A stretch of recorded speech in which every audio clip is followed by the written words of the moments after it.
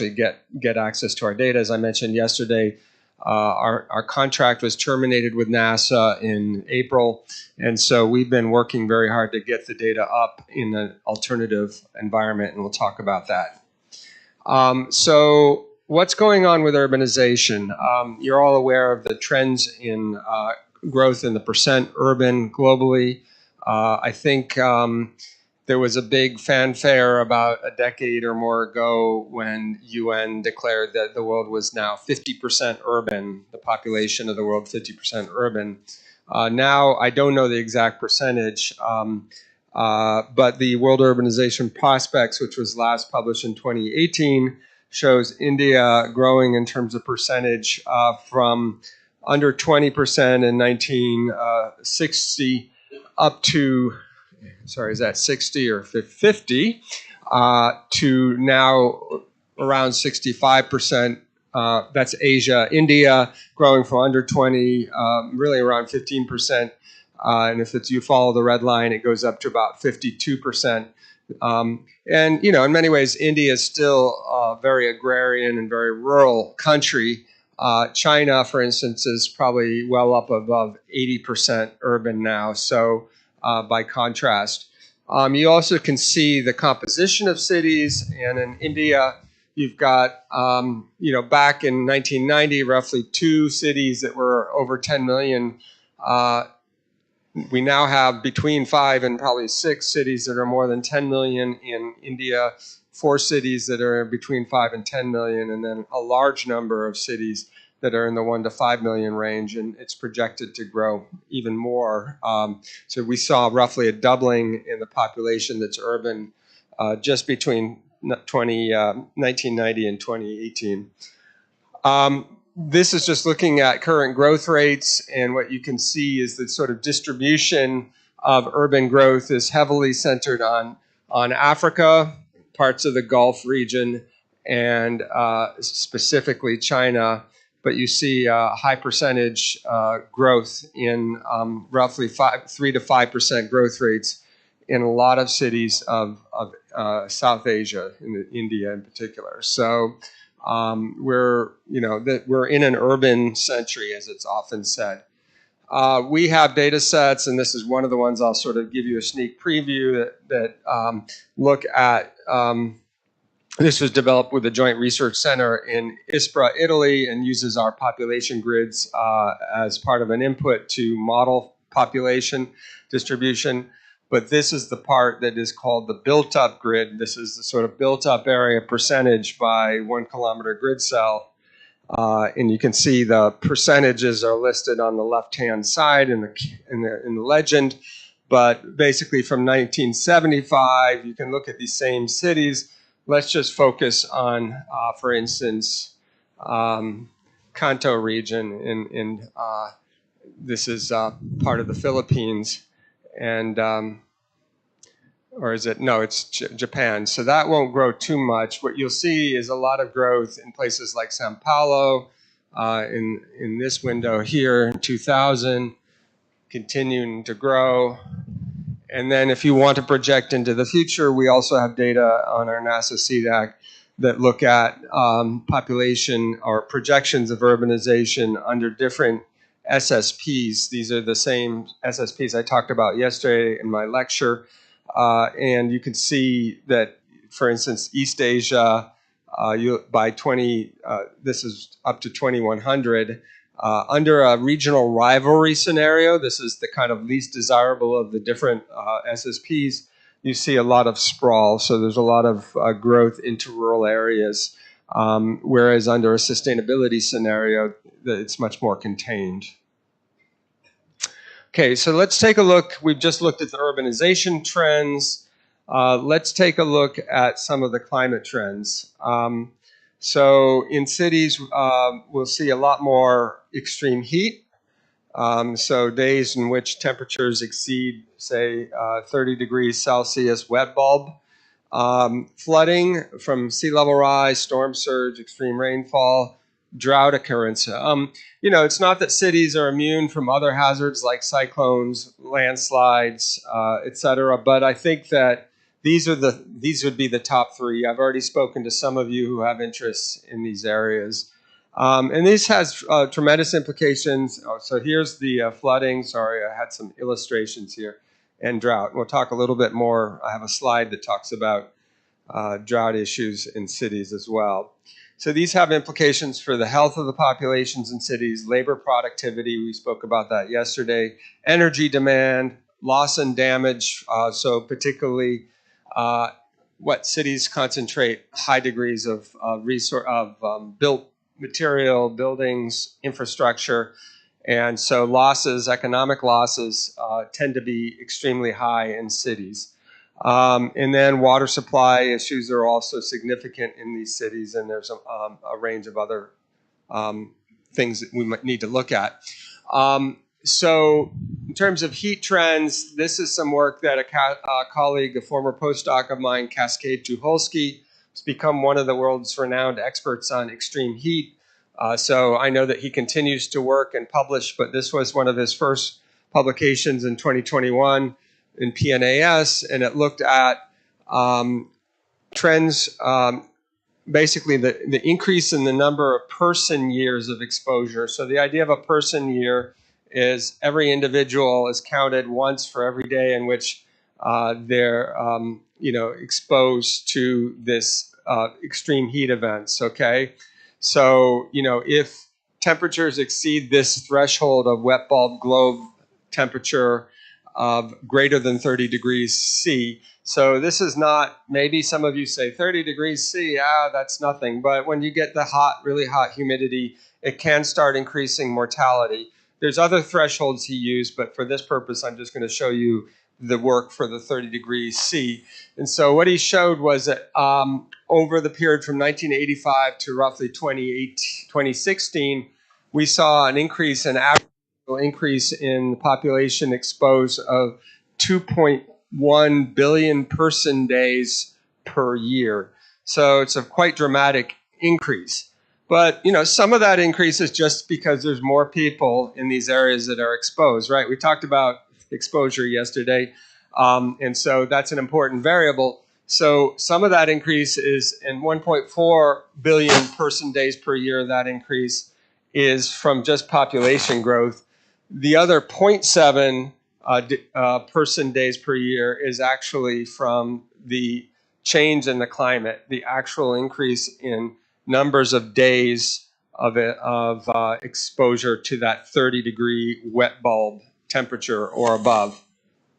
And so he mapped this, and you can basically see what parts of the world are being most exposed. And, it's pretty clear that the Gangetic Plain and many parts of India are an epicenter for increase in person days of exposure to extreme heat.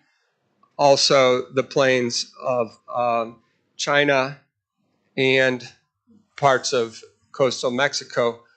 Why do we suppose that some of these areas are so closely clinging the coastline? What's the characteristics that you would expect in those areas along the coast?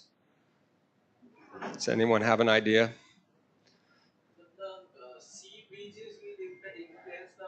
Yeah, these tend to be hotter, more humid climates, right? If you've ever been in a coastal town on a 35-degree Celsius day, it's going to be humid, right? And you're going to sense that hot, humid heat much more. So that's why there tends to be this kind of increase in those areas. Clearly desert areas in much of the world are relatively immune from this occurring. So that's the pattern that he showed. Projecting into the future, the World Resources Institute last year produced a report in which they looked at exposure of cities to heat waves of varying intensities, but it goes up to 48 degrees. So the darker the color, the greater the intensity. And they looked at heat waves as defined. Now, those of you who work in extreme heat, urban heat islands, etc., you know that heat waves can be defined many different ways, and it's not a settled science in terms of what a heat wave is yet. But as long as you're careful about defining what your heat wave is, then you're fine. In this case, 3 or more consecutive days in which high temperature equals or exceeds the 90th percentile. So it's a relative measure. A heat wave in New York City will not be the same as a heat wave in, say, Delhi, India, because of the relative nature of this measure. But what they do find is that under a Paris Agreement world, you would see an increase of about 4, or roughly a mean of 4.7 days, 4.7 events per year in the future, and in lower middle income countries about 4.4 events per year per city. So this is the mean, and in an extreme future climate scenario of 3.3 degrees Celsius. We talked about 3 degrees. Remember, I had that burning embers diagram. And once you start getting in that 3 degrees realm, you start getting into a danger zone for many systems. And so the increase would be from 4.4 years to roughly 5.8 years in the lower middle income countries. So that would include India. So there's quite a bit of likely future urban exposure to heat. What about flood? So these are some projections that were, this was actually historic data, so they're looking at the past and looking at exposure to floods in the past, and they showed how, one of the big issues in many countries is you've got urban growth and encroachment into wetland areas and into riverbanks and in wet areas that frankly probably shouldn't be settled in. And so what you see here is where it's red, and if you're trying to make out what this, we'll start here and then we'll go up here. But where it's red, it's basically greater than 50% of urban growth or settlement evolution and expansion is into areas that are flood prone. It's 50% above the level that would be under kind of compared to areas that are not flood prone. So it's 50% higher in flood prone areas than it is in non-flood prone areas in these regions. India is only in the 10 to 50% kind of, and again, this is a fairly coarse resolution analysis. You can tell I think they're using river basins or catchments as their units. So if it doesn't look like states of India or whatever, that's because they're using river catchments. But it basically says that a lot of growth is going on in flood-exposed areas. And so that's an historic period. In the very high hazard level kind of building areas, upper middle income countries actually see a pretty high percent growth as well. But the highest income countries tend to see much lower growth. That may be because they've already built into those areas in many cases, right? We drained the swamp. We decided, we're going to fill like most of Boston and much of New York, the parts of New York that are built on fill, right? It's just basically they took a bunch of land from hilltops, excavated it, and dumped it into the ocean to make more land to grow on, right? So that, in a sense, we did that historically.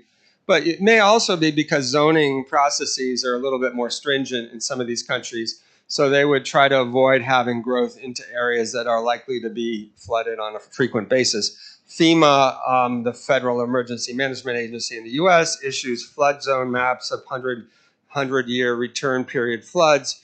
And that tends to be a red line, in essence, a place where you're not supposed to start building into those areas. What about projections? So if you project, this is a relatively short-term projection that was done a few years ago by a colleague, Burak Gunaralp, at Texas A&M, I believe. Basically, they looked at future growth by 2030 in the low elevation coastal zones and in other areas that are flood prone. And they forecasted the amount of urban expansion in 3 flood frequency categories by geographical zone. So you have low frequency flood risk, medium frequency flood risk, and high frequency flood risk. And they found that projected growth in India was actually, kind of close to and catching up with China in terms of it exceeds any other country on the map, in essence, for projected expansion into areas that are likely to be flooded. And I believe it's largely because of the coastal development in India. So this is a common occurrence in many parts of the world. Shanghai obviously is not exempt either. You can see Metro Shanghai here. And they've just been building in areas that are extremely close to the ocean and in danger of future sea level rise and storm surge. Okay, lastly, let's turn to drought. And I'm just giving you a sampling of some research out there.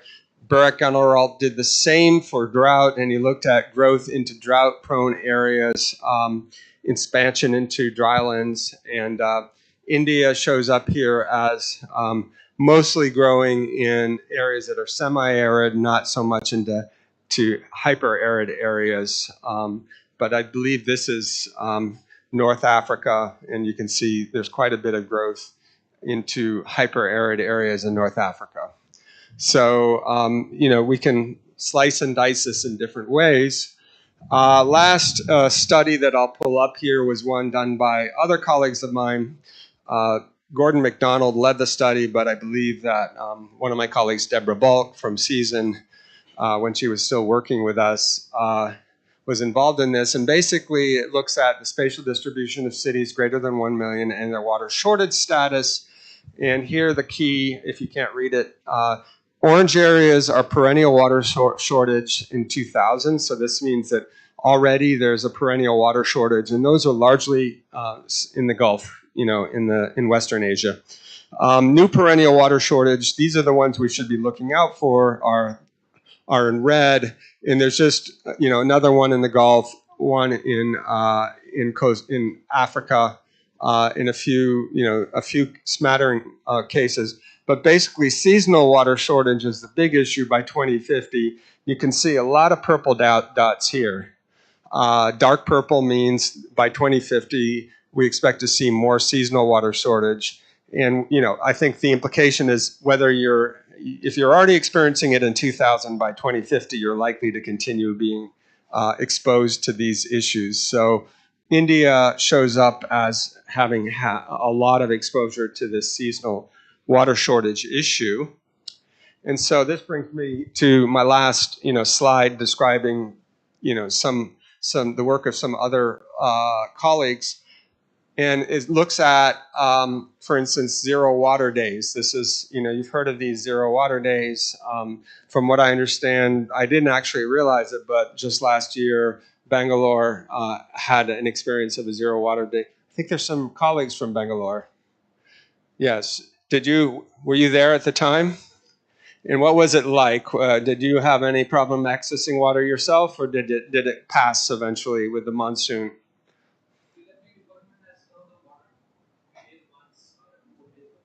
They rationed the water some? So there was some water rationing going on. I actually queried my climate science colleagues from Lamont about the drought in Sao Paulo. So I have colleagues who work on climatology in Brazil. And what they said, so they gave me some maps. So you can see for the 2015 Sao Paulo being the largest city of Brazil, right? So it's a very important mega city with huge financial center. You can imagine if you run out of water in a place like Sao Paulo, it's a crisis. What are you going to evacuate people? You might have to do that eventually. So they describe the drought as being pretty severe, but they gave me also, I didn't put it up here, but they gave me a chart showing drought over a 50-year period, and it clearly showed that droughts were cyclical, and that in fact the city had experienced similar levels of drought in the past, but the city had just grown so much on the one hand, so demand had increased. But the other thing was that they hadn't been managing their reservoirs. So this looks quite catastrophic. This is the reservoir in Sao Paulo. But if you don't actually regularly dredge and pull sediments out of your reservoirs, the capacity of those reservoirs to hold water declines over time. So, sedimentation will just build up and you'll have less and less volume of water that's being retained. So that was part of the issue in Sao Paulo, is they simply hadn't been maintaining the infrastructure. Now, maybe, and I hope 2015 was a wake-up call for them, and they actually said, uh-oh, we better start doing something about this. And then most of you had heard about the Cape Town case in 2018. That was pretty dramatic, and they really, I think it was a much more severe scenario in Cape Town. So again, cities are kind of on alert now that if your water infrastructure is not up to snuff, is not keeping, holding enough during the wet season, then you're in great danger of running out of water during. And California has had some similar incidences as well, where the water levels in the reservoirs. Most of Southern California relies on water from Northern California, and they rely on water that's actually coming off the Sierra, the mountains. Okay, so these are mountain chains in Eastern California that capture snow melt mostly, and then it melts and then refills the reservoirs. And the big issue in California is that snowpack is decreasing over time. So snowpack in western United States means water during the dry season. That's essentially what it means. And the less snowpack you have, the lower the volume of snow, then the more issues you're going to have during the dry season. And this is happening in many parts of the world. Okay, so what you see here, the map is clear. Changes in temperature clearly over the 1950 to 2015 period. And the SPEI during this 2014-2015 period was exceptionally high. And this is right where Sao Paulo is, right in there. So they were in the epicenter. So my early experience in working in this area was a paper that I wrote with colleagues. We actually wrote it in 2001 or 2 when I first joined Season. I got connected with some colleagues at Clark University, another geography powerhouse in the US, and they invited me to join them in a study that would look at 3 cities. The 3 cities, Rio de Janeiro, Mumbai in India, and Shanghai.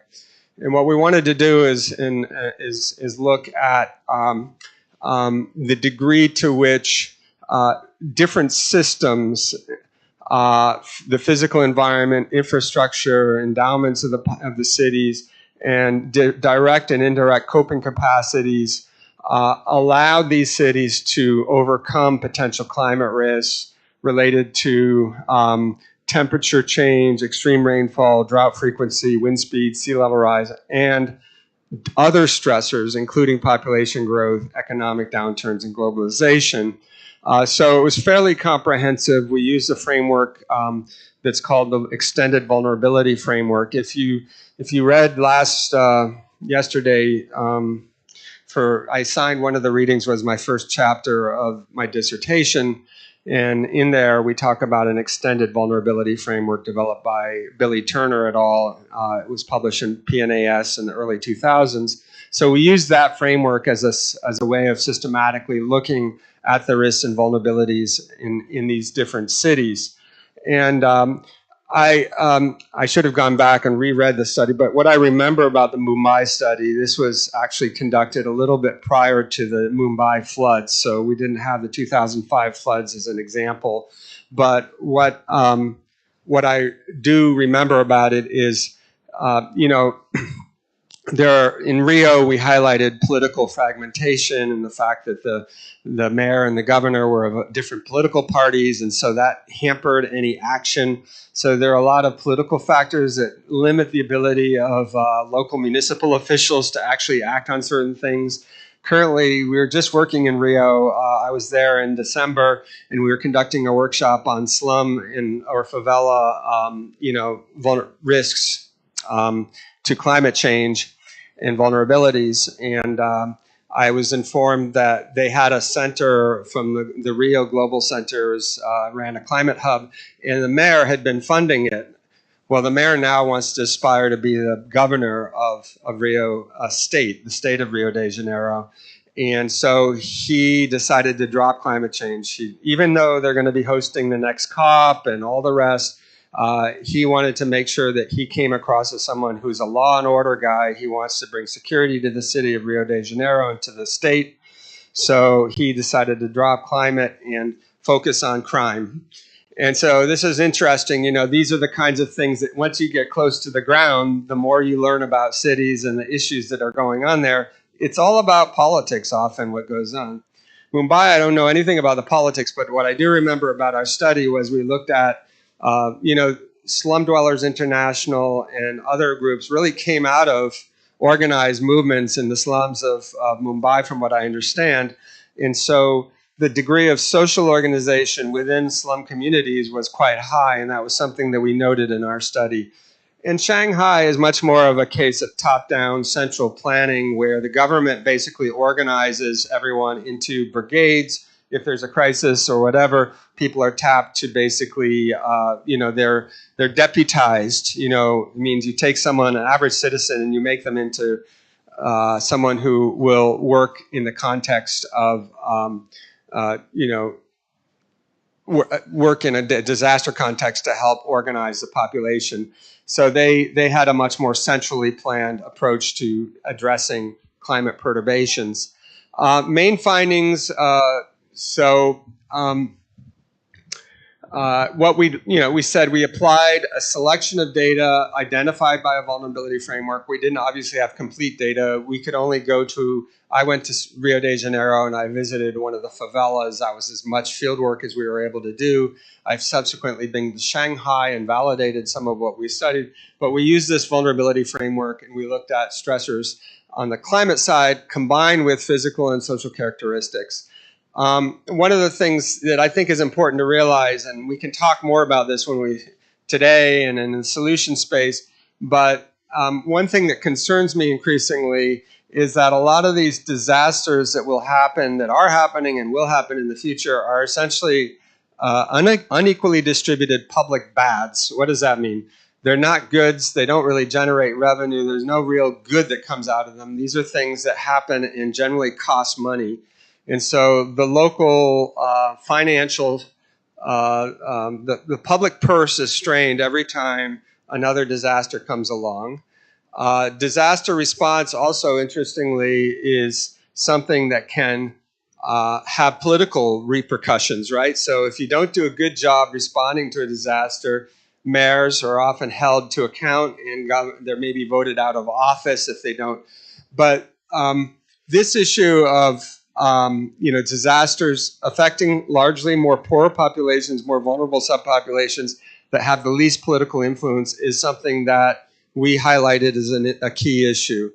On the other hand, to do something about them, this is a public good issue that requires financing and adequately functioning institutions. And so you've got this essentially disjuncture between a disenfranchised population that may be disproportionately affected by disasters and public officials that maybe be more beholden to wealthy constituencies. Let's put it that way, okay? Not to put too fine a point on it, but this is going to be increasingly a fundamental issue.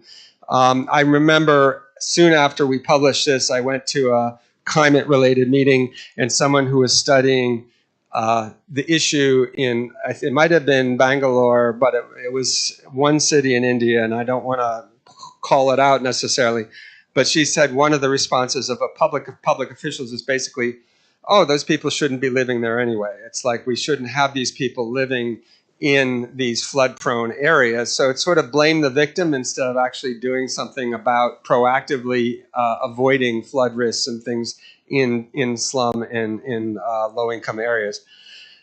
And then it's basically this issue of long-term time horizons versus a short-term political expediency that's needed. Exigencies, I will call them, exigencies of dealing with short-term crises. And then finally, there's the real risk that the wealthy exit the system. What does that mean? Well, in the US, what we're seeing is a growth, like in response to crime, people live in gated communities if they have enough money. What is a gated community? You know what it is. You have to go through a gate to get in there, and the only people who are allowed in are those people who have, residency or have a visitor permit or something. So in similar ways, the wealthy will build in more disaster resilient locations and leaving other people to kind of fend for themselves. All right, kind of dismal, I'm sorry. It doesn't sound like you guys have a kind of glum look on your faces, but just to say, these are some of the political reality. I think, some of you know this is what's going on in your cities where you live already, so it's not news to you. So let's turn now to this study that was done.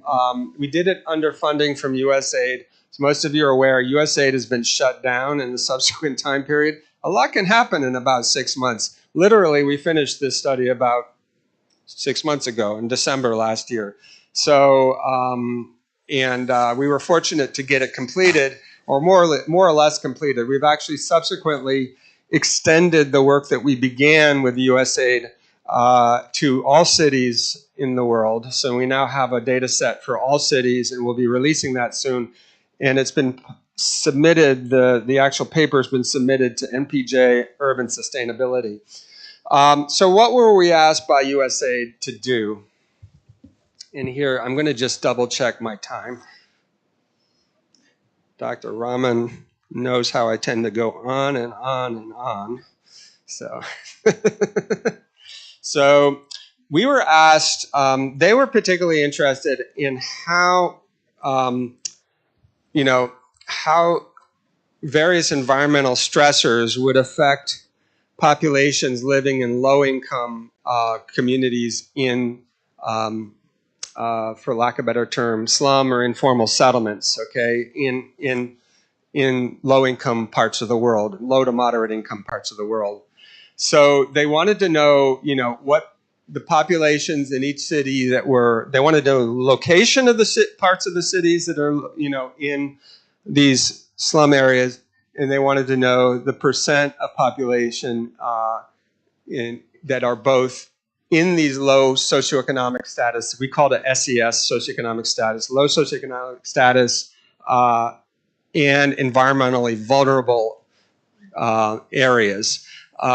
This is not a term I chose. Remember, I said yesterday that people use terms loosely, and I don't like using vulnerable. I said this is environmentally exposed areas, not environmentally vulnerable. But, anyway, let's just use the terminology that they gave us. And the environmental vulnerabilities that they wanted to look at included heat, so different unsafe high temperatures, unsafe high wet bulb globe temperature, that's the hot humid heat, warm spell days, water scarcity, exposure to cyclones, storm surge flooding, riverine flooding, storm surge flooding and riverine flooding, and then air pollution. And what, the basic approach was you take a city, you divide it up into high and low socioeconomic status areas, and you look at the past vulnerabilities. And then we also looked at the vulnerability to future climate risks. But for that, we didn't have high enough resolution data. This is a critical issue. When you start projecting, right, we talked yesterday about when you start doing projections, a lot of the projections tend to be fairly coarse resolution. The grid cells are too big. So we ended up just using the city as a unit and looked at future vulnerabilities of cities. And that future risk was in a similar set of categories. All were similar to the ones that we used for the historic period, except we also included future landslide susceptibility. So let's take a look. And then they wanted a report card-like results, okay? So stacking up, and you're going to see in a minute what these report cards look like. But let's walk you through the steps it took to develop this first.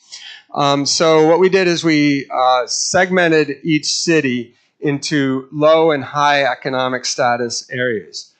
One of the things that's really amazing is the development of all these global open source data sets, right? So we now have OpenStreetMap, and we have something that, what was the name of it?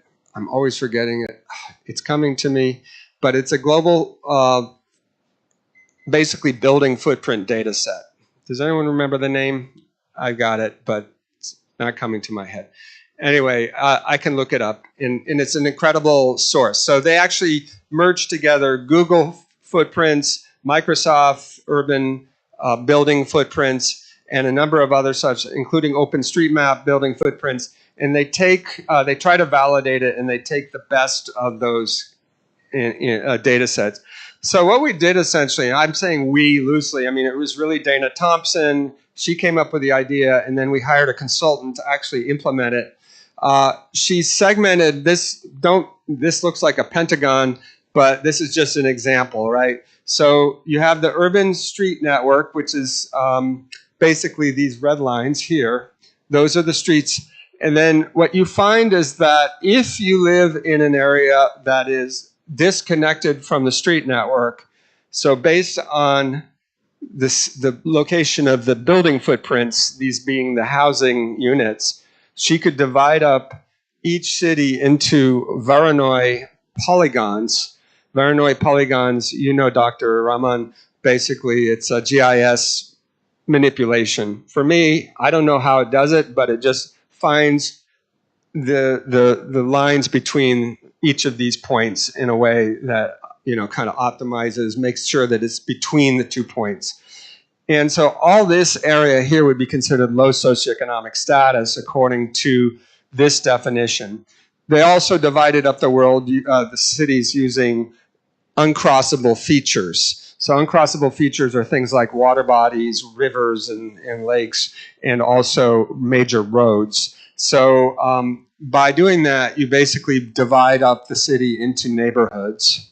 And each neighborhood had to have a minimum of 500 people. So they could take the population data and marry it to this, and they could actually measure the number of people living in each of these areas with some level of accuracy. I'm sure there's a certain amount of uncertainty. Here's an example for Alexandria, Egypt.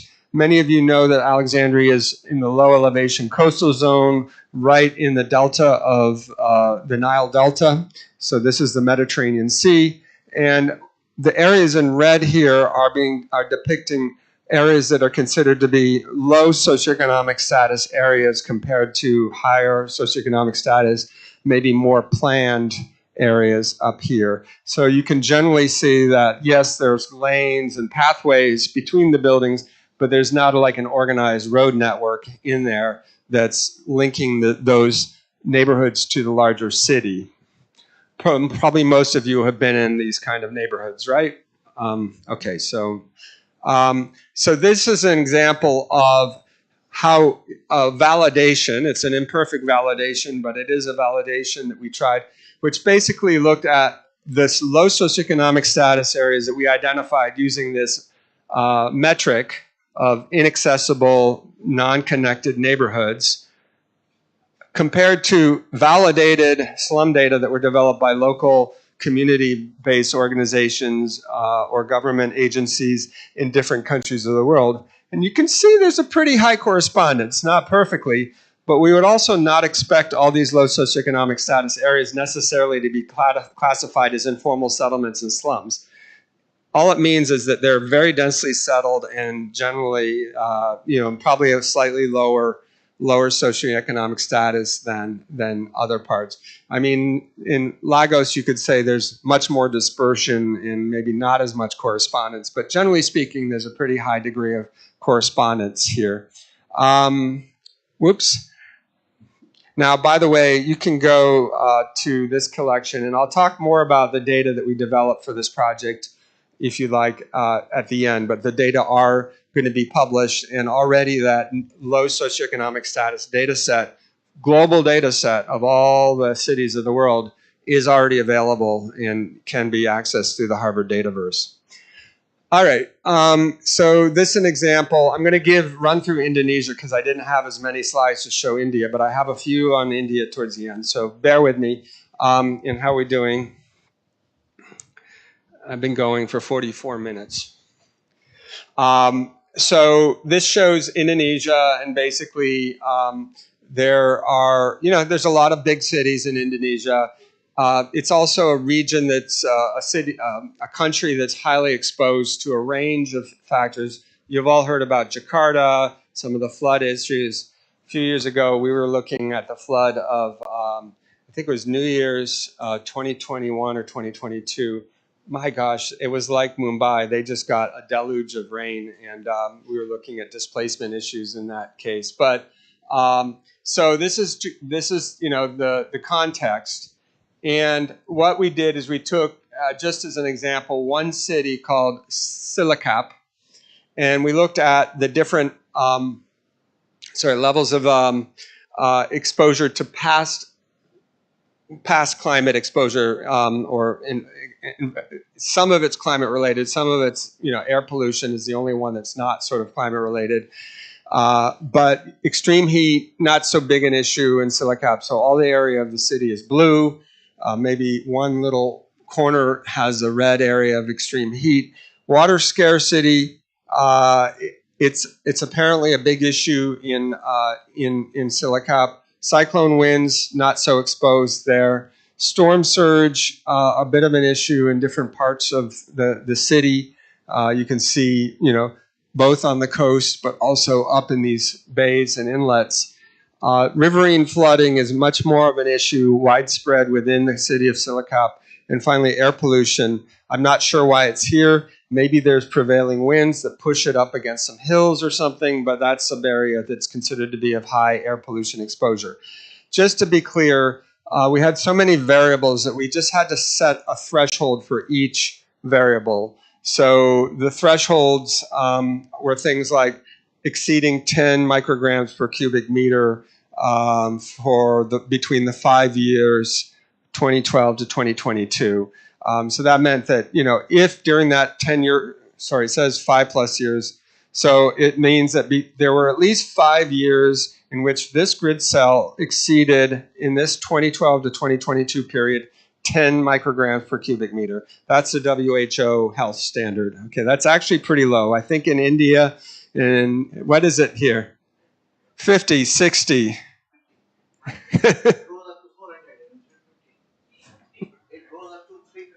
350, yeah. It can peak, it can spike, right? It can spike. So anyway, where was I? So each of these is based on a threshold approach. We couldn't go and take, different categories of exposure because we had too many variables to play with. But, riverine flooding, it says areas affected by seasonal riverine flooding 1 or more months per year in the data set. All right, so this is kind of overlaying. I just hit something. This is overlaying here the slum areas or low socioeconomic status areas of Silicap, the water scarcity, the storm surge, the riverine flooding, and the air pollution all together. And I'd mentioned yesterday that,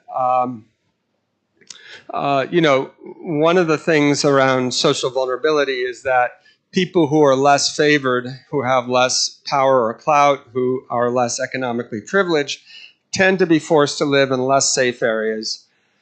This is really about urban land and property and economics, right? If you can't, the closer you are to the central business district and to where things are happening, the higher the rents, right? So if you want a low rent situation, you're going to be forced into an area generally at some distance. And often people make a conscious trade-off between hazard exposure and riskiness and distance to their job. You say, well, I could travel 2 hours every morning by, Matatu or whatever the name is in Kenya, and arrive at work exhausted, or I could live 45 minutes and live in an area that's flood prone and frankly crime prone and not very nice in many other respects. So these are the kinds of trade-offs that people have to make often. They often have less durable housing. They have fewer resources. They may be excluded both socially and politically. They may not have as much information availability about what the risks are in the location they're living in. We talked about education as a surrogate for experience yesterday. Education is a surrogate for having experience with different hazards. And so if you're not well educated, you may not know about or be as prepared for some of the risks. You might not have that impetus like, oh, I better listen to the radio because it's raining really hard now. because I know that there'll be early warning messages saying that I should get out of my house quickly, and I better have all my possessions prepared in a way that I can leave quickly. You know, those are sorts of things that you need for preparedness. And so, and then of course, when a disaster strikes, there's often catastrophic impacts on housing and on livelihoods. So, you know, you lose days of work, et cetera. You can't get to work when you're flooded. So there are a lot of issues that arise from these extreme events. So I told you just a moment ago that there are these various thresholds that we used and we did in fact apply low to high thresholds for future climate risks. In the past, for the past climate risks, we looked at only one threshold, but you can kind of see it goes by sort of low for cyclone winds from category 1 to category 5, and then, you know, all of these are gradated from low to high. And so what we did is we then summarized the results by city and then by country. And so the city results are shown here for a sample of cities in Indonesia. And what you see is that here we look at the low socioeconomic status populations that have 1, 2, or 3 plus vulnerabilities or exposures, and the first 3 cells is 50. First 3 cells are increments of 50, 100, and 500K. And the remaining are 1 million. So this is, you know, 50, 250, 350. I'm sorry, 50, 150, and then 650, and then it goes 1 million, 2 million, 3 million, etc. So you can kind of count the cells in that way. And basically, you get a total number of people who are vulnerable also listed here. So Jakarta has something like 11 million people in its population of 41 million that are socioeconomically low status. And then you can see that, at least in Jakarta, there's at least 50,000 people who have 3 environmental vulnerabilities, and the rest of the population typically has 2 environmental vulnerabilities. So that gives you an idea. Some of the cities are simply less populated and also have less exposures. So Makassar only has low or 1 social environmental vulnerability for each of these population segments. So generally lower risk. Then looking at the future risk side of things over on this side, what we see is that heat risks are really high in Madang, and future projected heat risk in Palembang, also pretty high in looking across at Tegal, and then you have very high riverine flooding in Palembang. So I don't have a map right now to show you where all these areas are, but you get the idea that you know, many cities, Jakarta will have an increasing risk of water scarcity, for instance. So these are some of the risks that these cities face in the past and in the future. And that's Silicap, just pasted in at the bottom here. You can see it's a small city with relatively few risks, but heat risk in the future is something that's going to be significant, being, again, a coastal tropical city. If you look at all the countries in Asia, now this, when we did this originally for USAID, India was not included because India is not a USAID recipient country. So they wanted only countries that received USAID assistance. And so you can see Bangladesh, Pakistan, Vietnam show up as extremely high numbers of populations that are exposed to 3 or more environmental vulnerabilities in the dark red. And then a lot of future exposure to things like extreme heat, water scarcity, and even riverine flooding in Laos, with a large national level number of people exposed. Let's look at Calcutta as an example. So this is just pulling out some results from this in-press article that's being reviewed right now. And what you can see is the low socioeconomic status neighborhoods of Calcutta. Who's from Calcutta? Okay, so we have 4 or 5 people. 5 people here. Does this seem to correspond with your understanding of areas that are low socioeconomic status in Calcutta? Now, you can be honest. If there's areas missing, you can tell us. Again, we'd want to do more validation when you start drilling down into an individual city, but this gives you an idea of the populations in these low socioeconomic status areas of the city.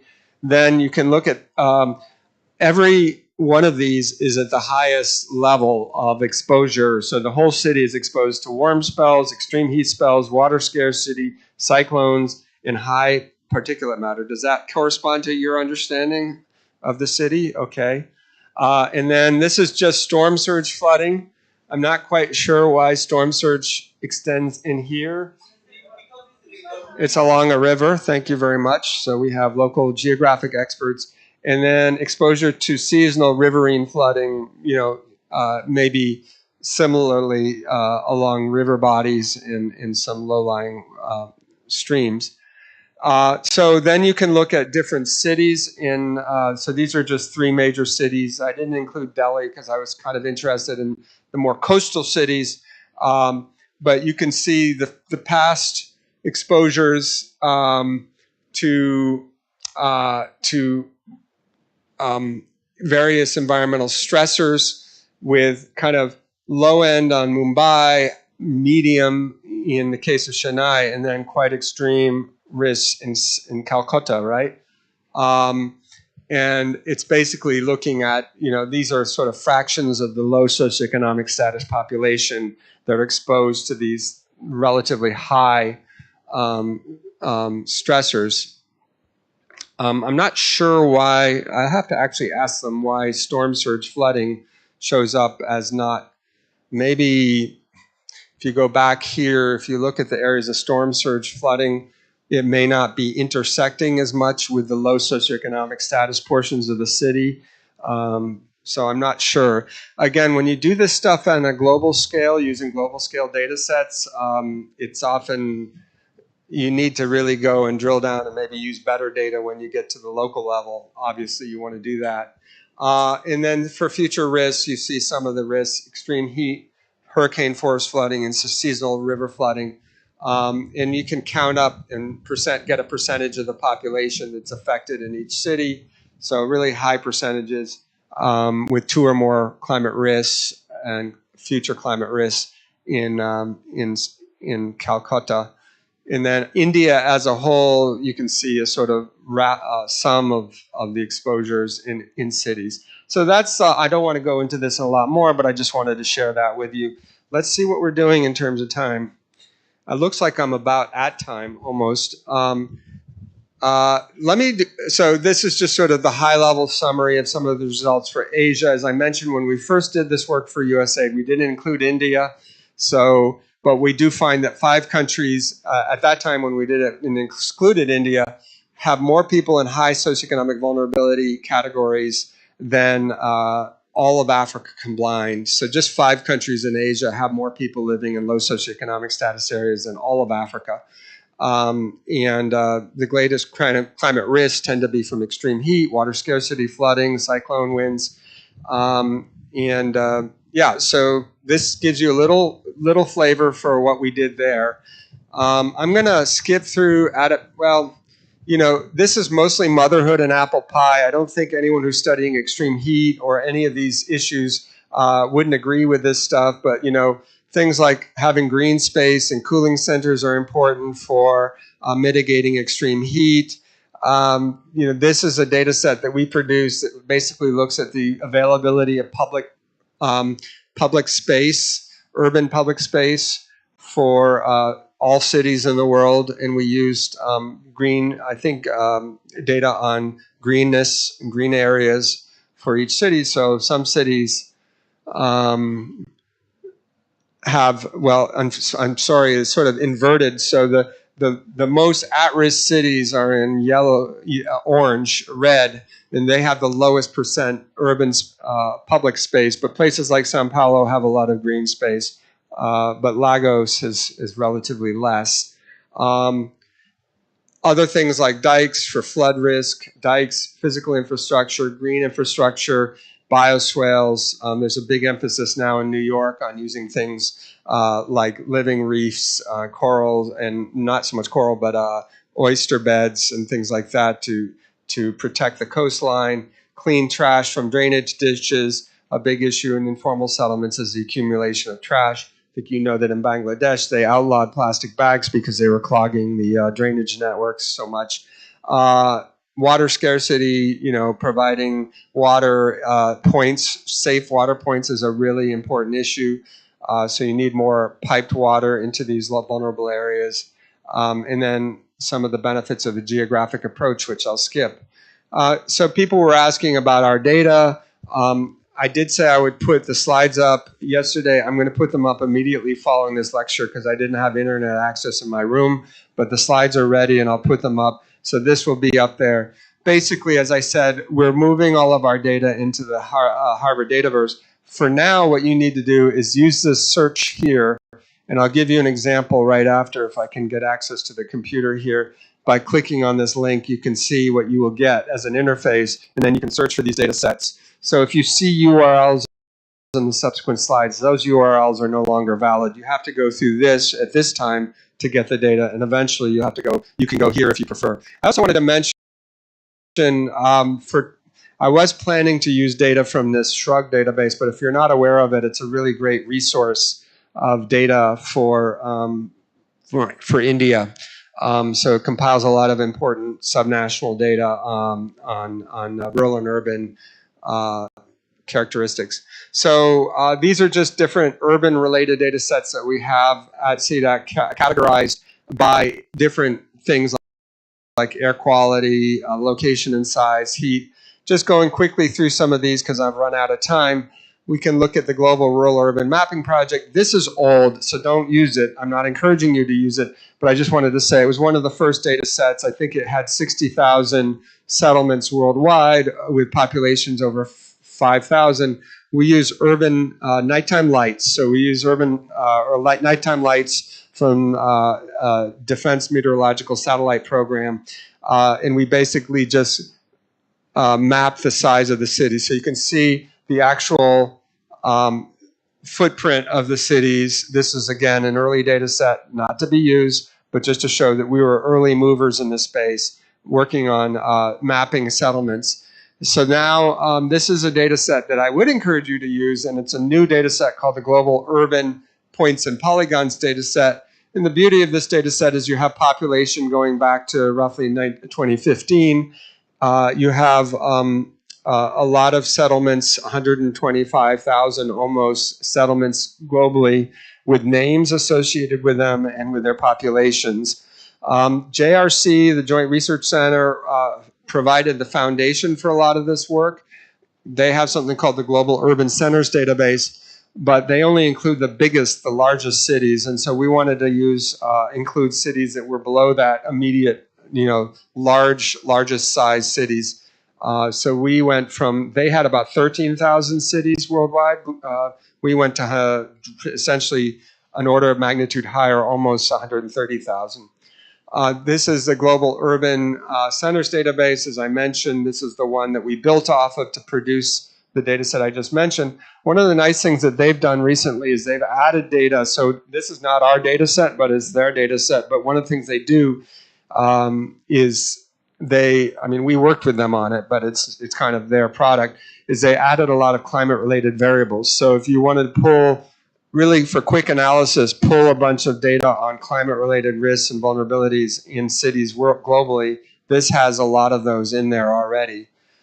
This is a data set that shows change in urban extent in urban areas, and it uses the kind of band approach, red, green, and blue bands. So the latest areas of growth are in red up to 2013. This only goes for a period from 1992 to 2013.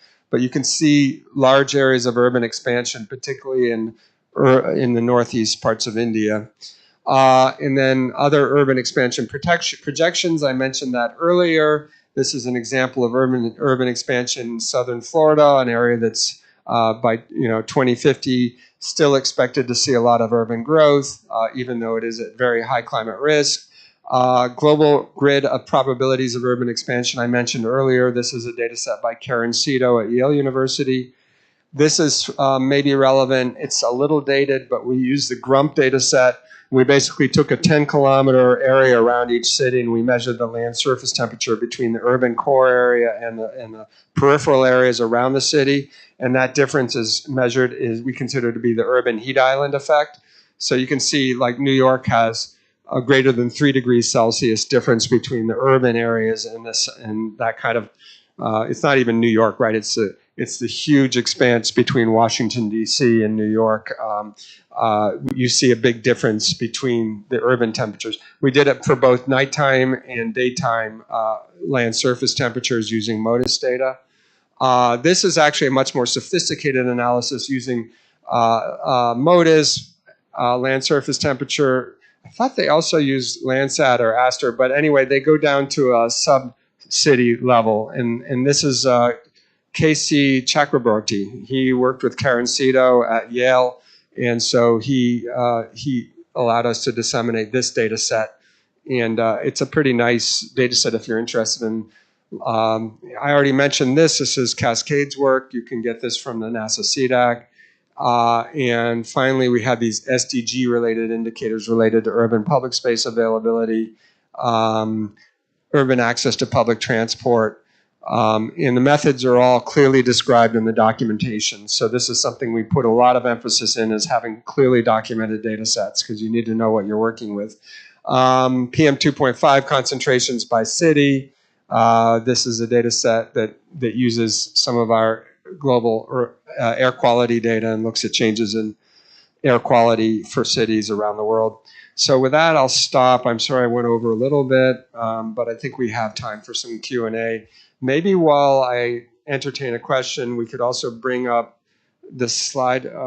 Could we, is that connected to the internet or not? Okay, so I'll give a demonstration quickly of how you can search for some of our India-related data sets on CDAC. But if someone has a question, feel free to raise your hand. And there.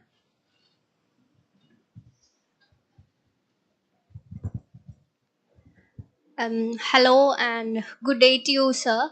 My question is, there was a slide that showed heat wave is closely related to low-income countries. But in the recent news, we can see that US, Europe, and Australia encounter a lot of heat waves, which are high-income countries. So how can we correlate low income to the heat wave? Yeah, so just, I'll get around here so I'm not hearing myself through the speaker. To be clear, the study that we conducted was focused on low and moderate income countries because that's what USAID was interested in. In no way was I implying that countries in, like we know, for instance, in 2005 or 6, Paris had a very severe heat wave in which there was very high mortality. And there have been extensive studies looking at what happened, why did people die. One is that much of Northern Europe doesn't have air conditioning, so they never had the history of having air conditioning. This is a relatively recent adaptation that they're implementing. I was just in England, my sister's place. She lives in York in sort of northern England. No AC and no fans either. There wasn't a single fan in the place. So, this is kind of, people have been historically not used to having that, and then once the heat wave comes, they're unprepared. There was also in the Paris case, and again, each of these cases is particular. Similar things happen in Chicago with a high heat wave. Basically, there's a lot of elderly people who were isolated socially. Nobody was looking in on them. It happened that the heat wave in Paris was during the peak vacation time when everybody leaves Paris. So Paris basically vacates in August. Everybody goes on vacation. If you're poor and you're elderly, you're home. Nobody was really checking in. So these are kind of social. Remember, it's really important. I'm always going to bring you back to the social and cultural dimensions of what goes on, because each of these cases has very particular roots in kind of social cultural practices and the ways that we either do or do not look out for our neighbors, social cohesion, things like that. I think you had your hand up, and we'll get one more. Thank you for this lecture, sir. Yeah, I'm listening. Okay, sure. My question is in extension to the unequally distributed public bad, which you mentioned in the earlier initial slides. Sir, the climate change induced natural disasters, are the cities like London, the primate cities particularly, like London and Paris, are they the original catalysts of climate change induced natural disasters, or is it urban agglomeration or conurbation out of these three? And if we talk about the trends in the 21st century, like the past 25 years particularly. So is it the growth of the urban conurbation, or that's exposing more people? Is that what you're asking? Or just sorry. My yes, sir. That's why I was waiting for you to. I'll prefer to wait and again ask my question. Sorry, I thought I could multitask, but like most No, people, no, I was I'm waiting not for very you. good at it. So I'm all ears. Yeah. So my question is that in the last 25 years, the 21st century trend, if we talk about the climate change induced natural disasters. So when it comes to urbanization, I want to have a mental map of which cities are actually the catalyst of it. Are these the primate cities like London and Paris, or is it urban agglomeration or the conurbation?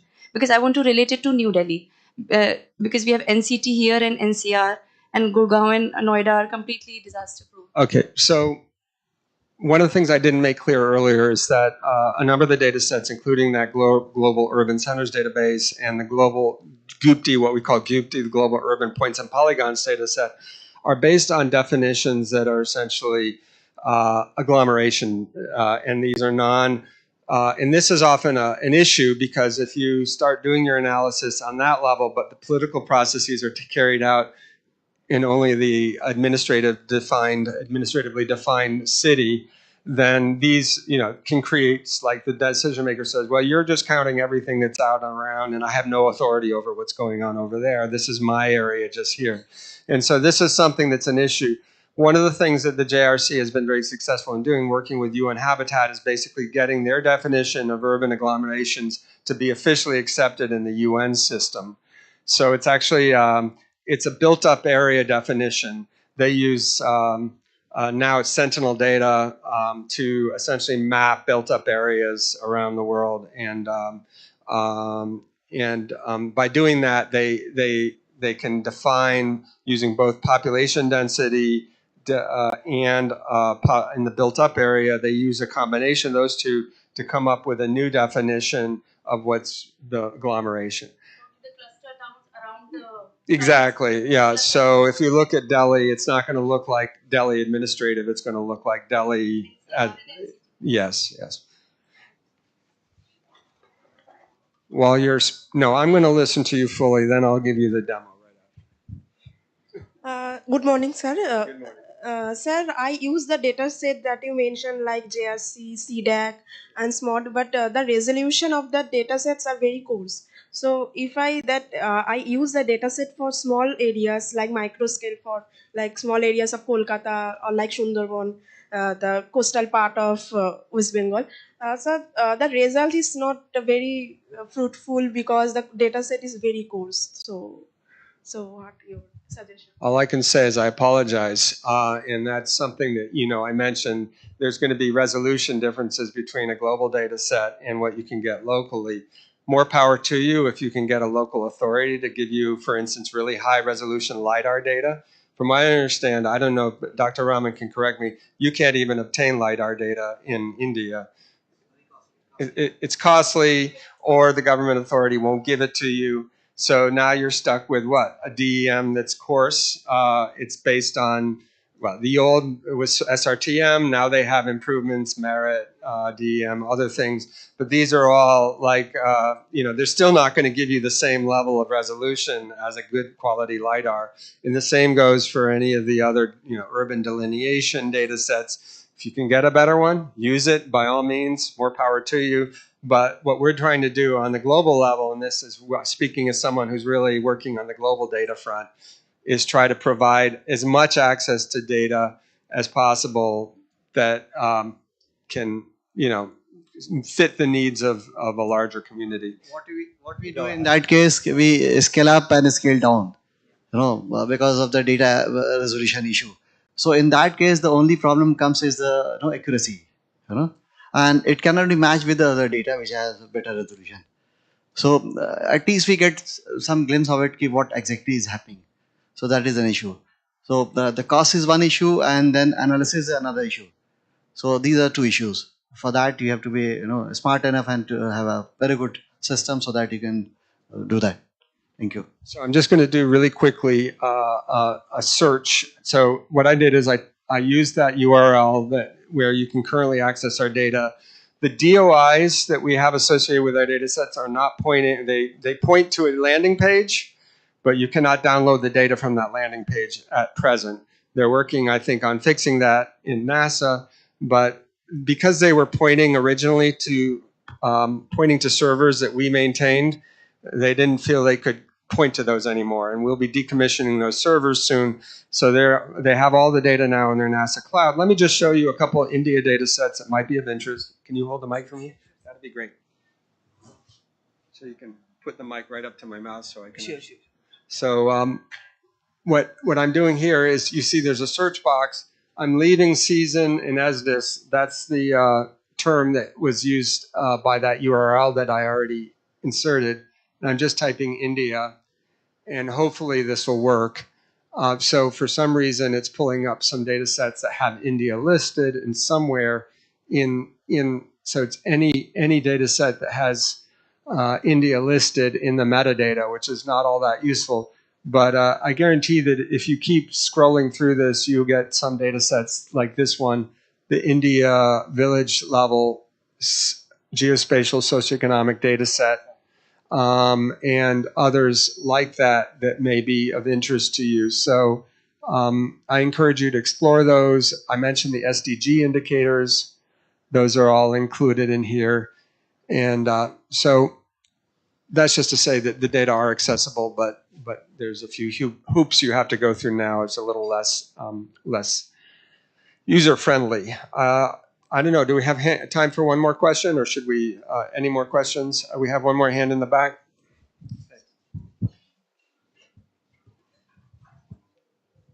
Good morning, Professor. My question is that you have earlier discussed about the public good and public bad, and the society that left the climate change due to the adverse impact.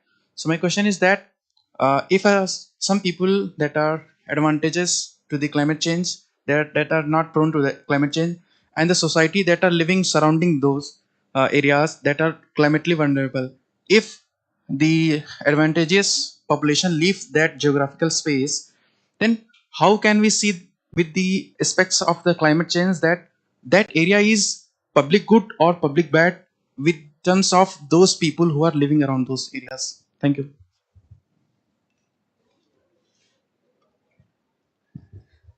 Thank you for the question. My reference to public good and public bad wasn't really about geographic space, but it was more about fiscal space, financial space. So what I'm talking about is basically when climate disasters occur, you basically, there's two things that happen. One is you experience loss and damage, right? Because you have a loss of buildings, infrastructure, ports get affected, all that infrastructure that generates wealth could be either permanently put out of commission or temporarily, where every day you're losing a certain amount of income. So that's the public bad aspect. The other public bad aspect is that if you start investing in climate, and I do believe in climate adaptation activities, but there's an element in which is a lot of those investments to make things more robust and more resilient are not necessarily productive investments. They're not actually generating a rate of return where you can pay the bank back, or if you issue a bond, you can't necessarily pay that back. So that's why it's a public bad rather than a public good. A public good would be like something like a highway. You build a highway, you expect commerce to increase, trade.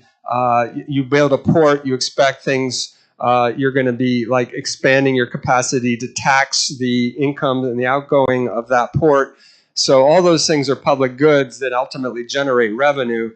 The problem with climate-related disasters is they tend to be bads in the sense that they don't actually generate new revenue. They just generate losses. And when you invest to protect yourself against them, it's an investment that doesn't always return a benefit. It does in the long run in the sense that you avert future losses. Do you understand what I'm talking about? So then you talked about people sort of retreating. And we see this across the world, right? You hear about Silicon Valley executives buying homes in New Zealand, right? What are they doing essentially? They're saying, if the Earth is going to sink like the Titanic, I want my lifeboat to be somewhere else, right? That's essentially what they're saying. And so, Northern California might become, hit by a hurricane or devastated by wildfires, but I'll have a nice safe haven in New Zealand. And so, the point of this is that wealthy people know how to protect themselves. And so that by nature, they're going to find ways, and we all do it. I'm not criticizing. It's just sort of human nature, right? I'm going to make sure that me and my own are going to be safe if disaster strikes. We're going to have the best possible air conditioning system, and we're going to have backup generators and everything else necessary in order to, be able to survive let's say, a massive heat wave or something of that sort. So I hope I'm clear about that. Trying to distinguish the two things. Thank you so much. Oh, there's another hand, but I don't know if we have time. Okay. Thank you, Professor Alex. Actually, I don't have a question, but a concern actually. Okay, as you have mentioned that about the US aid. Okay. As US aid is facing shutdown. Okay, despite its global humanitarian and development impacts, so it seems concerning. Okay, because various international commitments and partnerships are being adversely affected, especially the developing and underdeveloped countries. So, what is your opinion and what do you think about that? I think it's tragic, and there's been a lot of reporting in the U.S. about this. So, I mean, I'm someone also who benefited from USAID.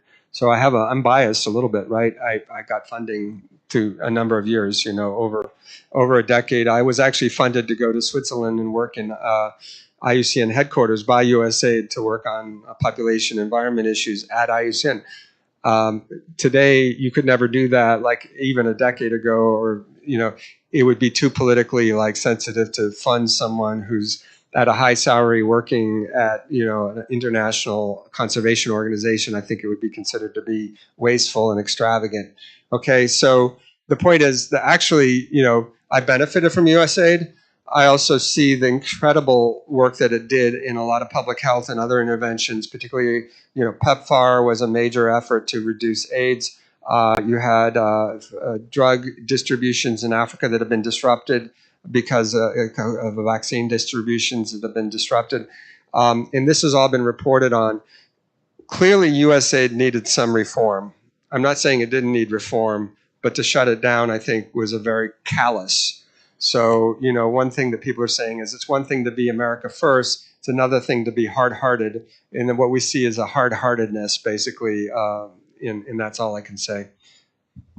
Thank you, Alex. And I think this is another excellent delivery in the sense that the most important issue is not of the analysis and doing some work. The most important aspect, what I feel, is the data. And that Dr. Alex has deliberated and showed you what good data you can get freely without paying any penny. So I'm sure that most of our participants get benefited. Some of you must be using it already, but for most of them must be new thing, new insight from where all we can get. So earlier it was the satellite data that used to be becoming free in a free domain, but now socioeconomic data is also, and that thanks to the leadership of Alex and the other people at Season. They have started making the data freely available. Maybe 10 years back, Alex requested me and I approached the Census of India, and we provided the Tehsil level data, census data of 2011, I suppose. And that was, they tried to make, what all is happening and what all the state of affairs. So in that sense, this talk was highly useful, I'm sure, for the most of participants. So thank you, Alex, for another excellent delivery. is heavy rain since 45 minutes or so. Very heavy rain. It's slow down. So I requested the guest house staff to provide the tea at this place. So tea is ready outside, so that most of you should not get wet in the rain. And then we'll come back in 10 minutes after that. And then I'll have my own lecture. Let's see. Thank you.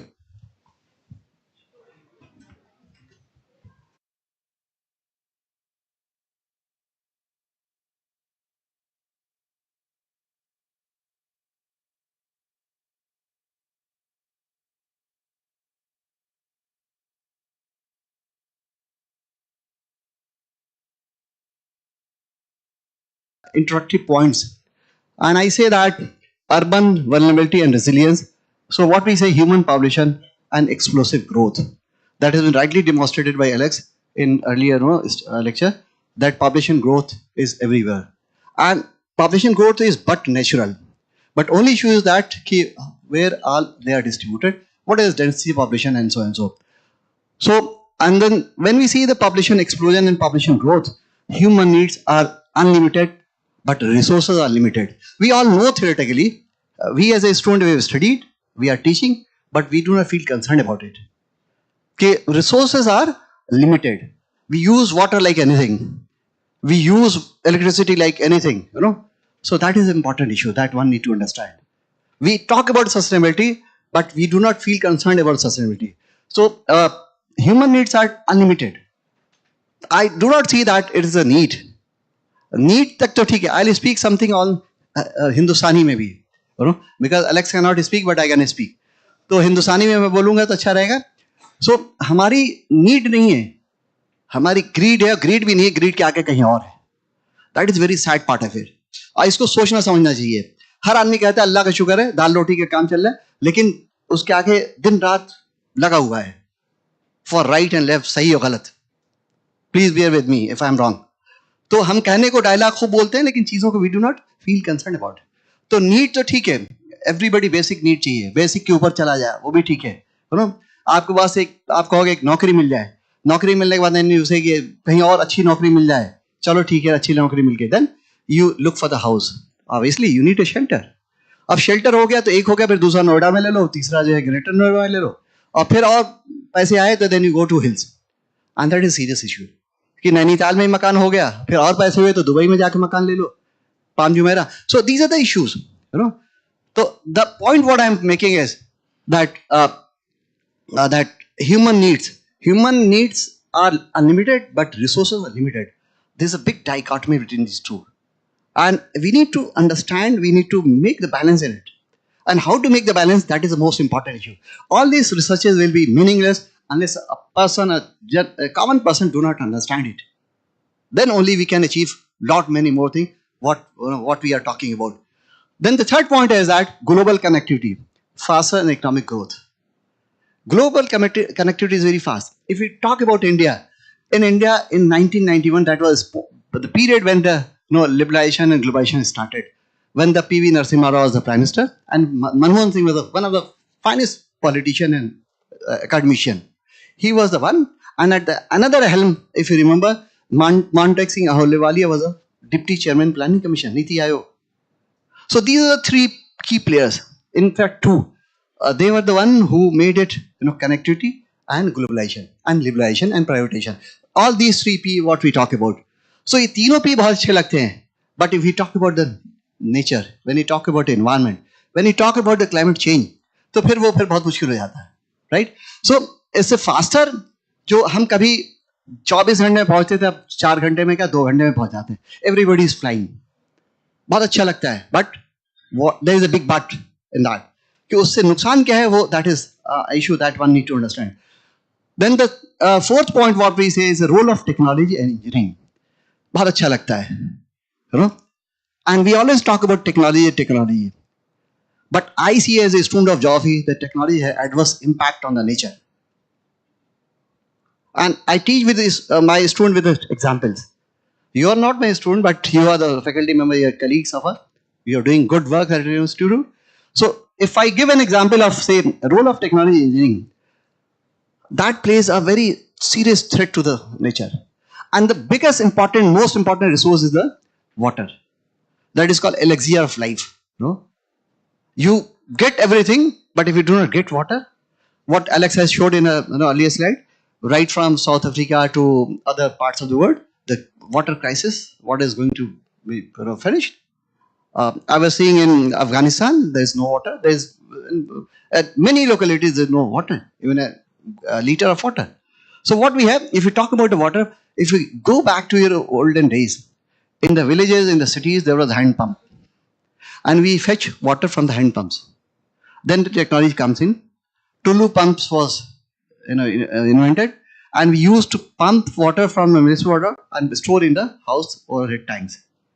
Then further, building the height has gone up, 5-story, 7-story, 10-story with urbanization and built up increase.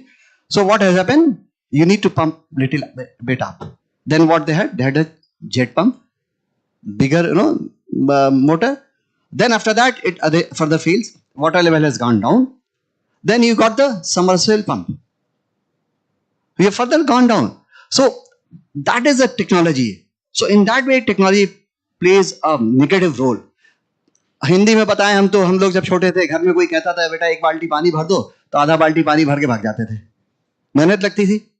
And today what is happening कि आपने switch on किया, पानी चढ़ा जा रहा है ऊपर, flow कर रहा है, 10 मिनट में पानी भर गया, 2 घंटे पानी is flowing out. The potable good quality of water is going to the drain. So that is a serious issue that one need to understand. तो वो important है. Then इससे बहुत सारे example हो सकते हैं. Then nature environment is under attack. If you talk about entire earth, you take any part of the world, that is going to be impacted. What Alex has showed, different parts of the world, what is happening. Then the last point, there's uncertain future of the planet earth, especially in the urban areas. We look for the certainty of ourselves. We look for the future of our children, our grandchildren. हम आप देखते हैं कि हमारे generation दर generation के पास पैसे रहे, property रहे, जमीन रहे, but we do not look for the mother land, the earth. That is the most important. We need to see the future of the earth, where we are heading to. Obviously, you built a house, good house, and you spaces and all, but you need to look where all. In what way, in what fashion? That is an important issue that one need to understand. Now, let us say, we always say the population is a problem. Yesterday I was saying that population is not a problem. The only issue is that what is the characteristics of the population. Say, if I give another example, if a parent has a 4 child, and if they are educated, what Alex was talking, education plays important role in climate change or disaster management. That is proven fact. So if a person who is having 4 child or 6 child, all 4 or 6 boy or girl child are educated, professionally trained, they are asset. They support to the family, they bring earning to the family, and they bring they will add to the economy of the nation and the country. But if they are not trained, if they are not educated, what will happen? What will happen? That will be liability. Liability to the society, liability to the family, and liability to the nation. So it is a duty of the nation. What kind of training, what kind of characteristics you are providing. Sarkar ko, I'm not blaming anyone, but my concern is that the government should think on he should provide the education. Delhi में देखिए तो आपको primary education के लिए 500 seat है, application है 50,000. सरकारी school उतनी है. Where they are going? Even today's good thing is that poor people also want to teach, put their word in the good schools. कहीं ना कहीं हो जाए. जब कहीं नहीं होगा तो फिर वो सड़क पे घुस भटकेगा, and then lot of issues will come. So the population is that the characteristics of population is the most important. जब पेरेंट्स कर सकते हैं, पेरेंट की जिम्मेदारी पहले, एंड देन सरकार की भी जिम्मेदारी है कि good health and good education system को बिल्ड करें. You see the spending on the infrastructure and health less than 2%, 1%. Who is stopping you to spend on the health and education and infrastructure? No one is stopping, but that is not a priority for many government in many parts of the world. That is serious concern. Now, if we talk about the rural urban population, if I see, so what we see the projected and the future population of by 2030, the rural population is going up, down, and urban population is going up. So if we see this one, if you see the westward, both the growth rate is quite low. But if you see the India's scenario, this is the time somewhere in 2015 or something, the urban population is going up.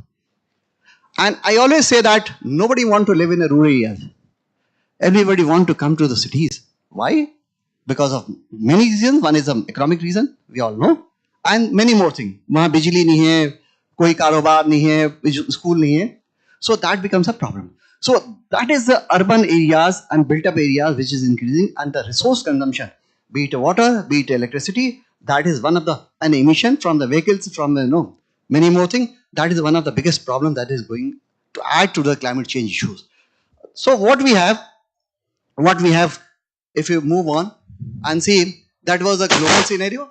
Now if we see this one, let us see that was graphical representation, and that is a statistical representation what we have.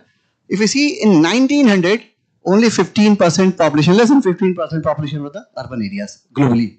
But by 2010, 50% as per United Nations Population Bureau, and more than 60% people will be residing in cities by 2030. That has already been documented by Alex. If we see the Indian scenario, what we have, in 1951, only 17% population was urban, in 91, 25, and by 2030, 41% population. It is a big thing if you live in the cities in India and any other developing Asian countries, but it is a big thing. It is bad thing if people in Europe and America and Canada, if they live in the cities. They do not want to live in the cities, congested, crowded cities, polluted cities. So that is an issue. So let us focus on the urbanization, state of urbanization.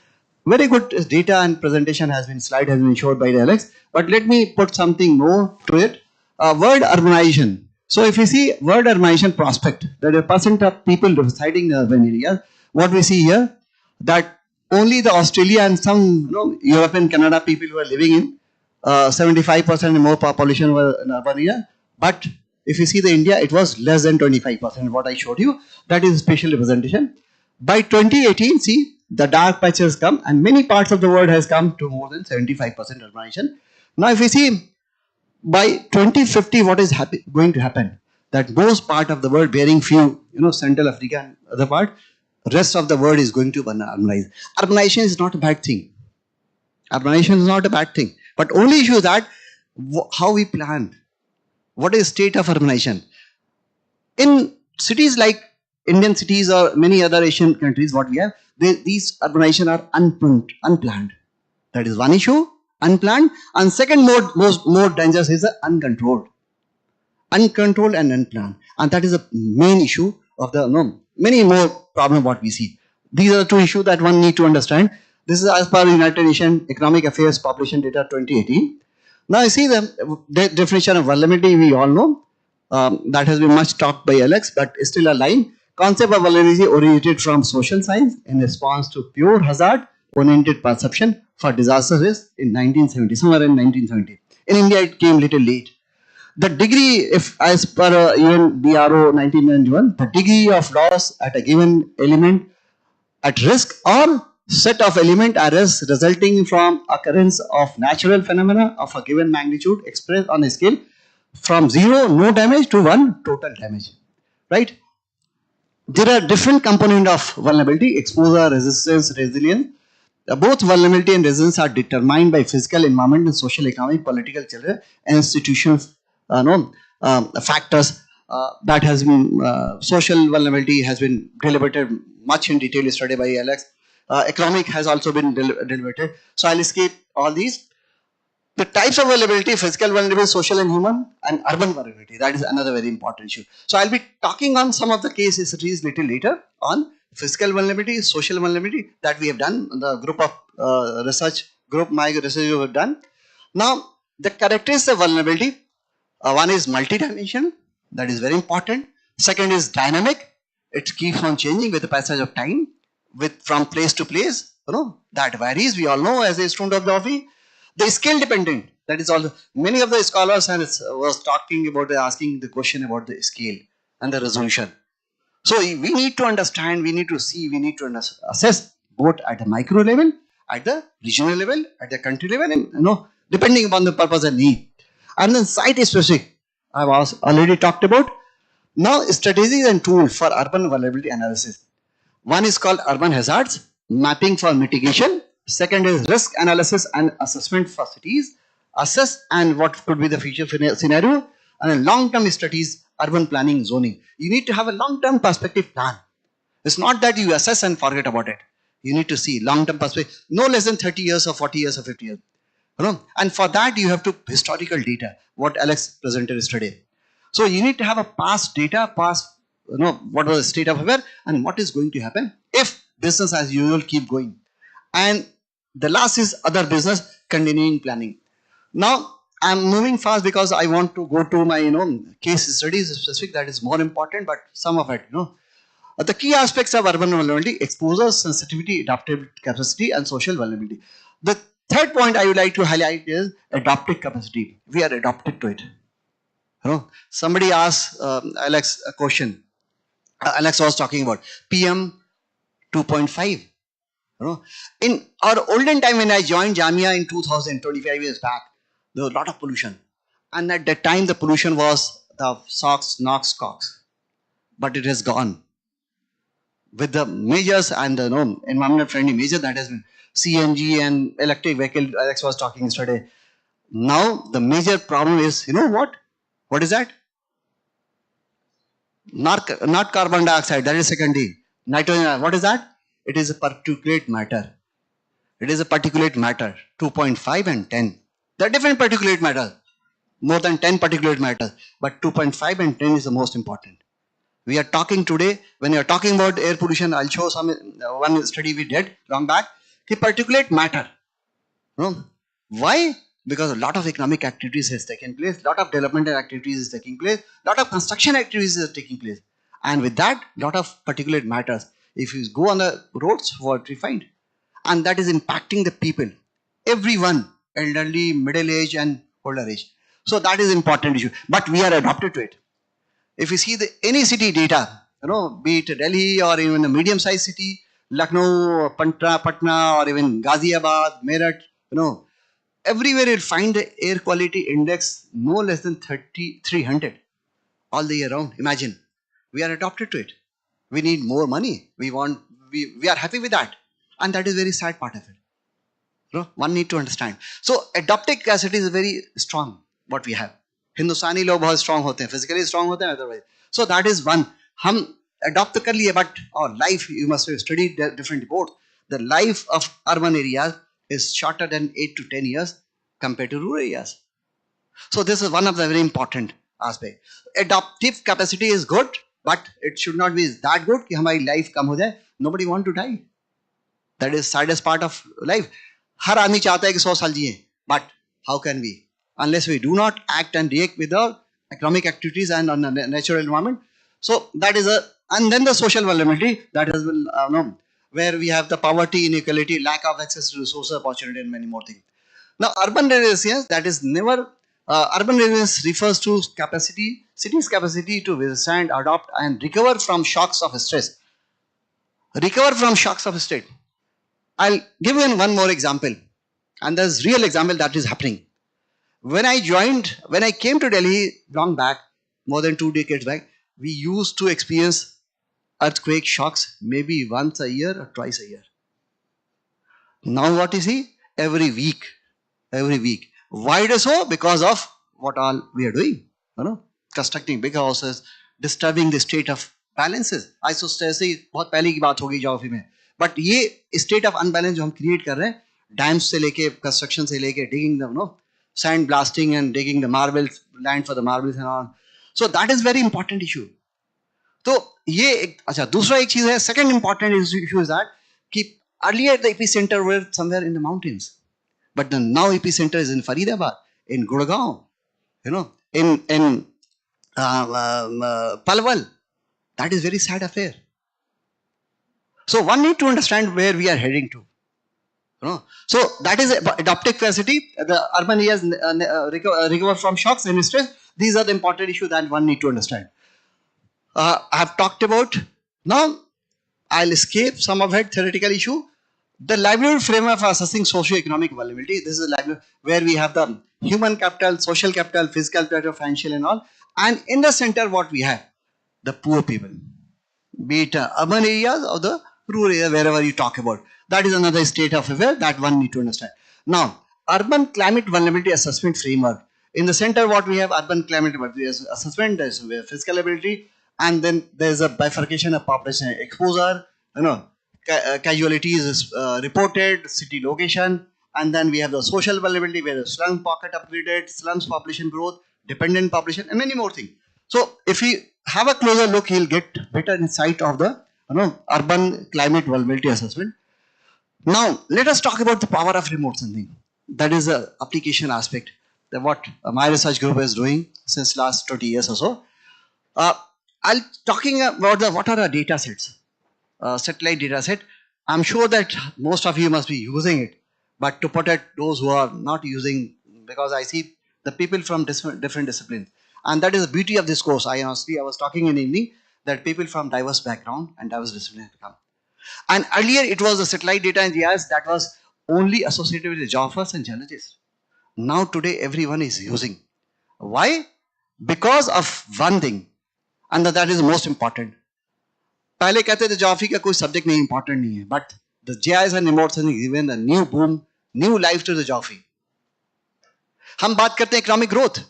Economic growth was 10 digit when Manmohan Singh was a prime minister, and today it is 5.4 and it has gone up even little more than 6.1. I do not see any this 10% and 5.4%, 6%. No big difference. Why?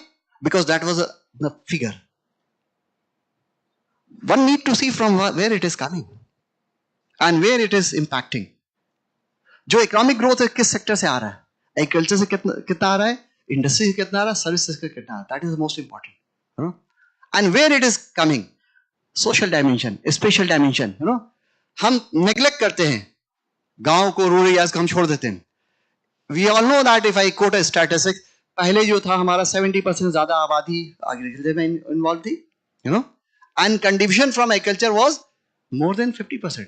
Now about 51% people are engaged in agriculture across India, and economic contribution is 17%.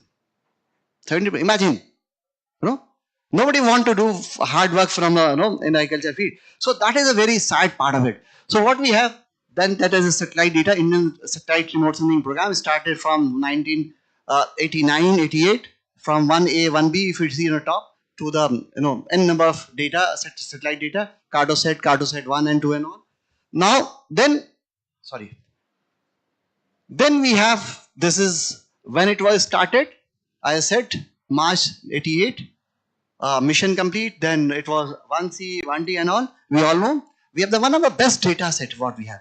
It is not the Iconos and QuickBird. We do have one of the best data, 3D data as well as 3D data as well as optical data. Then it was a time when it started the Landsat program way back in 1972, Landsat mission, and we have a series of Landsat satellite data, and we have Landsat 9, the latest data 9, right? And then few years back, the Sentinel program, European agency program came up, and we are getting Sentinel 1, Sentinel 2 data, Sentinel 3, what Alex was talking about. So these data set has made us possible to understand, to map, and to see where all is happening, where it should happen. That is the most important. हमारे यहाँ क्या है, as I was saying, that is unplanned, uncontrolled. जहाँ हमें free की जमीन मिल जाए, जहाँ हम लैंड ग्रैब कर सकते हैं, उसको हम उस पर कोई इकोनॉमिक एक्टिविटी कर सकते हैं. अपना घर बना लो, या कोई बिल्डिंग बना लो, कोई इंडस्ट्री खोल लो. I was working as postdoc long back in 1998 in Germany. There was a colleague of mine in my institute. He was one fine morning, he was annoyed. I asked what happened. Are you ill? He said, no. This stupid fellow is asking, can I build a supermarket on this piece of land? As a consultant, he said, no, you cannot. But after a month or so, he again asked, he looked for some possibility. So that is what is happening there and what is happening here. So these are the important issues. It is a satellite data at a different scale, that different resolution has made us possible to have this. Then we have the commercial, people came into picture. Like what we have, private taxi thi, sarkari thi, buses sarkari the, ab Ola Uber aa gaye, और उसको हम ज़्यादा use करते हैं, right? Then the series of commercial satellite came way back in 1999 with Iconos 0.8 meter data to QuickBird, Worldview 1, 2, 3. Word V4, and many more.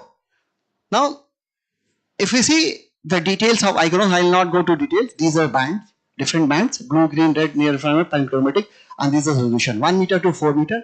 And then what we have, word V2 data, a better resolution data, what we have. So these are the data sets that made us possible to understand at the micro level, right? Then this is again, this gives you, and another very important issue is that of the pixel, pixel, that is resolution, right from 1 meter to 80 meter and even more 120 meter SRTM data. Earlier what we used to have a topo sheet data, जहाँ से contour लेते थे उससे हम topography बनवाते थे and 3D modelling करते हैं. अभी हम रेडीमेड SRTM डेटा अवेलेबल है, 60 meter, 90 meter, 120 meter. No, the data availability is freely available. And the second most important I would like to highlight is the revisit period, 5 days to 18 days. So if I say the Survey of India, one of the finest agency what we have, all the countries has their survey agency. We do have a Survey of India, and Survey of India ने जो map बनाया 1971 में या 67 में, उसके बाद कभी उनकी हिम्मत नहीं हुई कि कोई दूसरा मैप बना दे. Why? Because it takes lot of time, lot of money. Census हमारा घर जाके नंबर काउंट करना है 2011 के बाद, आज 25 हो गया, अभी तक नहीं है. Why? Because time consuming and large manpower is engaged. But what we have, that is the beauty. We want to see the changes, what is happening. I'll show one slide कि क्या change हो रहा. We all know, but just put it in my domain. कि 71 के बाद क्या change हुआ, कोई शहर, कोई दुनिया में किसी part of the surface of the earth, we do not know. But this has made it possible कि हर 5 दिन के बाद you get the another data of the same place. Satellite revisit, you know what we have, satellite orbit, you know, कोई satellite 5 दिन के बाद फिर आ जाता है दिल्ली के ऊपर, इसी जामिया के ऊपर, और कोई 15 दिन के बाद. We all know, I'll not go into that detail, we all know. So that is the beauty of remote sensing satellite data. कि repetitivity, revisit, we get hundreds and hundreds of data every year, right? So that is the important. We want to see changes, and that one need to understand कि 10 सालों में क्या बदला, 5 साल में क्या बदला, and then accordingly you plan for the better development, for better future for the urban and rural areas. So that is one. Now I'll come to this is a flow chart diagram where we have the Landsat data, and these are the method. I do not want to go into that detail. Earlier we used to see only land use land cover and land use land cover change, but we go to finer detail and we go and map rate and intensity of land use change, land rate intensity, mean landscape expansion index, and many more things, built up density, vegetation density, and these are the output, temporal, spatio-temporal output of Delhi.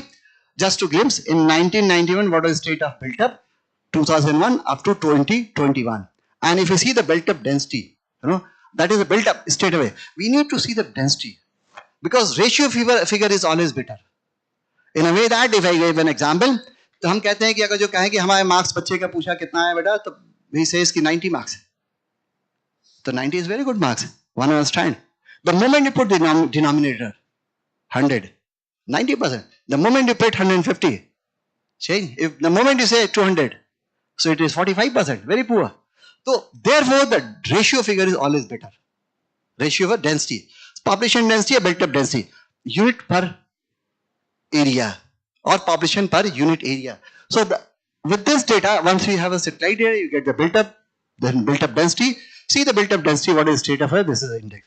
So these kind of meaningful information we get it at the local level and the regional level also. Now vegetation cover, the same thing, vegetation cover on the top line and then vegetation cover density.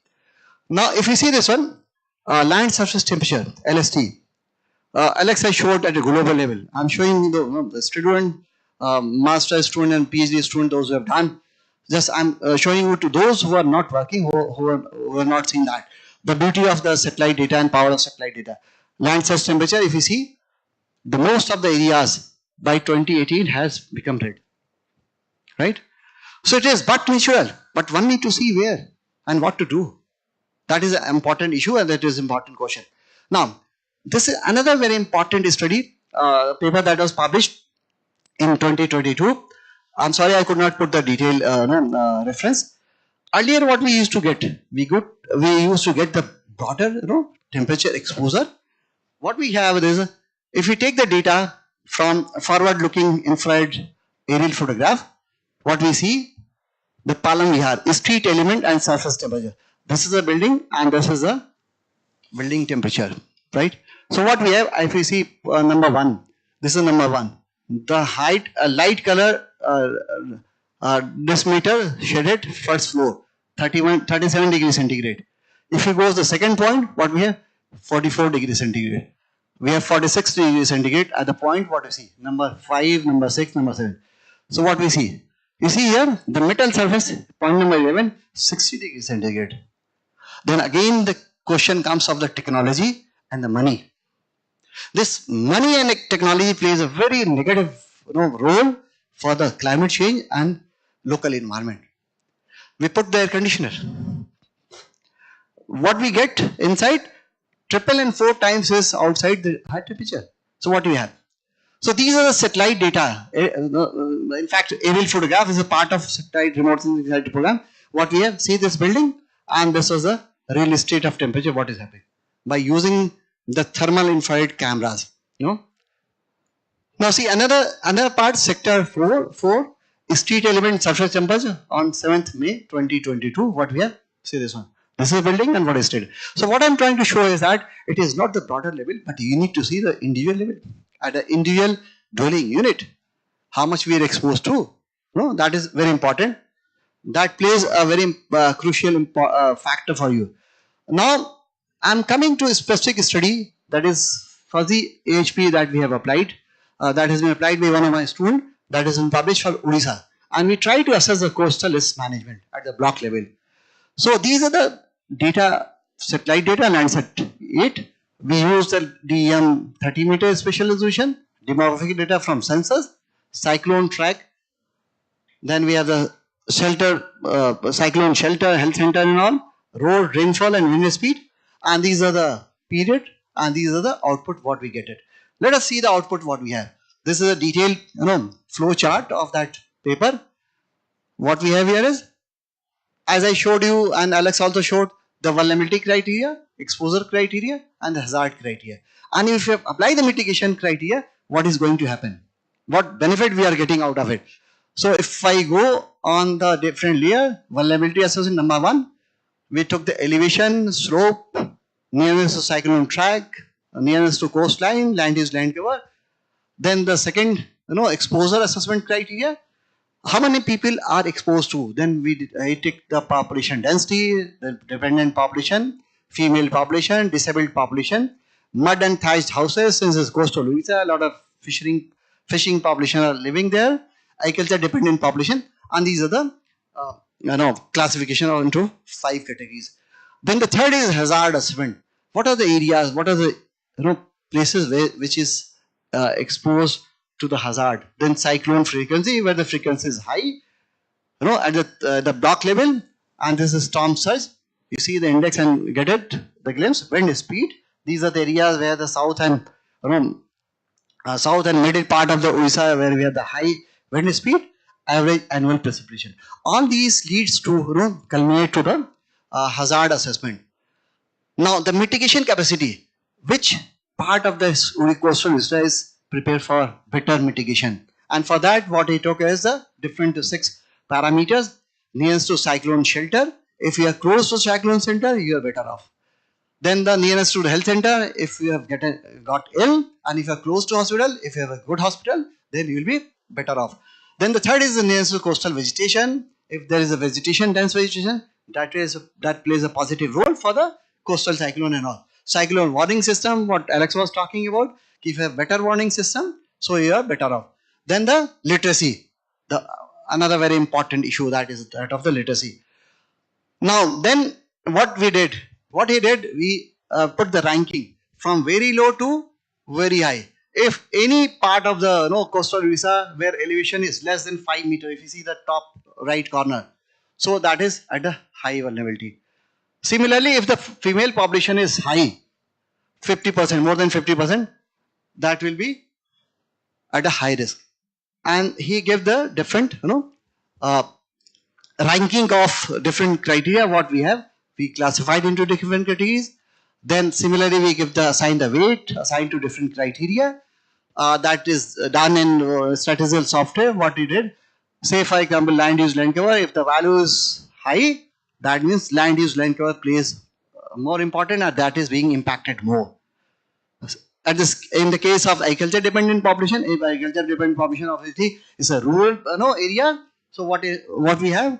We have more weight, that is 0.2. If in the case of nearest to the coastline, 0.17, that is less affected in the terms of tropical cyclone. Now, we got by using all these 4 or 5 parameters of vulnerability, exposure, hazard, we got the one map. We model and he got the one map, that is vulnerability to tropical cyclone, exposure to tropical cyclone hazards, and then what we get, mitigation capacity to tropical cyclone, if we apply that for that. And then lastly, he used these 3 layers. From 18 layers he made it to 3 layers, and by using these 3 layers he modeled further to get the final output map in terms of tropical cyclone risk.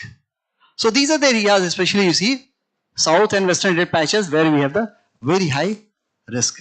Very high risk. And it is not that you model in GIS and say this is high risk and low risk. You need to know the exact ground reality. I always tell my students, okay, do not look and do not depend on the satellite data, good satellite data and good GIS modeling. No. That is meaningless unless it does not match with the ground reality. And for that you need to go to a field and field check and correct your result. So we have validated. I'll show you in some of the study that we have done validation for each paper. Now second case study is a coastal vulnerability at block level, Andhra Pradesh. Another student did at Andhra Pradesh for the Andhra Pradesh. Then we had the physical vulnerability, social vulnerability. Then we did a vulnerability ranking. Everybody is using AI technique, machine learning and all. So what we get? These are the physical vulnerability indexes, where this is a formula. I do not want to go into that detail. And these are the parameters. And the most important, one of the most important parameter in the base layer is the land use land cover. If any physical assessment, be it landslide, be it urbanization, or be it forest issues or anything. So one is the land use land cover, then bathymetry data, then shoreline change, then geomorphology is also very important. Wind speed, slope, you can see the index, the slope, how much slope we have, 0, where exactly is the coastline. Rainfall, where we have the maximum rainfall, these are areas we have the maximum rainfall. And then what we get? We get this physical coastal vulnerability index, and high vulnerability is observed in Visakhapatnam, Srikakulam, Vazinagaram and West Godavari. And these are the areas. These are very, it is not very easy to understand, but it has been zoomed in, and you see these are the pixels that shows a very high vulnerability where, and similarly what we go there, so that has been zoomed out and that has been showed where all is happening. So what we need to do is, as a planner, as a city administrator, they need to look into, we need to take action in those areas where we have the high to very high vulnerability, specifically in those areas, rather than targeting entire state, entire coastline. So that is very important. Then we had the social vulnerability. For that social vulnerability, we had the population density both. As I said, the ratio figure is very important. Then female population, old age population, then child population is another very important issue. Literacy rate, primary health center, and per capita income. You can take a number of parameter depending on your own need. You can ask is yehi kyun liya, wo kyun liya. There is a lot of if and but one need to. And the most important thing is that you need to judiciously select the parameter. If you select the judiciously parameter, you'll get a better output. No need to take the 20-25 parameter. Maybe you take 5 or 7, but that should be more justified. That may give you, as per your need, better result. So these are a special map that has been prepared by him. Then the social coastal vulnerability index that has been prepared, as I showed you before. Then integrated vulnerability. What we did, he modeled overlaid the social and coastal for physical both, and then integrated vulnerability index, integrated vulnerability index, IVI. This is formula, simple formula, anyone can do that. And then what we get. So this is if you want to talk about the only social aspect, then you can take that output, social vulnerability. If you are a hardcore scientist, you are physical scientist, you're a geologist, then you can take the physical vulnerability. If you are talking about the entire overall development, then you can go for integrated coastal vulnerability index of that particular area. You can map for the entire coastline, east and west India or any parts of the world. Now the third case study I want to show is that of tropical cyclone assessment. Then again what we have, the vulnerability, exposure, hazard, mitigation criteria. Then what we did, we applied standardization criteria layer, we apply weight using the fuzzy AHP model, spatial analysis, hazard met and output is map. See, that was the coastline.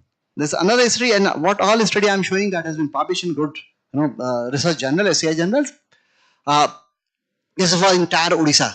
What we have for the entire Odisha, what we have the if you see the elevation, minus 6.68 meter to 1,486 meter. Then slope, what we have, the distance to cyclonic track. That is another important. Cyclonic track is very important, and you must be seeing in the news that cyclone track is at this particular place. IMD show in the news. At this place, it will move in 4 hours this side, and another 4 hours it will move this side.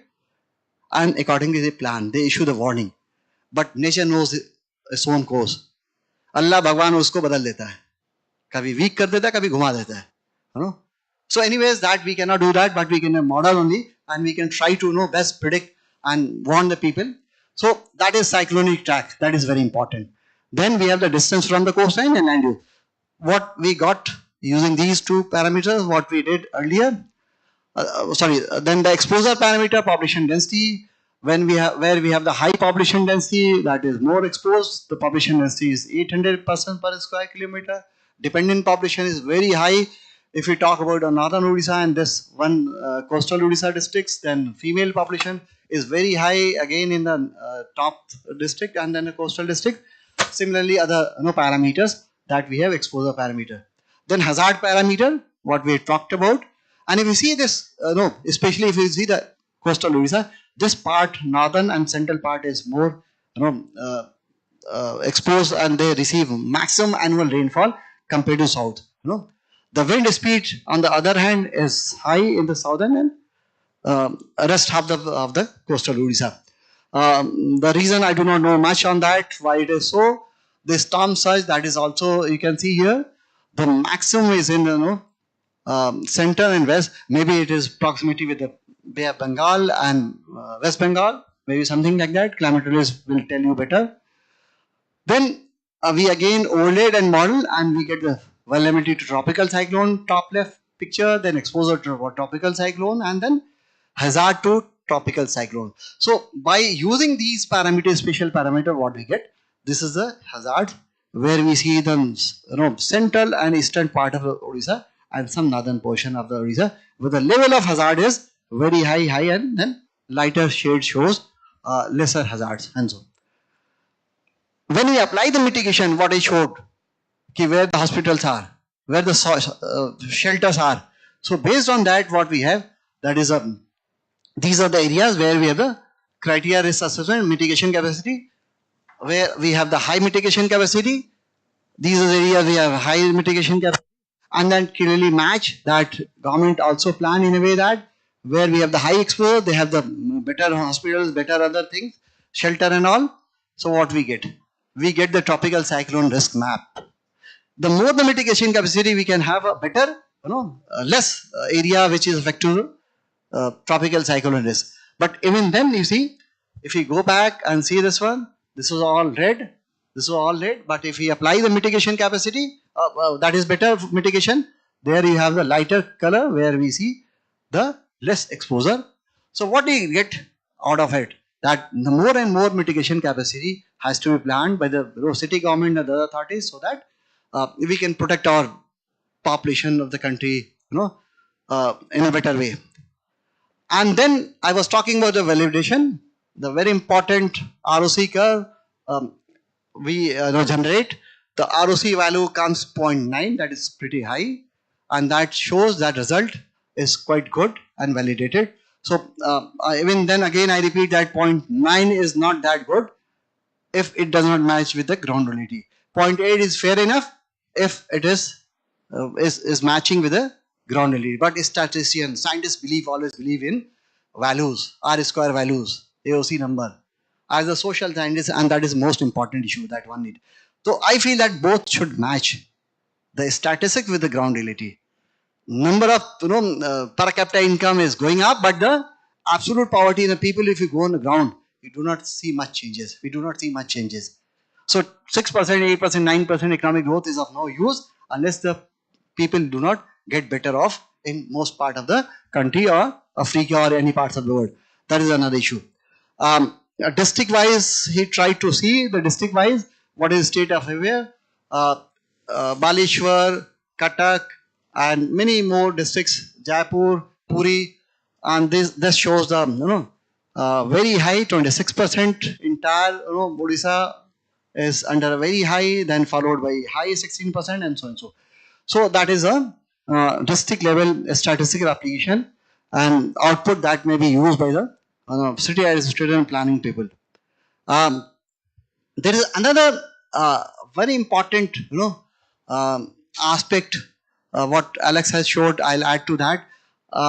It was earlier satellite data for the fiscal issues, but now we have the satellite data for many more meteorological issues, climate studies, and what you talk about when you are talking about the pollution and all.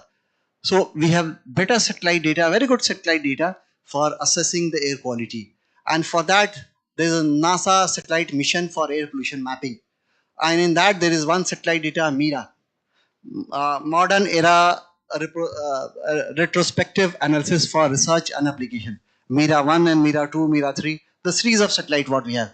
MIRA data was first made available in 2008, MIRA 2 was made available in 2016, and still you get the data. And by using these data, we get very good quality of data. Earlier what we used to have, we were dependent on a state pollution control board.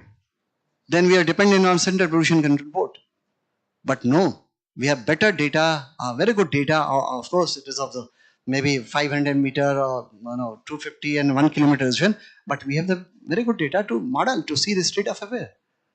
Earlier what we used to have, we were dependent on central groundwater board to get the water level data.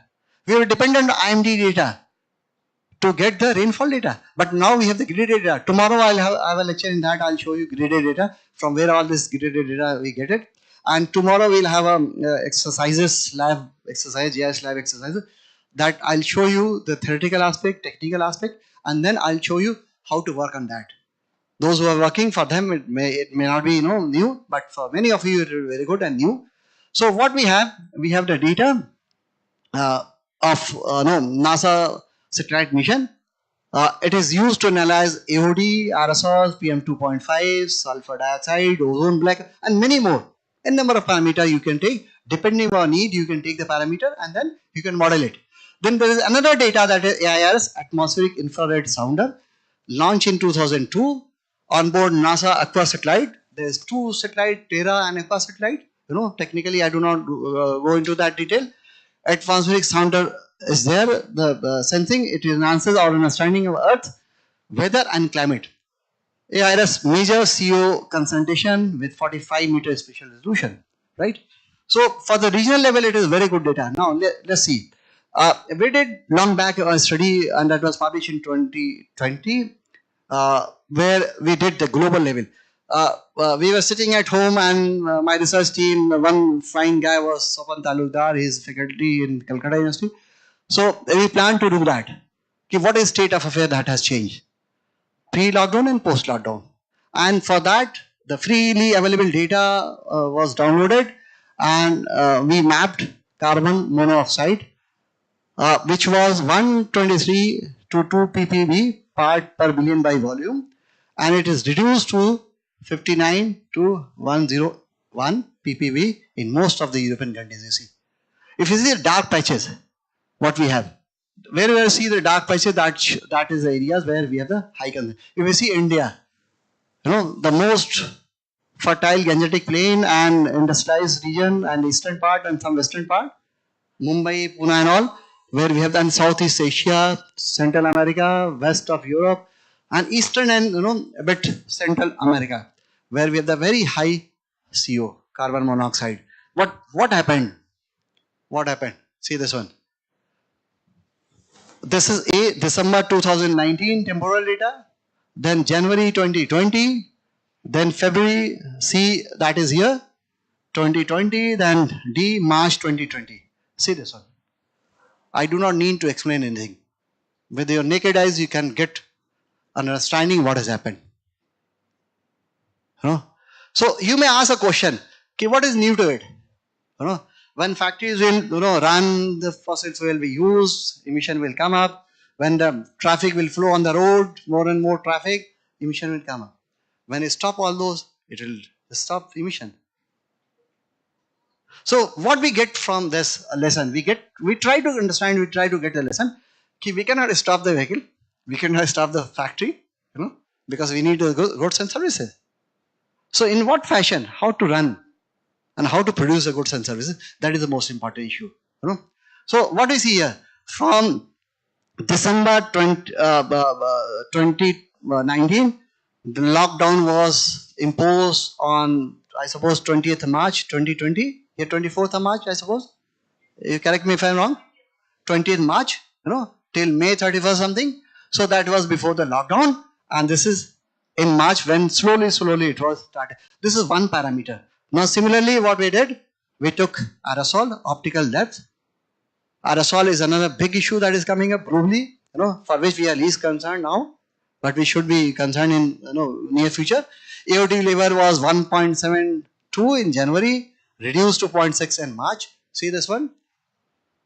And this is a index 1.72, where you see the red patches. You can see what was the state of affairs, including India, what was happening, what was there in, that was a time period, December 2019 to March 2020.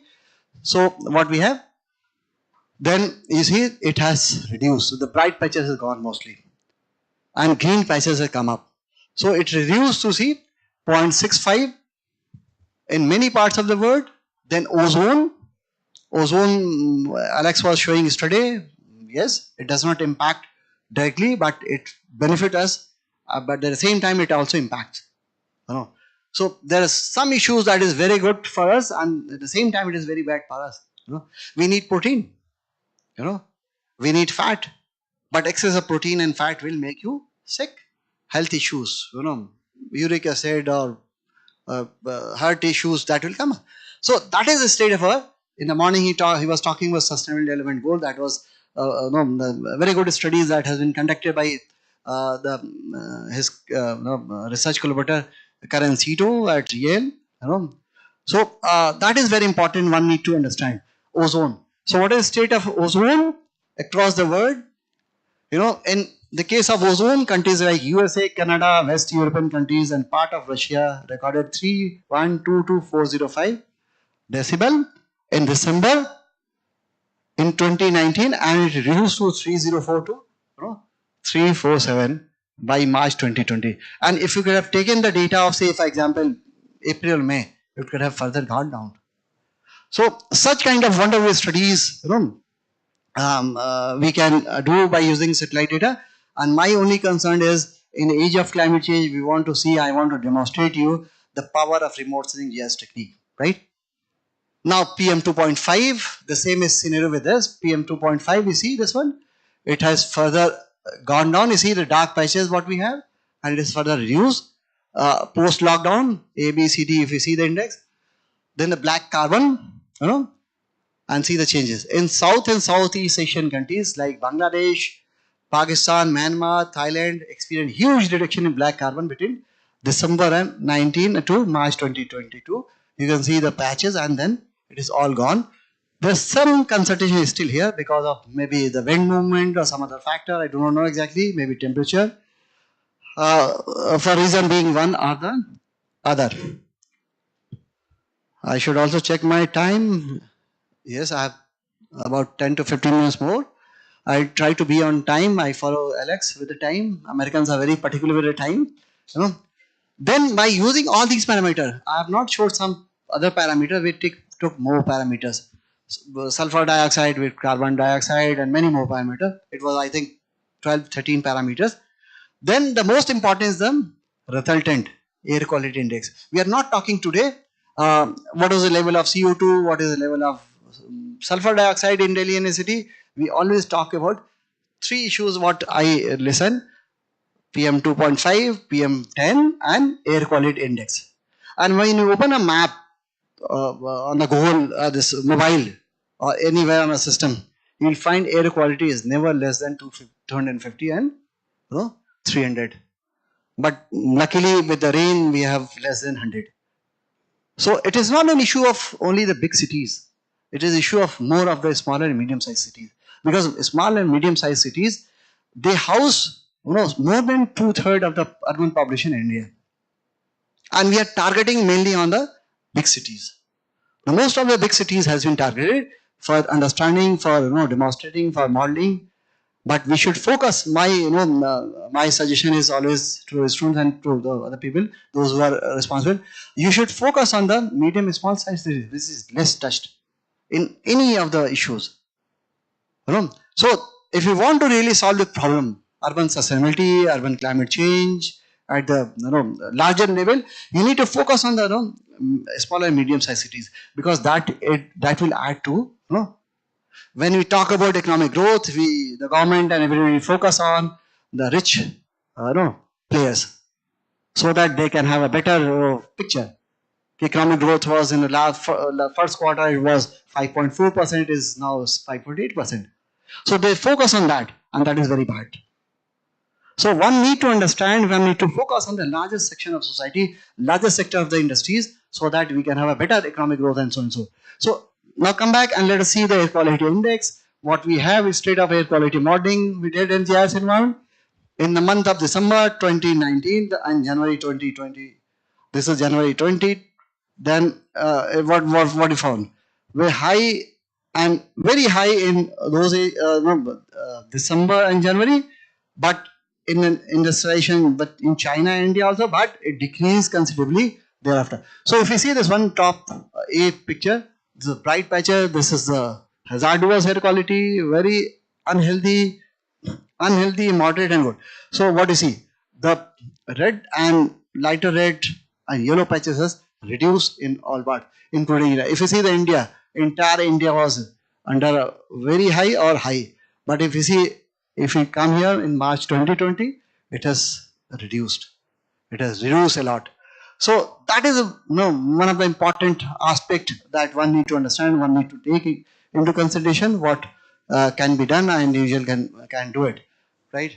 So these are the areas where we have a lot of changes. See the top, see the A picture and the C picture, you see the big difference in these two. Now what I did, we try to put some cities of the world and we see what was the state of change, because you need to see the change. When you meet somebody, तो आप कहते हो कि यार आप बदल गए हो, आप बहुत स्मार्ट लग रहे हो पहले से, वेट बहुत गेन कर लिया, something like that. So in some aspect it is good, in some aspect it is bad. So what we need to see, हम सिर्फ मैप दिखाने से नहीं समझ में आएगा कॉमन मीनिंग को. Whatever we do the research, whatever we do as a academician, as a teacher, that has to be understood by the common people. That is the most important issue. If it is not understood by common people, your research is always meaningless. Technically trained people हर आदमी समझ लेगा, लेकिन a layman, when you prepare a map as a student of geography, map ऐसा बनाओ, मैं कहता हूँ student से क्लास में, अदरवाइज भी रिसर्च स्टूडेंट से कि मैप ऐसा बनाओ कि सिर्फ मैप देख के एक आदमी समझ ले, in a way that any layman can turn the pages of atlas और वो समझ जाता है सारी चीजें, किसी की जरूरत नहीं पड़ती है. एक कम पढ़ा लिखा भी एक आदमी एटलस पलट के अपने बच्चे को, बेटी को, बेटे को समझा देता है बेटा क्या है क्या है. So in that way your output research should come out, so that the largest society can be benefited. तो उसके लिए टेबल बनाया गया, and then what we have in December, January, February, March up to December to, and then December to March. So this index says the air quality state very good to hazardous, and then this is rate of change. What is state of affair? How it has changed? Highly negative to highly positive. Moderate negative, no change, slight positive, moderate. So if you see this any country, maybe see, let us see China, Wuhan, जहाँ से शुरुआत हुई थी. That was Genesis. तो Wuhan को देखिए, that you see in December, what we have? The red, hazardous, right? And if you go further, see the yellow, unhealthy. Hazardous to unhealthy. And rate of change also. Rate of change, these two index is common for this output matrix. So what we have? Slightly positive. If we talk about say Mumbai or Delhi, what we see? It was unhealthy and the change was slightly positive. So this kind of statistical matrix we generate in statistical software. There are different software. पहले हम लोग करते थे calculator से करते थे. अब हमारे पास क्या हो गया कि कैलकुलेटर एक्सेल आ गया. एक्सेल के बाद very strong powerful software that we have. और क्या कहते हैं कि many more. So what we have, this we got it. The last study I want to take couple of minutes, maybe 5 minutes or so, then we can come for discussion. The climate change vulnerability assessment using climate extreme indices. That is a main focus of our workshop, GIAN workshop, 5-day workshop. That is climate change vulnerability. So on that, we have prepared. I've shared with you in the Google Drive before you join the course 2 exercises. One was a climate change vulnerability assessment at a local level, and second was on flood hazard modeling. So these are the 2 exercises. We have prepared the manual, me and Alex and my student, that in a very simple way. Anyone who do not know, if they have a computer, they have a software, they can do it. So I'll show you 2 slides only just to give the glimpse. I'll speak on detail. I'll not only speak, but I'll demonstrate, and I'll demonstrate in a way that a layman can get to know and can do it if they have the data, and data is freely available. If you have the manual with you, you can do it. So on that, what we have, the Beas River Basin, Intizar is doing PhD, he has just started a couple of years back. We took 6 extreme indices, to assess the climate change, and there are numbers of extreme indices. I'll show tomorrow from where you get these indices, how to convert the data into tabular form, and from tabular form to how can you convert it into a spatial map, and how can you model it. And it's very easy, just you need little bit understanding. So what we have, the first parameter we took is CDD, consecutive dry days, CWD, consecutive wet days, then R20, that is number of days with more than 20 millimeter rainfall. Then we have the 4th parameter, the mean minimum temperature, TNM. Then we took mean of maximum temperature, TXM, and TN90V, number of very hot days. So you can take the different parameters, and when you are talking about climate change, the 2 important parameter comes. One is the temperature and second is precipitation. And entire thing is dependent on that. You talk about vegetation, you talk about wildlife, or you talk about crop productivity or anything. Everything is dependent on 2 main parameter. That is an entire gamut of climate change is roaming around what we call is a temperature and precipitation, largely mainly on a temperature, global warming we're talking, because it is a temperature which plays a crucial role. So this 6 climate extreme indices were taken. Then that indices was analyzed. That indices were analyzed using R Climate software and R Studio. I was talking about the statistical software. These are the 2 very powerful software. People are using it. By using expert team on climate change detection indices, people at the climate school in Columbia, they have given the indices, how to change, how to use these indices, what ranking could be given, and what is the weight, what weight could be given, and based on expert advice, we need to follow. As we have the common understanding of guideline that is given by World Health Organization or Indian Medical Association. Okay, this is a standard parameter that you need to beat a blood pressure or sugar, something like that. So using that expert team on climate change, we apply this, and what we get? We get this climate vulnerability of the Beas. This is part of Beas River Basin. So what we see, this red patches is the area which is having very high exposure to climate change, and the half of it is having a less of the climate climate vulnerability. In fact, it is divided into two halves, eastern half and western half. So tomorrow I'll be going to show you, because it's a theoretical aspect. Tomorrow when we'll talk, the lab will take you to lab, department lab. We have the GIS and system, very powerful system, very good software. We'll have a demonstration here. I'll show you all the steps in a childish way so that a layman can understand. And then we have the different layers. I have switched off all these layers where we have the population and then 6 extreme indices. I'm showing just output, what output we get here, and then just to give a glimpse of it. Since most of us from India, you must be less concerned about USA or East Asia or Africa.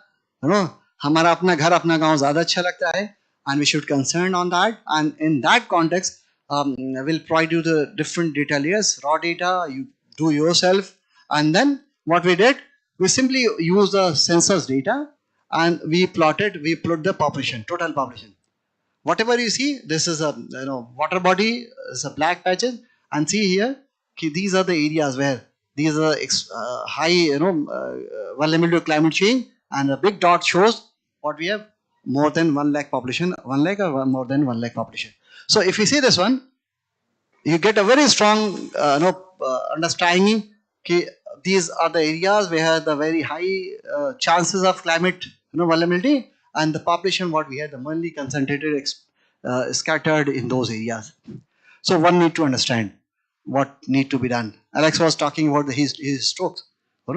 In Europe and westward, if you go for 24 degree, 25 degree extreme heat, people start feeling uneasy. But here more than 40 degree, we are very happy. We laugh like anything. So these are two different words. There are two different words. In India, you can go any way, and in the rest of the world, you have to go that your own way. I was talking to Alex. I said, only one lane in India, but different speed. A cow can move on. A car of 80 speed or 120 speed can move on. A cyclist people can move on under the same lane, but in the rest part of the world, there is different speed. So what I'm trying to talk about is, we need to see the different basing. There are different studies we thought of putting this Beas River basing. So this is probably the last slide that I wanted to show you. So I just wanted to present before you what is the usefulness and what is the power of GIS remote sensing data, and that is being used for in most of the domains, not only to agriculture science, geology, geomorphology and geography, but even the health sciences and all. Health scientists want to see where all this pandemic is is happening, where all the water quality is there, where all the water quality is poor, and how much people are being impacted. So all these people I'm associated with one very big study by Indian Council of Medical Research and Canadian Health Research Council, CHIR, since last 10 years. We are trying to see how the child mortality is going up, and second is obesity. And I'm trying to tell you the power of remote sensing GIS. The base of the project is how with the physical transformation, with the land use change, agriculture is being changed into built up areas, urbanization, and people are using that money for their good quality of life. In a good houses, they have bought the car, they are going to fast food, and therefore the childhood obesity is going up. So we have generated a large database for 50 villages in one of the most backward districts of Mewat. And by using that high resolution data, what do you data? We built up state of changes in built up from agriculture built up, and with that lead to economic transformation. And when money will come into pocket, what will happen? Obviously, you'll go with the children, the family, with the wife. कि चलो कुछ खा के आते हैं, कुछ खिला के आते हैं. So you go to McDonald's, Pizza Hut. Once money will come to your pocket, so that is impacting. मैं ये नहीं कह रहा हूँ कि मत खाओ, but कितना खाओ, that is another important. So that is a big issue. कि साहब obesity and child mortality and other. So what I'm trying to convey is that I never thought of people from the health domain will come and say, 10 years before they came, one gentleman came to me that we want to have a collaboration, we want to have on board for this health GIS जो हम कहते हैं उसके ऊपर, and on board the people from AIMS to good cardiac people from AIMS, anthropologist people, then other people from different biotechnology people from there, and we are trying to understand, and it's still going on that project. So if you take that way, all the disciplines they are using the satellite data. So I'm not promoting the subjects, but I'm telling you the truth. So thank you so much. I'm sure that we have time for 5 minutes or so for some comments, suggestions, and query, please. Yes.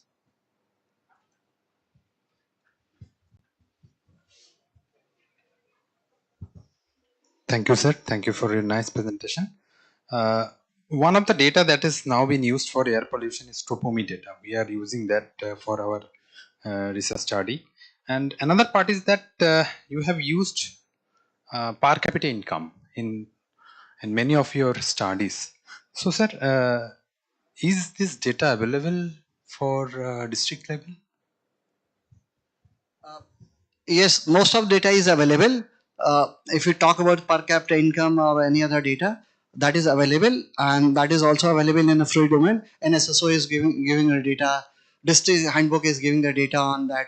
So data is available. Only issue is that if you want to have a data, say 24 or 20 or 21 latest data, that may not be available, but other data is available. So in that case, what I suggest is that if a data, say for example census data or any per capita income data of 10 or 2011, you can simulate it. Okay, what could be probability of having this per capita as of now. So do not, I advise that do not stuck to the data which is available for 15 or 10. And the statistical software, you simulate and see what could be the probability. So you'll get the value or the figure close to reality. In the case of no data, absence of data, right? Thank you so much for this wonderful, insightful lecture, sir. My question is regarding the data set types, and it is a little away from this technical part. There's no denying the fact that the GIS has brought remote sensing, and GIS has given second birth to geography. It's a second quantitative revolution. We can term it as that. But, sir, amidst this, which is a very drastic tool, what is the role of the future meteorological departments, either it's WMO or IMD, in terms of providing data to researchers, or maybe how researchers will in the near future perceive them? What is the role of meteorological department, whether WMO or IMD? See, very important observation what you have made, Kulsum Salahuddin. I feel that किसी चीज की value खत्म नहीं होती, right? In the age of having very good satellite data, topo sheet की value खत्म नहीं होगी. Reason being कि if you want to have something to be mapped before 1972, it is a topo sheet. And I salute to those Survey of India people. जब उसका कुछ भी नहीं था, एक कैलकुलेटर भी ढंग का नहीं था, and they mapped it so precisely, the entire country. And 1:1 million sheet we know. At 1:1 million, 1:5 lakh, 1:2 lakh, 50,000 पे अलग अलग part of the map किया गया. And if you overlay the topo sheet, what we do in the lab, student के साथ करते हैं, तो is precisely match. तो किसी चीज की वैल्यू खत्म नहीं हो. Number one, and specifically in terms of climatic, what you are talking about, हम 2 साल पहले की बात करें तो हम कहते थे, आप लोग हंसोगे, कि जो IMD का है उसका उल्टा मान लो, है ना, बारिश होगी तो नहीं होगी. But today, if they say it will rain, it is raining. It is raining. Why? It is because of the satellite data what we have, gritty data. So the meteorology people can do that. I cannot do that. Alex cannot do that. Many of the studies what he showed, he presented कि my colleague, my other team member, those who are associate, they presented me, they did it, and they briefed me as since he is director. So my concern is that they are using those data. They are the meteorology people. They are using expertise. Their theoretical and fundamental knowledge is very important. So that is giving the value added. You know, that I can say yes. So the researchers who are still delving into the heavy weightlifting of dealing with the meteorological data, and they're doing research with handling meteorological data, how do they find themselves as probable misfits in the world of paper presentations and conferences, international conferences within India, and have using GIS technology? So how do they defend themselves that no, this is even heavy lifting work, and this is equally authentic work as it is as the satellite data work? Like, how do we explain that, and how do we put forth that view? See, as far as I understand what we want to put before, that it is their duty to do it. How it will get benefited, it is the agencies, how they take their data and how they use it. You know, I tell you one more story. When I was working in Germany, there was a presentation by agency, and my professor said, well, it is in German, but you can get a glimpse of it. Come and sit. I went there. I was sitting. I did not get anything. In the end, my professor told me that the gas being supplied from Netherlands to Germany for heating through pipeline. No, so they are trying to understand it is does it impact on the roadside trees and plants or not. Then next year again there was a presentation of the same group, people from municipality, people those who did studies from biotechnology, botany, and then geography people, urban landscape department, and then the people from law and port. And the next year, what I find, there was heated discussion like fighting, verbal fighting. You know? Then I asked in the end what happened. So my professor told me that we were doing this project since last 2 years, what I saw before. Now that is a final presentation. And if somebody is going to be, made culprit, they have to pay $1 million as a fine. So one agency says this is not my fault, other agencies are saying that it's not my fault. So they are concerned, so much are so concerned of the roadside trees and plants, you know. But in our country, so it is the duty of the researchers or anyone, IMD people or agriculture scientist people, they want to put before the fact and figure this is happening, and it is a duty for us as a common citizen first, and then the agencies and government to take care of it. How to best use those outcome from the scientific work that can get benefited the general people and the entire country. That is my say. Yes, please.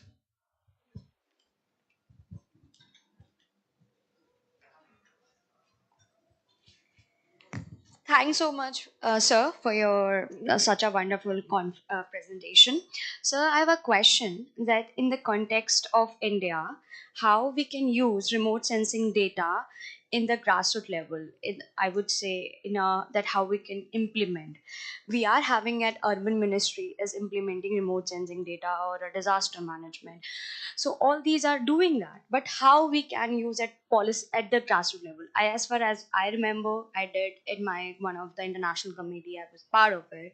So I give the suggestion to them that remote sensing data we can use it. So that's I did it, but practically how can, it's your point of view perspective, I'm just asking you in a personally way, you can say it in a normal way. That's why.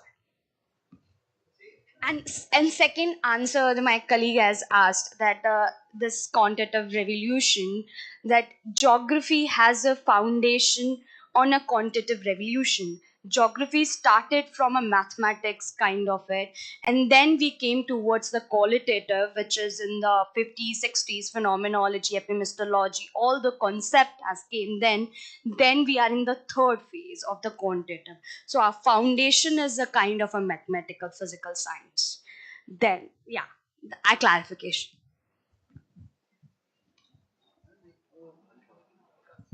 Well, thank you so much. As I was answering her question, how it can be useful, to at the grassroots level. So as I showed you that you need to work on the different level, at the micro level with good satellite data, good resolution, and regional level. How it will be useful, that is again the issue of people, the agencies and the policy makers. Say for example, you must be knowing that we have different agencies of NRSE, National Remote Sensing Center, Government of India, under ISRO. They have regional remote sensing centers in Lucknow and Jodhpur. I'm coming. Jodhpur and also in Gujarat, and in Delhi it has recently established. So they are the agencies, they are working, and government is saying, different agencies. Ministry of Vehicle is saying that I need this kind of issue. That is the issue. How you can address it by using satellite data and GIS, and they are doing it all the time, all the year round. They do not have any other own project like what we look for the different projects from different agencies. They assign different projects based on the problem and issues at the grassroots level, be it urban and rural, for agriculture or poverty or anything, or water, and they are working on that. And their output is being used for the framing the policy in other documents. So that is another issue. How good it is being, in many of the cases, what I see that scientists have done, any agencies have done good work, they have given good finding that goes to different ministries and keep on moving the files and files moving. In the meantime, government change, minister change, and then they go somewhere else. That is the main problem. I tell in my office that today I am, say, head of whatever. You are in office, but the file should be there. Whosoever is in office, whosoever is in a chair, he should get that file, and then that should keep moving so that you get better, implementation process. It's not that कि भाई किसी ने अच्छा काम किया उसको कहो सब खराब किया, नहीं, ऐसा नहीं होता. कुछ अच्छा किया होगा, कुछ खराब किया. जो अच्छा किया होगा उसको कैरी ऑन करो और ले आओ up to implementation process, up to the implementation stage. Otherwise, it will be remain as it is, and that is a big problem what you have raised. कि हमारे हिंदुस्तान में जो प्रॉब्लम है, जो 20 साल पहले देखते हैं, हम अपने गांव जाते हैं, belong to eastern Uttar Pradesh, rural areas, जो हम देखते हैं कुछ घर पक्के हो गए और कुछ कच्चे हैं, नाला वैसी है, रोड ऐसी है, रोड बनता है, टूटता है साल में 2 बार. So that is an issue कि उसको जब तक हम उसको एंड तक नहीं ले जाएंगे, and that is what I said. In Germany they were so concern कि हम उसको एंड तक ले जाएं, और फिर एक बार once you penalise, so that will not be done in future. कोई नहीं कर सकता. एक बार हम टीचर हैं, कोई हमने गलती किया, रजिस्ट्रार ने इशू किया कोई इशू, कोई नोटिस, तो फिर हम आई बी डबली केयरफुल. तो वो चीज़ इंपॉर्टेंट है कि वन नीड टू बी, तो उसको ले जाना एंड तक. ऑलवेज पीपल से कि सब सरकार का काम है, नहीं, सरकार का काम नहीं, हमारा काम है, एक एक आदमी का इंडिविजुअल काम है. I give an example. Is a rainy season and entire India will be getting impacted of a different fever. Malaria is a big fever. अब मलेरिया चला गया, अब डेंगू, चिकनगुनिया, गोया, a number of fever. Why? Because of the water logging, and most of these insects breed on the fresh water. We are less concerned. हमारे घर के आगे पानी लगा हुआ है, हमें कोई मतलब नहीं. सरकार आगे ठीक करेगी, म्यूनिसिपल के लोग आगे ठीक करेंगे. आप अपने घर के सामने क्यों नहीं उसको पानी को हटा देते हो? हर आदमी अपने घर के सामने कूड़ा हटा दे, पानी हटा दे, it will all clean, entire मोहल्ला will be clean.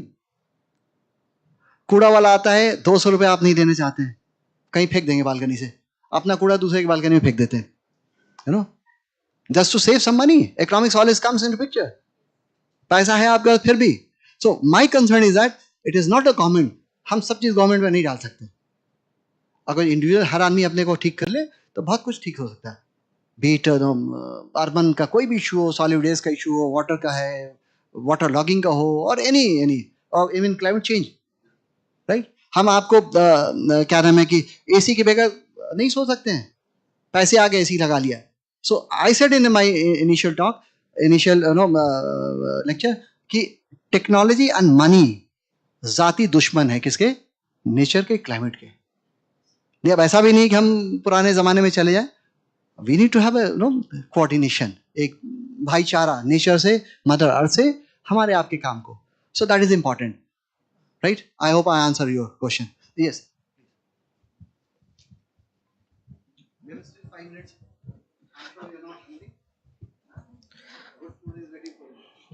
Hello, sir. I'm Siddharth, and sir, I'm working on cyclones, specifically in Odisha, Baleshwar district. So, and I'm working on all the 5 vulnerabilities and the capacity indicators that is given by the Sustainable Livelihood Development DFID actually. So the problem is like, what's your take on this? That in Indian context, we don't take care about the economic human and environmental factors, and there are like barely any papers when it comes to the indicator studies. Second question, like we were talking about the GIS and the GIS mapping and the capacity. There was a slide about that. For example, you said that for the capacity in my district, I have seen the red part is not that much, but the problem is from my field research results. I have seen that the hospitals are not nearby. So how can GIS is very different from the land theory? Like I went for the field work also. So the nearest hospital is like 40 kilometers from the village. And I'm also adding in it like why we always take care of urban issues, not the rural, where when there is the main problem, that is the pull and pull factors for the rural people coming from the rural development in the for the urban studies, like for urban areas not, and why we don't take much seriousness about for the developing the rural for their development, why we are just focusing on the urban studies like in these contexts. Thank you. Very important issue you raise. Uh, I may be rude in answering some of the question. You know what you pointed out. The last question I'll take first. Why we are not taking the rural first? No. If I say no, we are not taking neither rural nor urban seriously. You know, I do not see much work that is being done, especially what you're talking about health issue. You know, आप देखो अपने कहीं भी चले जाओ, UP, Bihar, Bengal, कहीं भी जो सरकारी हॉस्पिटल थे वही हॉस्पिटल हैं, डॉक्टर कुछ बढ़े हैं, but if you see the if you take any parameter कि number of hospitals, multi specialist hospital, hospital bed on doctors per lakhs of population, पर 1000 पॉपुलेशन, वो थोड़ा सा बढ़ा है, but there is a big but again कि we are less concern still today. Why I fail to understand the same question I ask my self, कि क्यों नहीं सरकार इसके ऊपर 5% खर्चा करती है. अगर इस वक्त 1.8% है हेल्थ के ऊपर, तो उसको हम 4.8% कर दें, ये 3.8 कर दें अगले बजट में, फिर 4. और इसको हम थोड़ा ले जाएं कुछ साल, for some years, may be 15, 20 years, 25 years, and then things will change. फिर उसका आप हेल्थ का डाउन कर दो, but we spend more on defence which does not give anything, नुकसान के अलावा कुछ नहीं देता है, राइट? ना हमको ना आपको. So we are spending public money on more on other sectors other than. तो what is said कि 40 किलोमीटर से हॉस्पिटल है, वहाँ हॉस्पिटल में जाएंगे तो शायद डॉक्टर भी नहीं हो, दवा भी नहीं होगी. कई हॉस्पिटल में ऐसा होता है. So I do not know. I ask myself, जब बात होती है मैं कहता हूँ कि भाई क्या मुश्किल है इसको बनाने में, है ना? क्या मुश्किल है हॉस्पिटल बनाने? स्कूल 4 और बन जाए, टीचर्स के अपॉइंटमेंट नहीं हो रहे हैं, हजारों हजार टीचर्स का यूपी से एनी स्टेट खाली पड़े हैं. वी टॉक अबाउट कि साहब नया employment, new employment generation. I feel honestly कि अगर शायद जो एम्प्लॉयमेंट है, जो पोजीशन है, उसी को फिल कर दिया है, तो 1/3 unemployment will solve. 1/3 in all, B it education, B it any sector. तो नया एम्प्लॉयमेंट बाद में जनरेट करना, भैया पहले जो है उसी को भर्ती तो कर दो. That is an issue. तो अर्बन एरियाज को भी बहुत ज्यादा किसी ने कुछ किया नहीं. Urban areas what we see the better off in comparison to the rural areas, ये private players they are doing more. No, सरकार नहीं कर रही है. सरकार कितना से फॉर एग्जांपल दिल्ली में low income house hold, LIG, HIG, MIG जो फ्लैट्स बनते हैं, साल में कितने फ्लैट्स बनते हैं? मे बी फ्यू थाउजेंड, और 50,000 प्राइवेट प्लेयर बनाते हैं विद इन सिटी और outside the city. So that is an issue. So there's a sad part of it that one need to focus on, be it a rural. See, हम एक family हैं, India is one family. हम अपने family को देख के चलते हैं, पड़ोसी को नहीं देखते हैं. तो you need to spend money. और पैसे हैं, ऐसा नहीं है, ऐसा नहीं सरकार पर पैसा नहीं है, पैसा है, but only issue is that how wisely you spend the money in which sector. तो मुझे लगता है कि बाकी हम सस्टेनेबल डेवलपमेंट गोल तो वेस्टवर्ड बात करें ज़्यादा, हमें पहले बात करना है जिसके ऊपर रोटी मिल जाए, एजुकेशन मिल जाए, प्राइमरी एजुकेशन मिल जाए गांव में हर जगह, एंड वो health. These are 3 important apart from many more, right? So I do not have exact answer to that कि रूरल एरियाज को कैसे करें, क्या करें. And first point what you said, data.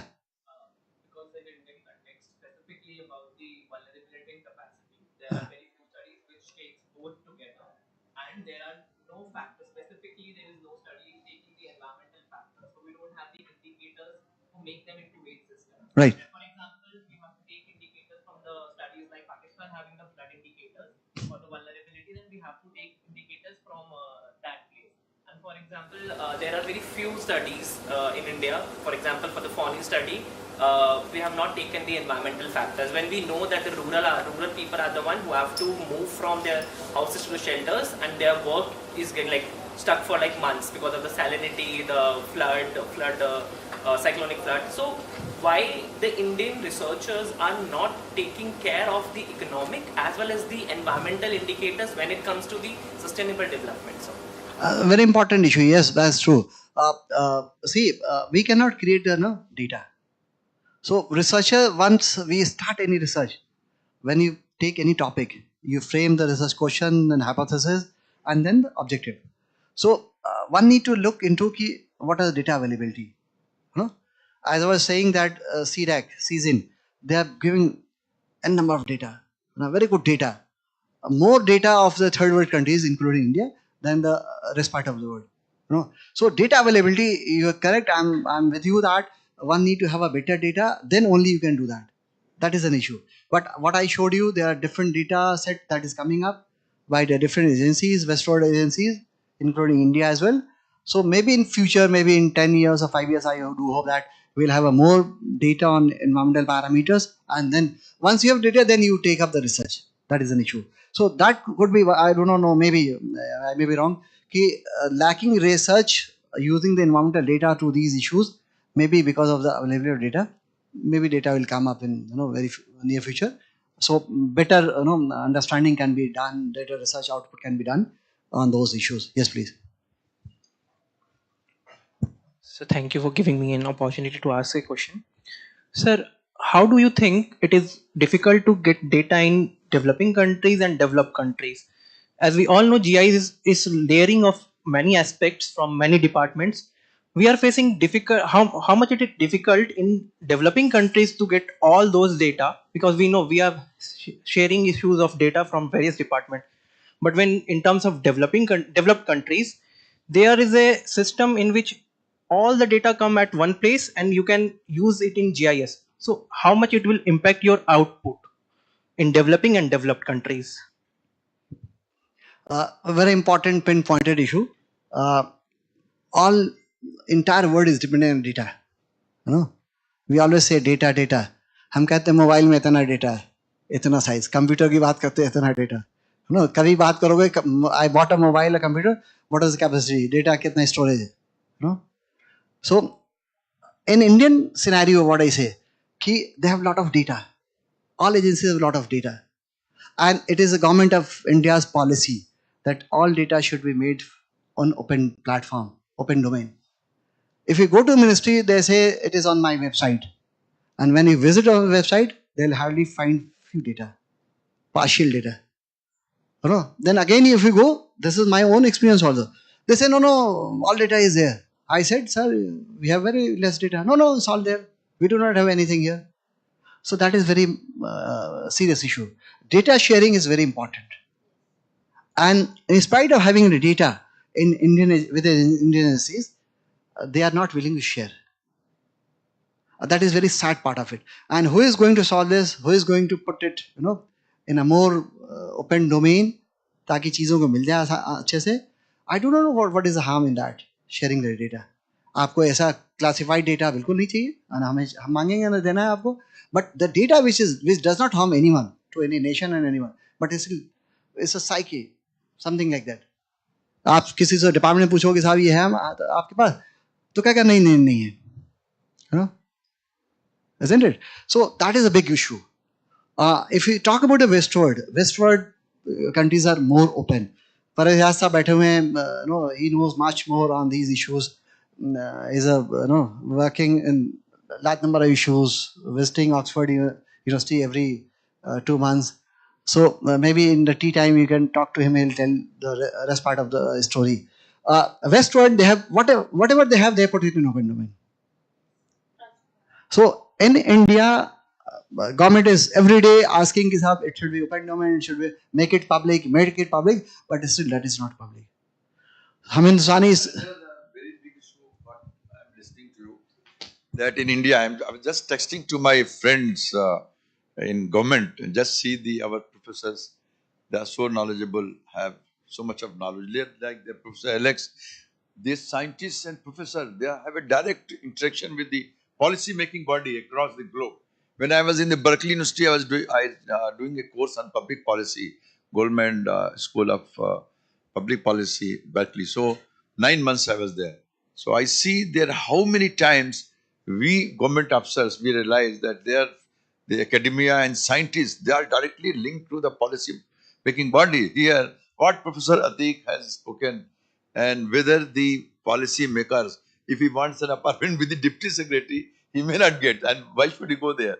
So it is also a sad commentary that our scientists, our professors, and the everybody and policy maker, they're working in silos.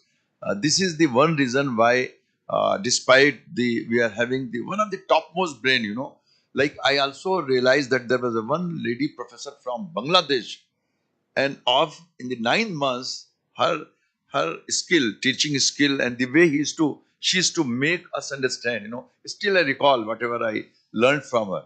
So here only thing is that there is no connect.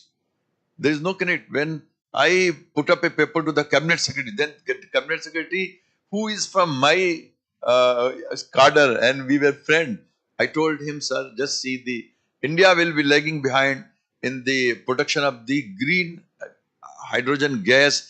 That is the potent answer to the climate change over a period, over a decade or so. The climate trigger natural disasters are increasing, and the globally, the fresh water sources are shrinking. That is a great concern. How when we have to produce 1 liter of green hydrogen gas, we have to burn 11 liter of fresh water. Where is fresh water? Why the government of India, we are not taking measures for the conversion of the grey water into the fresh water? I mean, go to Singapore and Europe. Singapore, they convert it by using many technology, remembrance, filter plant, biochemical, etc., etc. And you go to the 5-star hotel, you see a bottle called new bottle. That is the grey water. So it is a very worrying concern that we may have a first hydrogen taxi in Saudi Arabia in the Neom city, because they have so much of money, desalination plant, so they have fresh water. They have a huge amount of wind. What is required? Wind and fresh water. And so this is only because we are not using our professors, our scientific, our academia in the policy making. So we can talk again. Thank you. Thank you, Professor Prayasa, for enlightening the audience. Let me, in a minute, if there is no other observation question, we can have during lunch time. Let me say that when you are seeing the data sharing and the open data, so open data, if you talk about satellite data, earlier when we started remote sensing, learning remote sensing 30 years back, so we used to have analog data and we used to buy it, print format, 10,000, 8,000 rupees. But Indian Space Research Organization, NRSE, they have made many of the data, good data, freely available, right? Data from European agency, from US, most of it, you get the data with 2025 at no cost. So this is one take. This is one, but still socioeconomic data. What I said, that is one of the most important issue. That is still we are not getting easily. But the agencies in collaboration with government of India, ministry, and other countries, they are doing and putting the data on the open domain. Number one. Number two. Number three. If I talk about this GIAN, the ministry and the government of India is working a lot. This Honorable Prime Minister Modi ji and entire cabinet has done wonderful issues, wonderful things in many of the department and sectors. This is one of it, GIAN. I connected in a way that when I did first GIAN in 2016, yesterday I gave the brief history of the GIAN. In 2016, I was fortunate to get the my proposal approved on ecosystem services, and the professor came from Germany. And at that time, it was the only lecture and record the lecture and put it on CD and send it to the ministry. You know. Now what they have done, they have made very specific guideline. What is happening today is today, and all 5 days it is live streamed, and anyone can see and get benefited of it. So this is another sharing of data. What Alex has showed, wonderful, links and sources of data, CDAC and all. So anyone who is sitting across the world in India and elsewhere, they are getting benefited and they get exposed to, because all cannot come. I cannot induct all 177 participants, those who registered. I selected 66. So that is another way of opening up the resources, and the Ministry of Education, they are putting SWAM, MOOCs and all. That is one very fine um, uh, initiative that is being taken up. So you are not only sharing the my lecture, but you are sharing the data and the source of data from where all and what all can be done. So in this way, slowly coming up, in India also, in many other disciplines, not only in education but also. So, but still, the point remains that it will take some more time to put more data, more and more data on open domain. And to put more data on open domain, you need the issue is that you can put on a cloud server and cloud data. So that will take some time. For that, you need to have huge investment in education. Yes. Yeah. So thank you so much. With this, I think we can finish the session, the second session. We'll break for the lunch for half an hour in the guest house. I suppose the rain is stopped. We have good weather, and then we go to guest house for lunch, and we'll be back at 2 o'clock for the Alex session, and that will be very interesting. I'm sure that that is a yesterday he shared some folders on the Google Drive that we have made for the entire participant. I'm sure that he must have read it, and he's going to be strict that he will assign some task, and then it is a very useful interactive session. Thank you so much.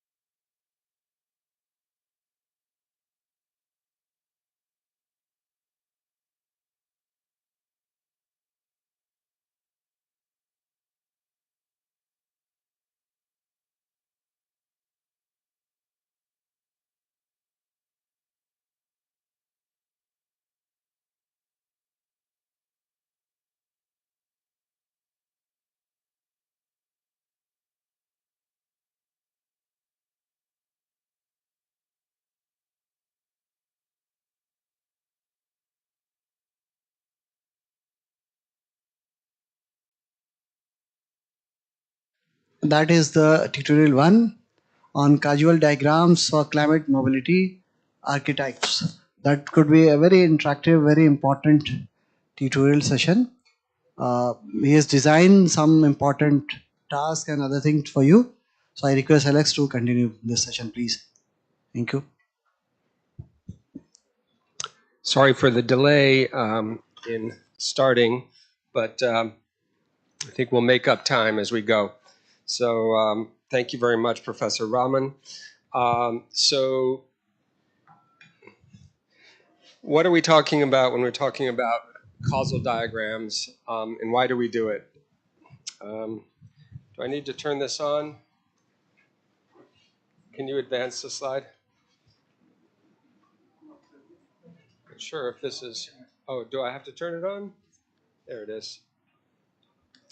You know, this is the way we academics work. We have a computer problem. We go to the computer tech and say, what's the problem? I can't seem to work this thing. He said, have you tried turning it on? So here we go. So why do we develop these diagrams in the first place, and why are we going to go through this exercise? This is really to get you ready for the next few days, where we'll be turning our attention from the concepts of demographic properties of populations and population dynamics and social vulnerability and some of the climate stressors that we looked at yesterday, and then some of the urban things we looked at this morning. We're going to be turning more and more to climate mobility per se and what's going on in the world related to climate mobility. And so what we will be doing today is developing a few causal diagrams. I think you've read the document, so you have a general idea. But basically, we do it because socioecological systems are complex, and causal models can help break down the components. And it's also often a first step in actual quantitative modeling. So if you want to, I'll show you quantitative. We'll be talking about modeling on Thursday or Friday, and we'll be discussing more the nature of what people are doing now, what the different approaches are to modeling climate mobility. But to begin with, a lot of these groups are actually developing fairly complicated causal diagrams to show the relationships between the parts of the system. Also, we all carry around our own ideas in our heads about the way things interrelate with one another. But much like putting words down on paper helps clarify our thoughts, putting things together in a causal diagram actually helps us understand and better clarify the relationships between the components in the system. So, you say, well, I think in general, that certain behaviors are associated with X, Y, Z. Well, if you put it in a causal diagram, you'll actually be able to clarify that. I quote from Perch Nelson, who says, conceptual models can offer an overall picture of the relevant processes and are also able to treat the connection between climate change and migration on an intermediate level between the common sense approach, which is, hey, everybody knows that climate is related to migration. Hey, what's the big deal? To a more systematic approach in case studies. I don't know if I turn this off again or I need to point it. Sorry, the battery seems...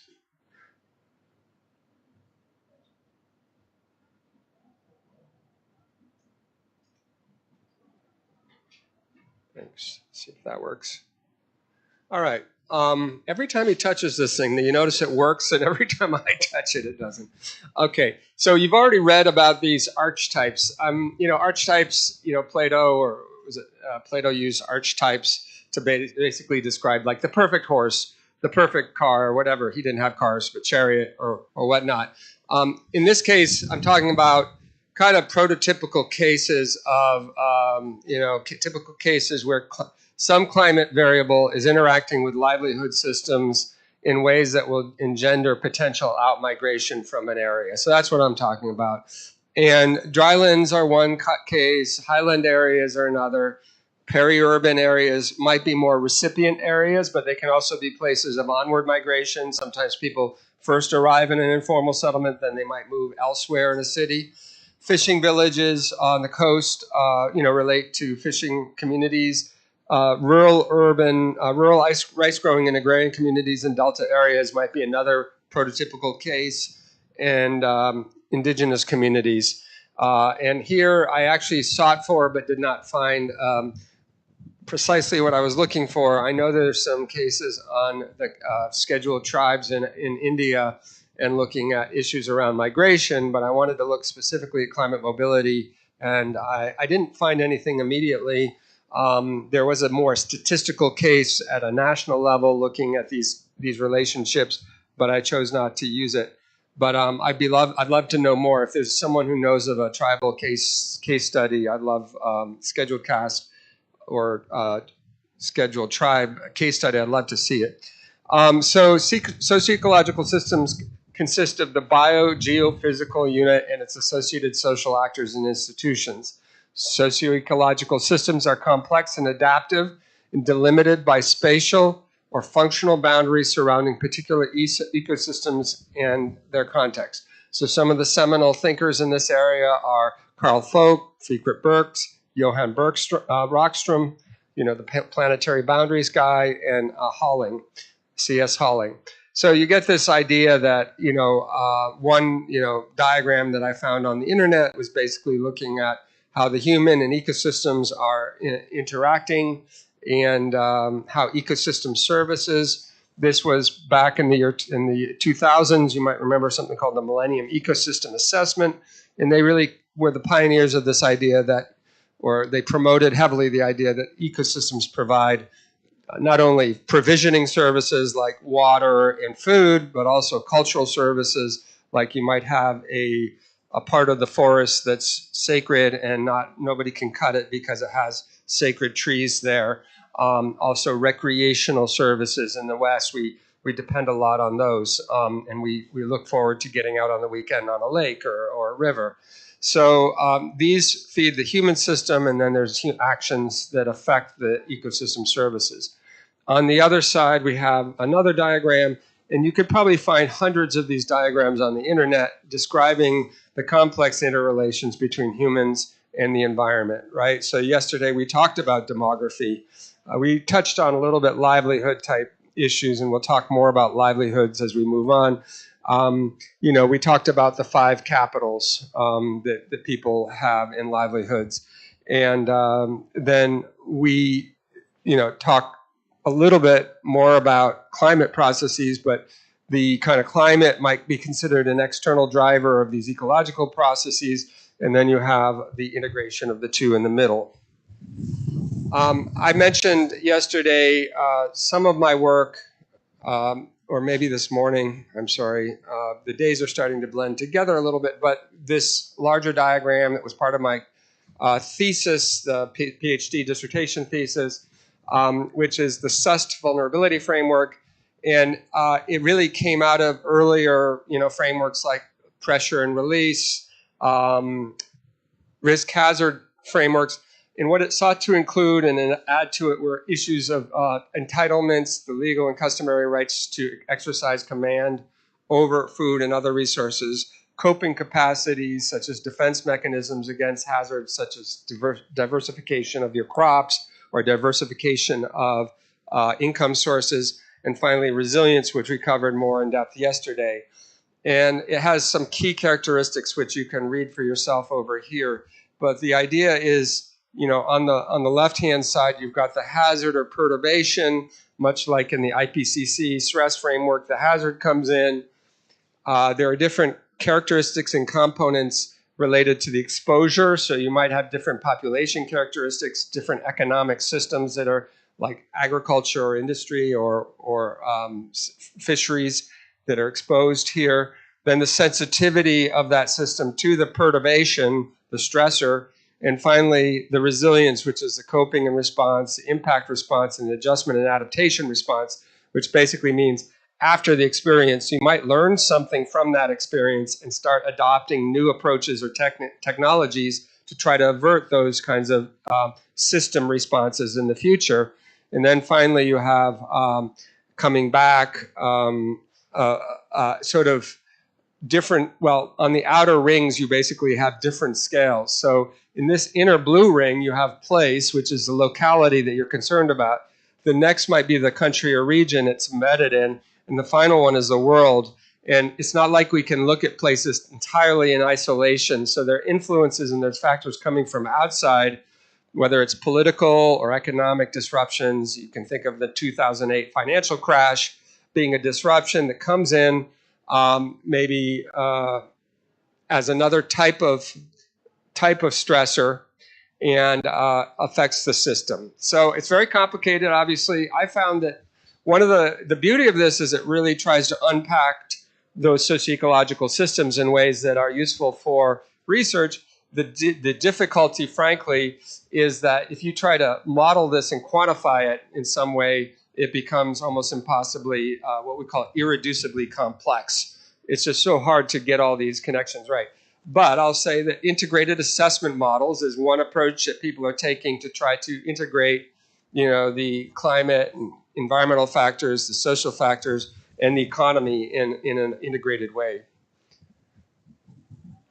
All right, so this part is pretty important, and I reduced it to one slide, but you could, I'd recommend, if you want to look into this more, there's an introduction to systems thinking by this Dr. Kim, and he juxtaposes system thinking with analytical thinking.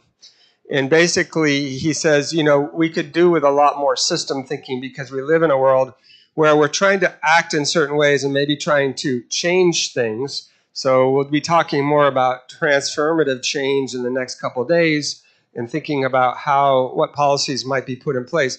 You cannot design policies without understanding how the system works, okay? So what are some characteristics of thinking? Well, systems. Let me just first read the quote. In the most basic sense, a system is any group of interacting, interrelated, or interdependent parts that form a complex and unified whole that has a specific purpose. The key thing to remember is that all the parts are interrelated and interdependent in some way. Without such interdependencies, we have just a collection of parts, not a system. So he kind of talks about the difference between a toolbox, which has wrenches and it has pliers and it has screwdrivers and other things in a toolbox. They're just a collection of parts, right? If you take one part out, you take the screwdriver out, it's still a toolbox, and it's still basically, is a repository for all those individual pieces or tools. But if you take one piece out of a system, like if you take the fuel pump out of an automobile, it's not going to work anymore. That's a classic system. And there are differences. We'll talk a little bit about, essentially there's differences between hardwired systems like cars, washing machines, production lines in an industry where everybody's assembling things. That's a very hardwired system, and basically it's very fit for purpose. And the purpose is one thing. So the key thing to remember is that systems actually have purposes, that there's a reason why the system is in place. And that's true of social systems as it is true of the automobile or the washing machine or whatever else. The assembly line, they have a purpose. The assembly line, it's to manufacture a good that's going to be purchased by people out there. All parts are necessary. Removing any of the parts will largely or could seriously affect its functioning. The order of the parts affects the functioning. So in a production line, you have certain things that need to take place first before you get to other later parts of the production. But similarly, you need to put pieces of a car together in a certain order, and they need to be linked in certain ways to be able to drive the car successfully. One thing that's important is that systems maintain their stability through feedbacks. So on your dashboard in your car, you have some feedback mechanisms. You might see, you might see a temperature gauge. If the temperature gauge is going too high, that suggests that you might need to stop, refill the radiator, or get some new antifreeze or something of that sort. If you in other systems, they're self-regulating, like biological systems. Your body temperature goes up when you're infected. The systems for protecting yourself from infection start kicking in. More white blood cells are produced or whatever. And I'm not a biologist and I'm not a medical scientist, So do not take any of my, the example is essentially that our bodies are self-regulating systems as well. And so information is essentially processed in the system and it results in feedbacks. So we know that in cars and other things, the system is hardwired. In natural and social systems, the purpose can actually change over time. So there can be evolution in the systems. Our lack of understanding of the system purpose may result in interventions with unintended consequences. Causal modeling is a tool to communicate assumptions about a system. So the example I gave yesterday is probably a good one. So during COVID, I was thinking a lot about systemic racism. I mentioned I read a book called Caste, and the book basically compared the U.S. System of racial segregation and the caste system in India, and it drew some very interesting comparisons. But as I read more deeply on the aspects of systemic racism, one thing that kind of illustrated this point is that when in the South of the U.S., where slavery was most prevalent, when the North imposed upon it the requirement that everybody be able to get educated, what the white population did was essentially, and so this was basically a federal mandate, you must allow former slaves into your classrooms. Well, you can imagine that was a huge shock for many white slave owners to think that their kids would be in the same classroom as the former slaves. And so the system was built to maintain a certain class hierarchy. That was the way the system functioned. And by imposing a law on it that said everybody will be together in the same classroom, that violated one of the basic tenets in the South of the United States.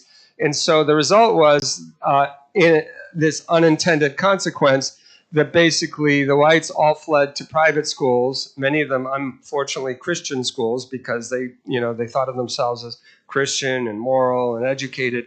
And so they went to the private schools, leaving the public schools impoverished and generally with many fewer resources. So, that's an example. You could look at many other, we all know in our heads maybe a few examples of where someone put a well-intended policy in place. In Mexico, for a while, they wanted to reduce air pollution. So they basically said, if your number plate ends in a positive number or odd or even number, you'll be able to drive on a given day. Well, what did wealthy people do? They bought two cars and registered one car with an odd numbered plate and another one with an even numbered plate so that they could drive every day of the week. So, people find ways around the policies, and you need then to say, why in Mexico City didn't people, obey the law and do the right thing? Well, the basic problem was the wealthy didn't trust public transportation systems, or they didn't feel safe on them, or whatever. So you would have to address that root cause before you actually get people to, all jump on the subway and start riding around or the metro in the city. Is that the case here in Delhi? I wonder, is there a class division among who rides the metro and who doesn't? Not so much. I see some nods. I see some no. Actually, it's a pretty nice system from what I understand. It's new, right? Newly constructed. So one of the things that we can also see is, from events like the COVID pandemic, massive shock to the system, then you can see patterns of what happens in that event, which reveals underlying systemic structures. So I really do commend to you, if you want to be more effective in thinking systemically, to read this brief primer. It's only like 20 pages long. And take a look at what some of the thinking is that goes into systems thinking. This is an example of a causal diagram. It's another tool that I can recommend to you. It's called Kumu. And I'm not going to use Kumu today because it's a little too complicated for a brief lab to describe how to go about working with the interface. But within a half a day, you can become very effective in using Kumu. And Kumu basically allows you to create these system feedback diagrams. I actually learned about these way back in undergraduate days because I studied with someone who was really one of the fathers of system dynamic modeling. So the system dynamics was used in the global, what they called the world model back in the Club of Rome. The Club of Rome developed the world model, and basically system dynamics was at the basis of that. And system dynamic modeling basically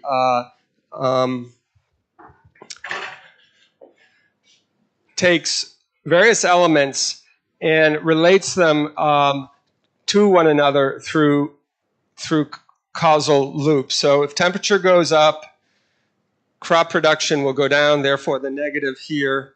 If crop production goes down, subsistent production will go down. So it's positively related. This goes down, that goes down. Also, commercial production will go down. Presumably, household income would go down. And part of what, and then I looked at agricultural laboring, so maybe going elsewhere to work for, if your household income declines, you would then want to go to agricultural labor elsewhere or non-farm employment in the city or a local town. There might be other shocks to household income, such as international commodity prices, which results in increased food imports, resulting potentially in increased food supply. And some of the commercial production might go into the food supply, resulting in increased food supply and decreasing food prices. And then I had a whole thing about where people might leave rural areas and go from rural to urban areas. So as household income increases, you would expect rural to urban migration to decrease. But if it decreases over here, then you would see rural to urban migration increasing, with more rural migrants to the city and more urban population, and therefore more food demand over here. It wasn't a perfect effort, but it was a first attempt for me to kind of sketch out a hypothesis I had. And the hypothesis that I have, which relates mostly to Africa, but it may have some bearing in India, is that basically as young people and youth in many developing countries are experiencing and seeing the impacts of climate change on crop production, they may question the viability of a future in agriculture for their food security and for their livelihoods. And therefore, they may exit, in a sense, the rural system, the rural productive system, and move to urban areas. And then you have questions about whether external food supplies and dependence on those food supplies may make the country more vulnerable to food shocks in the future. Now, there are many more and better experts on the subject. I have some colleagues at Columbia who look at this question, which is a really critical question, of how do food supplies, food trade, how does food trade basically compensate, and how can countries become vulnerable? It turns out in Africa, roughly 80% of the population is involved in agriculture. Can you guess what percentage of food is derived from imports in Africa? Any guesses? Just you can throw it out. Yes. Yeah, they have limited technology, so they don't produce a lot themselves. So what percentage of their food consumption comes from imports, like basic staples? 60 to 70%, yeah. Turns out it's almost 80%. So it's almost roughly the same as the percent in agriculture. So if you are in a country of Africa, your agricultural labor force is declining. Your food production, therefore, could potentially decline. Not guaranteed. Maybe technology will substitute for labor and you'll get a perfect equilibrium somehow. But in many parts of Africa, as you know, the technologies are very low. So you might be reducing your food production on the one hand, but also increasing your dependence on imports on the other. And one question, that arises from this is food security in urban areas. And one thing I know is that policymakers, and particularly urban policymakers, will do anything to try to preserve the peace in the urban area because they don't want there to be riots in the street because of food prices and things like that. We saw what happened with the Arab Spring. We saw what happened in some other countries when food prices went up. It's not a pretty picture. So they'll do a lot. And they might even further undermine the agricultural sector over here by maintaining crop prices to a certain level. Like they might just limit limit the rise in crop pricing. Anyway, that was my attempt to sort of sketch out a hypothesis that I have about climate, food security, and rural urban and migration. But what we ended up working with instead was this causal diagram and framework. And I'm not going to talk about it at length because I really want to get into our exercise today. But this is published in Population Environment, and I worked with the postdoc I mentioned earlier today, Cascade Tucholsky.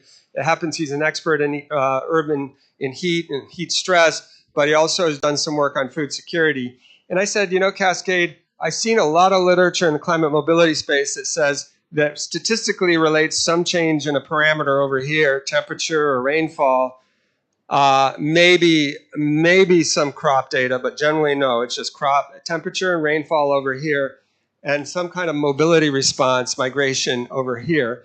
And some of them are quite sophisticated. I'm not denying that they have validity, but what they leave out is everything in between, okay? The household, the food system, how are food prices arrived at, and the production of food within that system, and domestically and internationally, and then the way the household is organized in the rural livelihoods. So both household level and general livelihood systems. These are things that would take longitudinal studies, meaning over time, of both climate factors and the food production system, and ultimately migration, to be able to start teasing out exactly how these things interact. So that was the purpose of our article, just to say that we need to know more about what's going on in the middle here. All right, so conceptual models. I already quoted part of this earlier about what conceptual models do, but they build bridges across different disciplines by requiring researchers to integrate diverse basic assumptions, frameworks, methods, and languages. So it's essentially a great tool for interdisciplinary discussion. I encourage you during your breakouts to really think about like who's in your group. Maybe write down on the side, write down something about who is represented in your group. Are you all physical scientists, or is there a mix of social and physical scientists, et cetera? So maybe just make a note of that, because I'd be curious.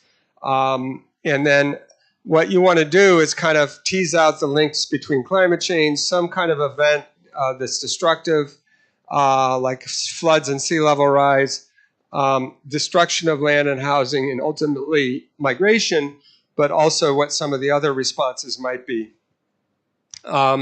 This I showed you in the Google Docs, so you already saw these things, but it basically teases out. I don't think this is particularly useful, so you can just ignore this part over here. You don't have to put climate change on your left-hand side. And I'll make a note in a moment about something, but this then causes things like tropical cyclones and intense precipitation events. These in and of themselves are not the hazard. The hazard comes when it actually interacts with the system, in this case, landslides in mountainous areas or floods in low-lying areas. And so this is not the hazard, it's just basically the climate parameter that happens, the change, the anomaly. And then finally over here you have the direct effects of the flood, riverbank erosion, damage to crops and livestock, injuries, fatalities, stagnant water and sewage, which over on the bottom leads to things like diseases, which then can lead to more fatalities, fewer work opportunities, reduced income, reduced food availability, loss of land. And then this will lead to adaptation options, which may or may not include migration. So we don't want to ignore the fact that maybe migration really is not the best adaptation strategy for this particular risk. And this is another example of glacial loss and ice sheet, thermal expansion of oceans, ice sheets resulting in sea level rise, which then results in, and there are all these other things that go into sea level rise. I mentioned yesterday, it's not just about ice sheets melting, but then you have relative sea level rise, increasing flood risk in the coastal zone, erosion, land loss, inundation, which then results in things that matter to humans, like damage to infrastructure, loss income, et cetera. And then finally, there are different adaptation responses. What I would like to do differently in our exercises, I would like you to actually, based on the readings you did, elucidate a few of the adaptation options beyond just saying people migrate out, okay? So there may be other adaptation options that are common in the case studies that you looked at. Here's a causal diagram that I put together just for a study we did on the Caribbean, and I was trying to get my head around how we would go about conducting a literature review, and so I started the literature review, and then I started looking at some of the major issues in this region, and basically you've got extremes in precipitation leading to drought, coastal flooding, and inland flooding, and then each of these is tied to a range of other things. I was going to originally, when I designed this exercise, we did it in what was that Google tool Jamboard, and Jamboard was decommissioned, and now you need to get licenses for other tools, and I just found that in the end of the day, you can do this effectively in a spreadsheet, but you might need to add a lot of rows. So don't be afraid to add rows and to rearrange things according to the way they're linked to each other. And if you have to repeat something like drought multiple times, it's okay. You can repeat it in the spreadsheet, in different locations in the spreadsheet as it links to different things. But ultimately, big issues in the Caribbean region are impacts on the tourism sector and the import dependency that I mentioned earlier, the fact that most of their food is imported and not produced locally. Anyway, additional effects of floods and sea level rise on the side are always the result of the interaction of the local social and economic system, thus the level of individual. So these are the demographic factors we covered yesterday. They're very important. What I'd like you to do in your spreadsheet is I'd like you to put all the vulnerability, the differential vulnerability things that you observed in the studies up in the upper right. So I'll put a little space there. I'll go into the spreadsheets as you're editing them in your groups. And in the upper right, you can start listing some of the differential vulnerabilities you observed from the case studies that you read. So there may be other human impacts like impervious surfaces that exacerbate things like flooding, or dams can trap sediments and maybe even result in overtopping or eventually collapse of dams that could create other vulnerabilities. So you can look at those as well. Here's the things to diagram, and this is sort of beginning to get into the step-by-step. Put your climate factors on the far left, put your climate impact next, put your direct effects in the next column, your indirect effects, list as many adaptation responses you can think of, draw arrows between items. There are no arrows in spreadsheets, although I think you might be able to draw in Google Sheets. I'm not sure if you can put arrows. Can you add arrows in a Google Sheet? I don't know. You can play with that. If you can actually put arrows between cells, that would be a good thing. I haven't tried annotating in that way. And then consider the following questions. What are the causal processes? Were patterns of mobility different for different groups of people? What are the determining factors in people moving or staying? What might things on the right, how might things on the right side of the diagram feed back to things on the left side of your diagram? And these slides, by the way, are already in the slides, the lectures folder that I sent around earlier. So once you go in there, you can look for T1. So if you want to be reminded of what's in the slide deck, you can just pull up that slide deck on your laptop. I'm hoping that you all brought your laptops with you, but if you need to go and get them from your rooms, you can go. We'll take a brief break to make sure you all can get them. And then this is an example of one that I just started. It's not fully cooked, but you can see some of the same approach as was described. Again, this is on the Google Drive, so you don't have to take a picture of it. But basically, you can see on the right some of the mobility responses, and you can see other adaptation actions that might be taken to avert things like food insecurity.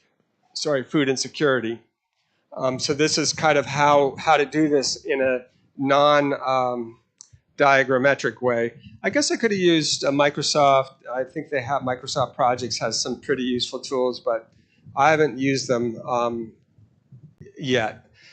So remember that while we are starting from the climate change on the left-hand side, social vulnerabilities are pre-existing and historically constructed and critical for understanding.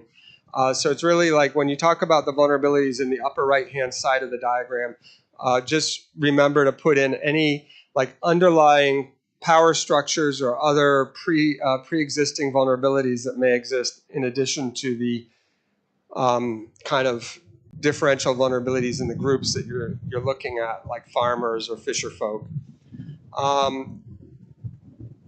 So you have some time to work on your sheet together. Each of you is signed up to be in a particular group.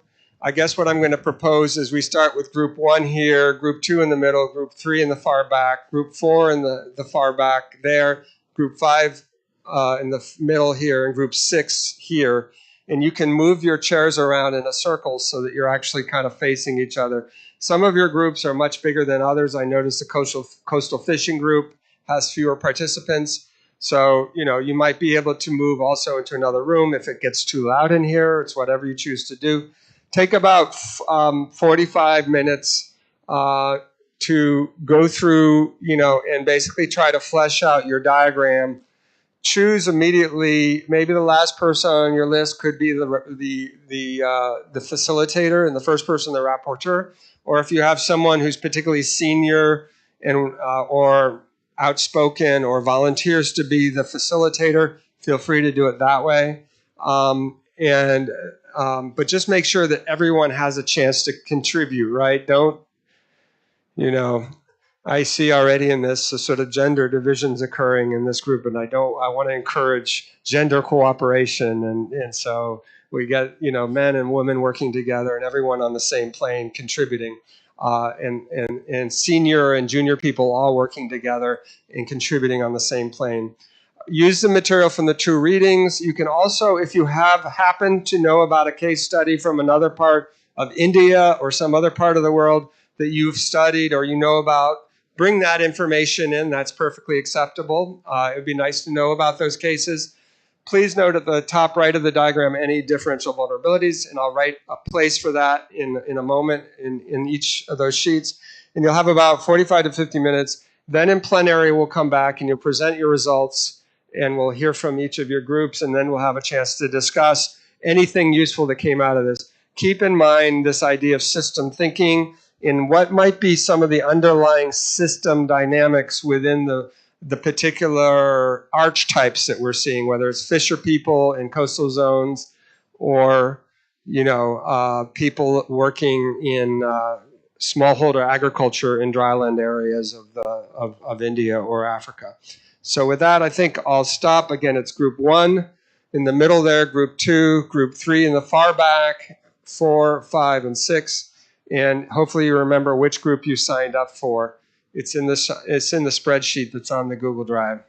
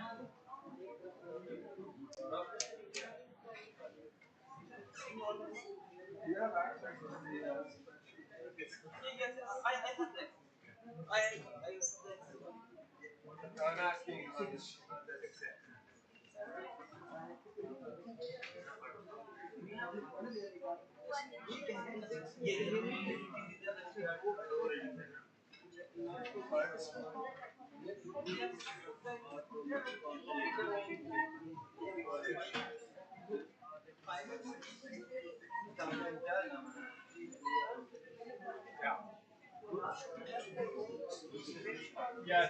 Okay.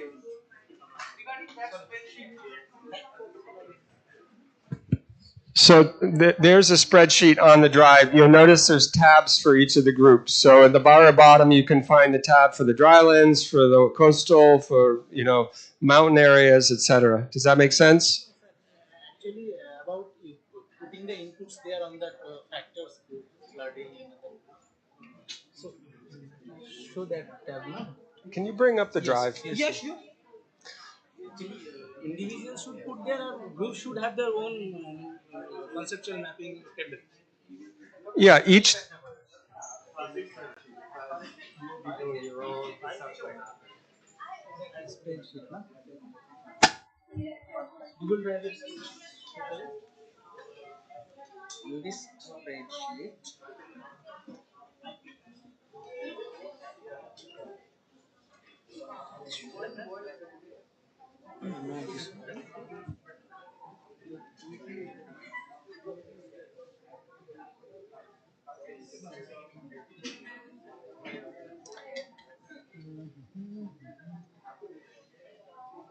Yeah, so in the spreadsheet, you'll find it. If you click on the link to the spreadsheet, which is down here, where is it? Not here, at the top of this, just before this, right here, that one. Go to that. Which group is this? Six? And you guys are dealing with, oh, well, it's indigenous communities. If you want to bring in indigenous communities, that's fine. If you think you have some examples of how the castles. Yeah, okay. So you can mix it a bit. So is it necessary that we would be bringing the indigenous community in other, because there are climate vulnerable communities in other regions? No, there are indigenous communities that are vulnerable to climate, but they are not yet aware of the fact that they can move to other places. Like they're not that much. They're not moving. Yeah. So what are they are the not what are the privileged enough to find another place to like settle in. Even, just like the case of Alaska, because they can't leave their culture behind and shift to a new But place. in Alaska, they're actually doing a planned relocation of more communities. So they're actually moving them out of In the reading the two communities, they are actually doing this. They are opted for it. Okay. But there are other adaptation strategies too for some other indigenous communities, I understand. And maybe they're so tied, what we call rooted in place because of their culture. So this Yeah, so what is it? group, there are tabs for each group, and the people from that particular, they will fill their own respective. Do it collectively. Everybody together. So when you're in your group, you're going to be working together to fill in the tab that you are assigned. So drylands, highlands, urban slums, etc. So hopefully that's clear. When I said in the upper right, I'll try to write in there, but basically just make a note of any vulnerabilities, systemic, and we'll make a note of any vulnerabilities that exist, some of which may be more systemic, like political exclusion or things of that sort. And so feel free to get started. I'm here in the room. If you have questions, just reach out to me.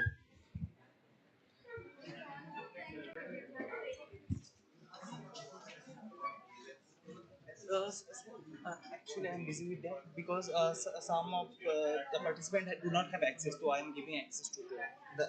Okay, Yeah, feel free to do it, whatever you have to do. Yeah, sure. We already did. If you don't have access to the document, come over here and talk to It's Reza, I would say. Reza.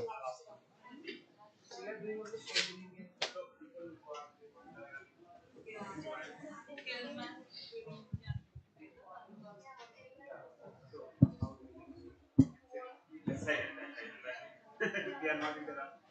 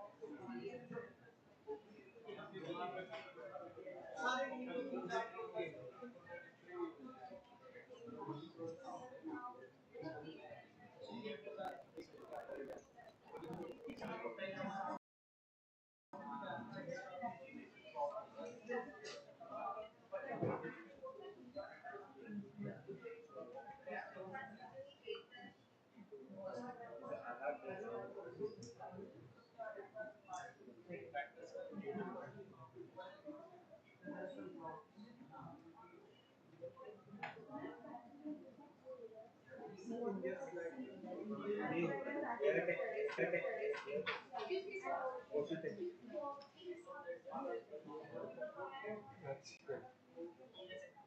What things are you looking for?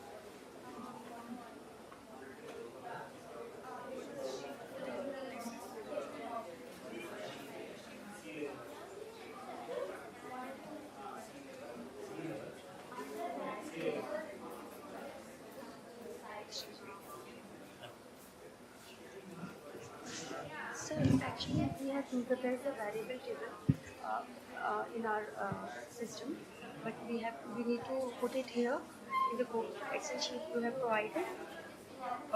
Ideally, I mean, if this is your own approach to doing it, that's fine. It looks like you have most of the elements here. Yes, or we have connected it for migration theory also based on the paper element. Okay, well, if you want to focus more on the two questions I have at the top, what are the differential vulnerabilities that are evident, the vulnerabilities that are evident, and social vulnerabilities, and then what are some of the systemic elements that you might have seen? What's your particular area again? Violence, yeah. So, I mean, I think this is fine if you want to keep it that way. Yeah.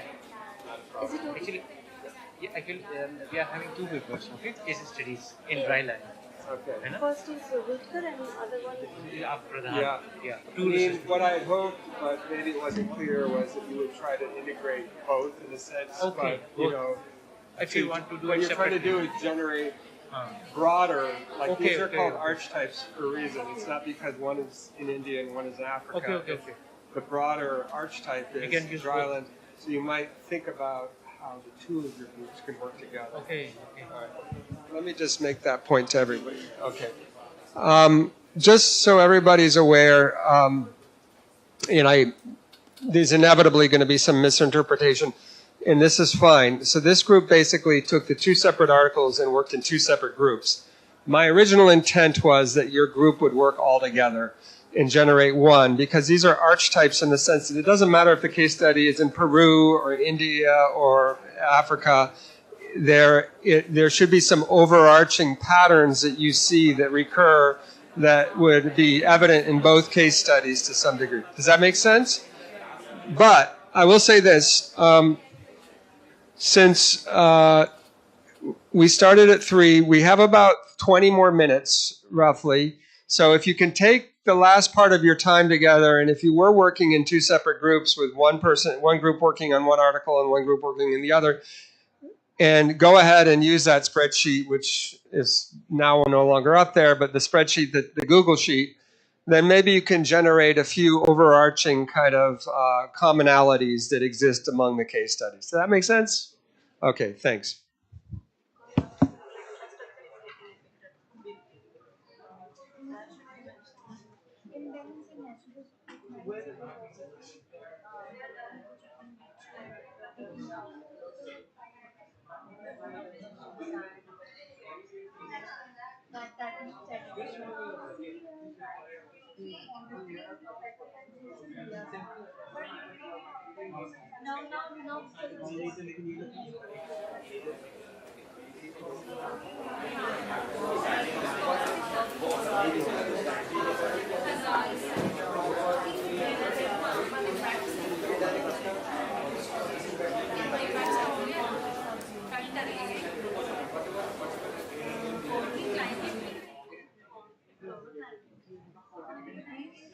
But then they have also closed the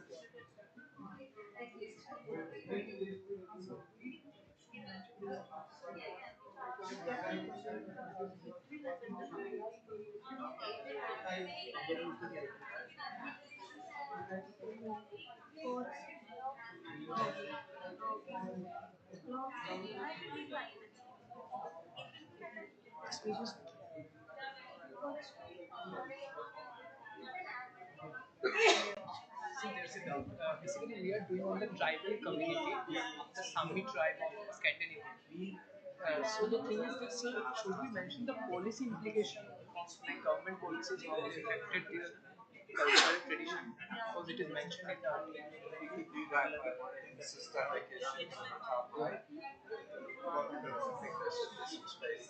Where should we add this?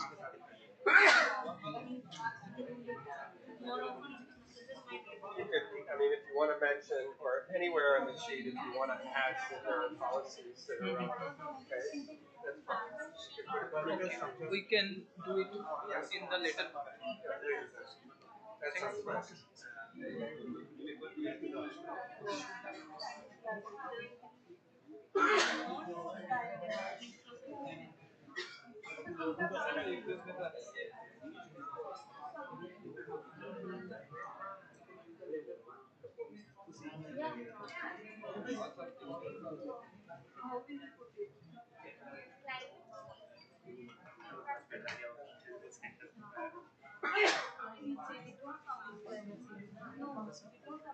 So, if you're talking about mitigation, would it fall within the climate action? Will we put it under the climate action tab or like? No, my first doubt is, are both of them same? Okay, which one? So these These two columns, like adaptation actions and adaptation You actions. can put mitigation actions if you want. Okay. Actions, yeah. Okay, so we'll put mitigation actions here. Okay. And So, Yoda. Professor, I'm asking if the communities in Alaska are now ensuring that through monitoring and by the data that is collected, they can present it to the agencies which would fund them, fund the process of like looking at how things are happening there, and then maybe if they're not moving out, they'll be more. They'll be aware about how things are changing in the region. So that's one of the adaptation strategy. That we will have devices to monitor sea level change, soil erosion. Perfect. That's perfect. So would it be part of adaptation or mitigation? That'd be part of adaptation. Yeah. Mitigation in the climate realm talks about greenhouse gas reduction. Okay, yeah, But mitigation. mitigation in the hazard risk realm represents doing things to reduce your exposure. Yeah. Okay. Yeah. So you could say it's hazard risk mitigation if you want. Yeah. Okay. Okay. All right. Thank you.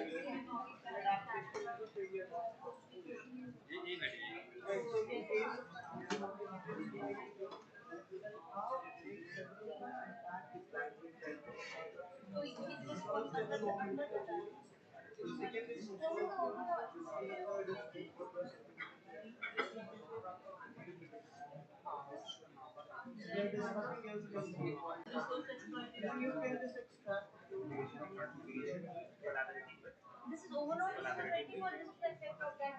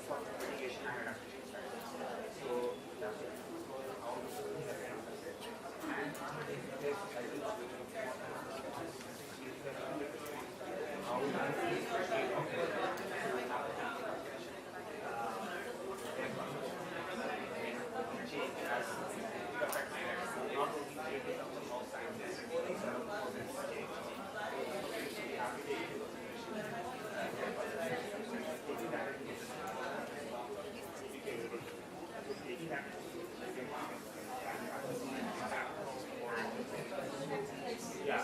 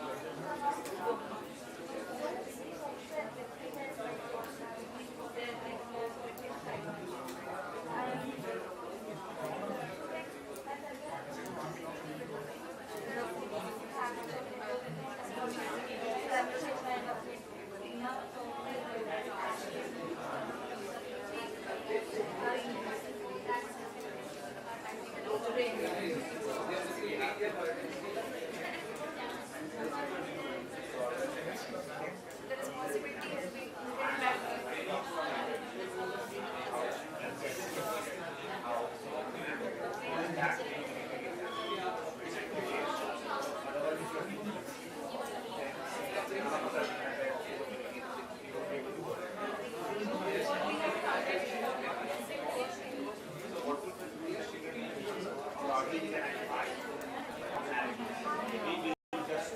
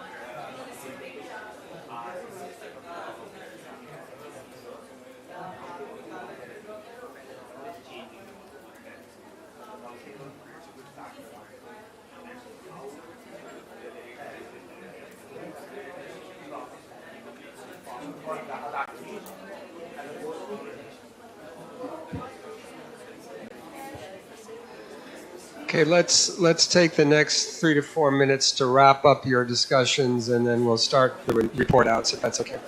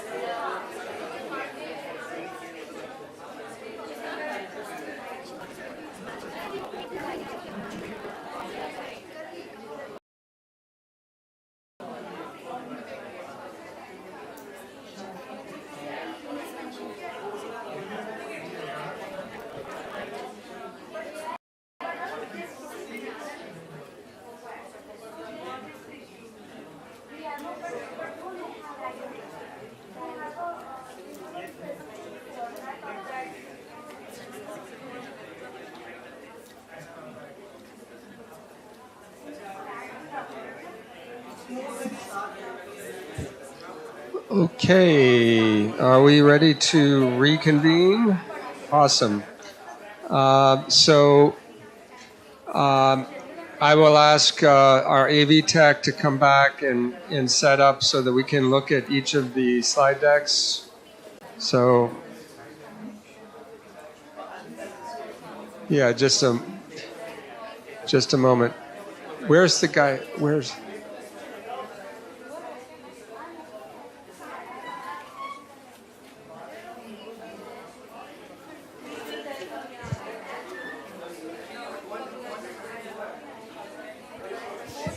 You're still logged.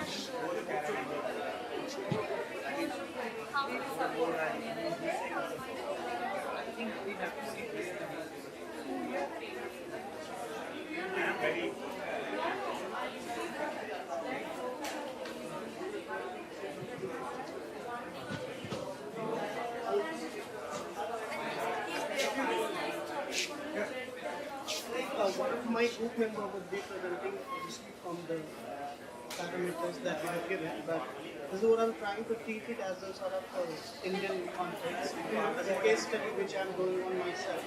This is a localized community which I as a sort of ethnography. So I have all these things. So if you select these are the charts. You want to see it like combined with this or like after this? So then I will. Let's see if there's time. Okay, if there's time. So it's like if you want, I can just present in 5 minutes, very brief, giving the idea how climate change affects the community. I'll give you. I present one by one the assessment of each group to the that would be uploaded because I need to have with all the groups. Yeah, sir, they already you people have put the data.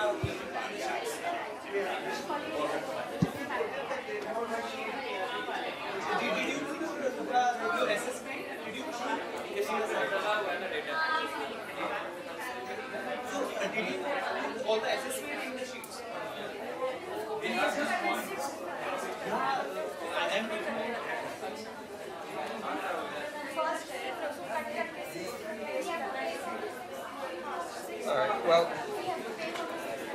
All right, let's start with the Drylands group. If you guys want to send a delegate up to present, I'd like a little sense, maybe you could talk about also the diversity of perspectives in your group. So maybe disciplinary diversity, if there is some diversity. So who's going to be presenting the groups? Do you have a rapporteur selected?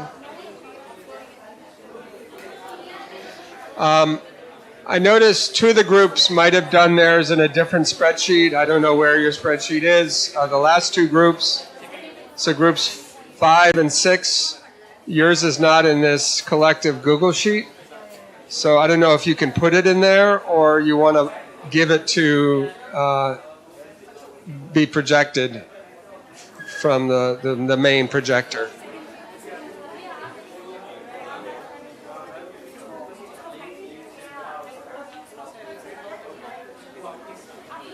Okay.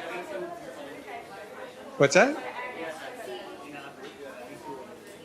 Okay, 2 volunteers, fine. Okay, who wants to do? Okay. Nazarene, you're gonna.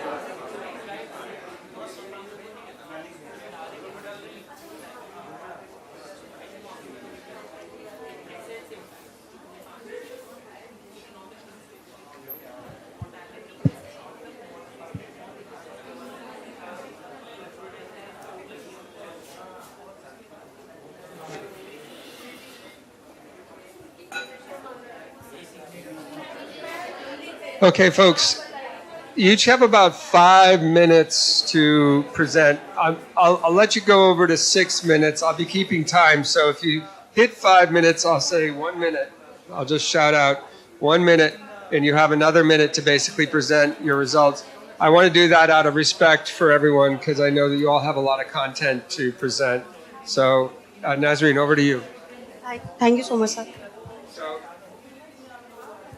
Hello, folks in the back. If you can turn your attention to the front of the room now. We're all doing a plenary session.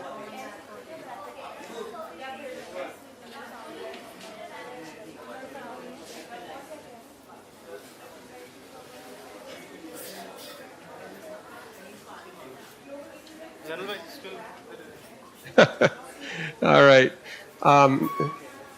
Our indigenous group is rebelling here, and they're doing their own thing.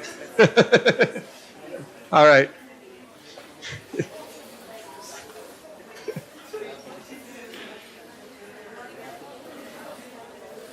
And, you know, these don't have to be perfect presentations. We want to stimulate discussion. That's the main thing. Okay.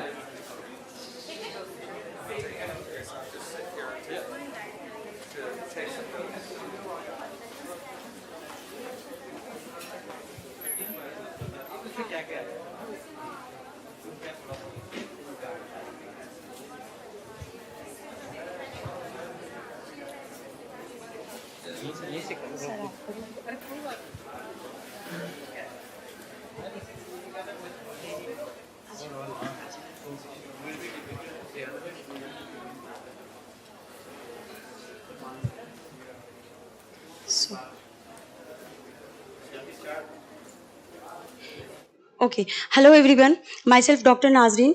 Our group was the first group for the dryland studies based on 2 research papers.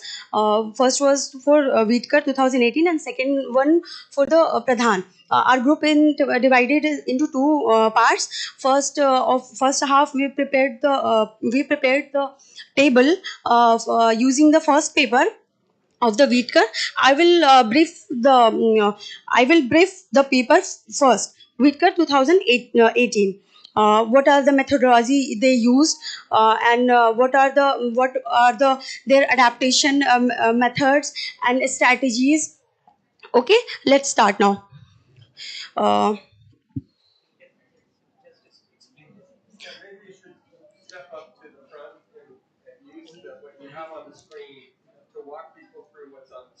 okay. Can I go there? Okay. So. Go up to the screen and you can point it. Okay. So, our first in the first paper, Wheatkar 2018, these are the climate factors adapted. Too little rainfall, drought, and the climate impact was drought, and for that direct effect was crop failure, livestock losses, water scarcity, and the other for the climate factor. delayed monsoon, and gap in rainy season, or the impact and hazard with that came extended dry period due to irregular rainfall, and with that came the direct effect, lower agricultural productivity, food insecurity, and from that the indirect effect came from both the causes, crop insurance, imperfect credit market, and the others are like high temperature, heat, humidity, long term increase in temperature, and the last intense but infrequent rainfall. And the climate impact we noticed in the Whitaker paper, like heat wave leading to increased evaporation, desertification, soil degradation, flash floods, and soil erosion. And the direct effect were identified from that paper reading. Livelihood stress, reduced crop yields, labor intense inefficiency, then declining land fertility, reduced yields, economic pressure on smallholders, and the last but not the least, destruction of crops, infrastructure damage, families structure, the change of family structure due to the phenomena caused in the climate factor and climate impact hazard. Crop area in agriculture, they change a lot. Government welfare programs introduced. Okay, now here comes the indirect effect from climate factor and hazards. Loss of income, physical and financial assets, dependency ratio, and the climate adaptation responses we noticed in the paper 1, Whitaker 2018. The adaptation actions were taken were mainly based on the migration theories. They came up the migration. They think of the migration of its solution. Or other paper, it is not thinking of the migration. They somehow they adapt. My colleague will explain well about this second paper. So adaptation actions, crop management, livestock management, soil and water management, income diversification, change in food production system, so social networking, religious activities, humanitarian aid, information, sale of property. uh, some of the points are in the slides which are not showing here. Seasonal or permanent migration, which is based on the Whitaker paper. Yeah, thank you. Temporary migration, shifting to non-farm income opportunities, reduction in agricultural activities, migration of working age men. They think of migration of the working age men, out migration from marginal land, particularly among youth. It was a trend noticed in that paper. This was based on the household survey. Relocation, emergency migration, or shifting livelihood strategies. So finding of the first paper was, they think of not adjusting with the environment and thinking of adapting some local adaptation plan. They think of unknowingly they were doing the migration in form of push and pull. They were associated with the theories of migration, pull and push theory, NLIM, etc. Thank you. And the other half will explain my colleague.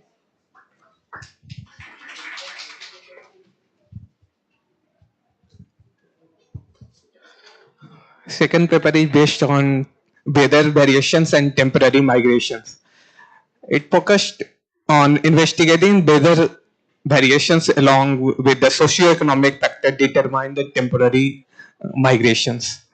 In second papers, there is not any weather elements. They have used proxy variables as crop yield and some data based on empiricals based on Telangana and Maharashtra districts.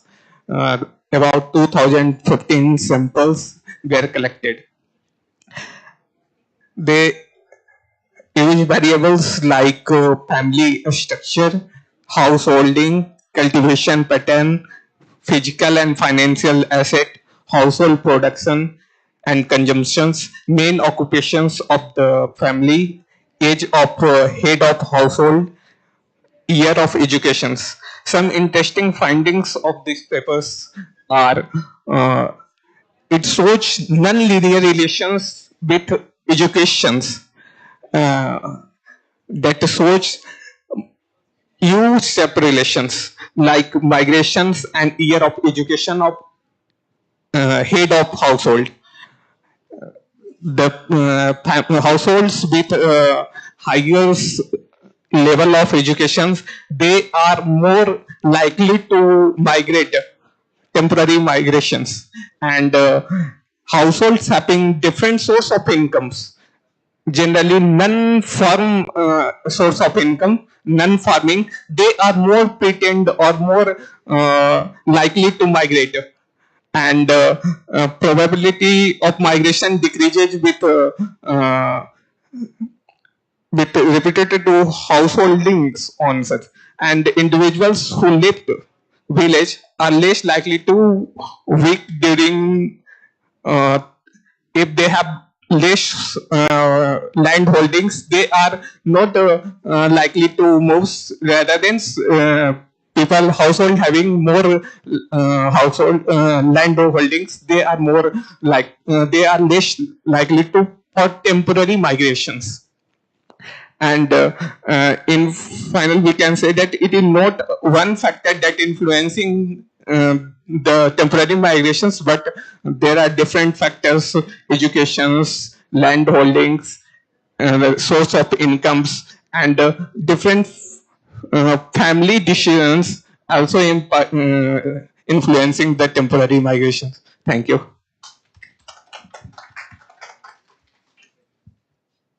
Thank you both. You were both sort of early presenters, and so I'm going to just move to ask that this is not be a summary of the results of a research study, but rather an effort to synthesize results across a few different studies to look at how climate factors engender these direct and indirect impacts on livelihoods, and then might result in different types of adaptation actions. So I appreciate the effort of the first group. Let's go to the second group and bring up the Highlands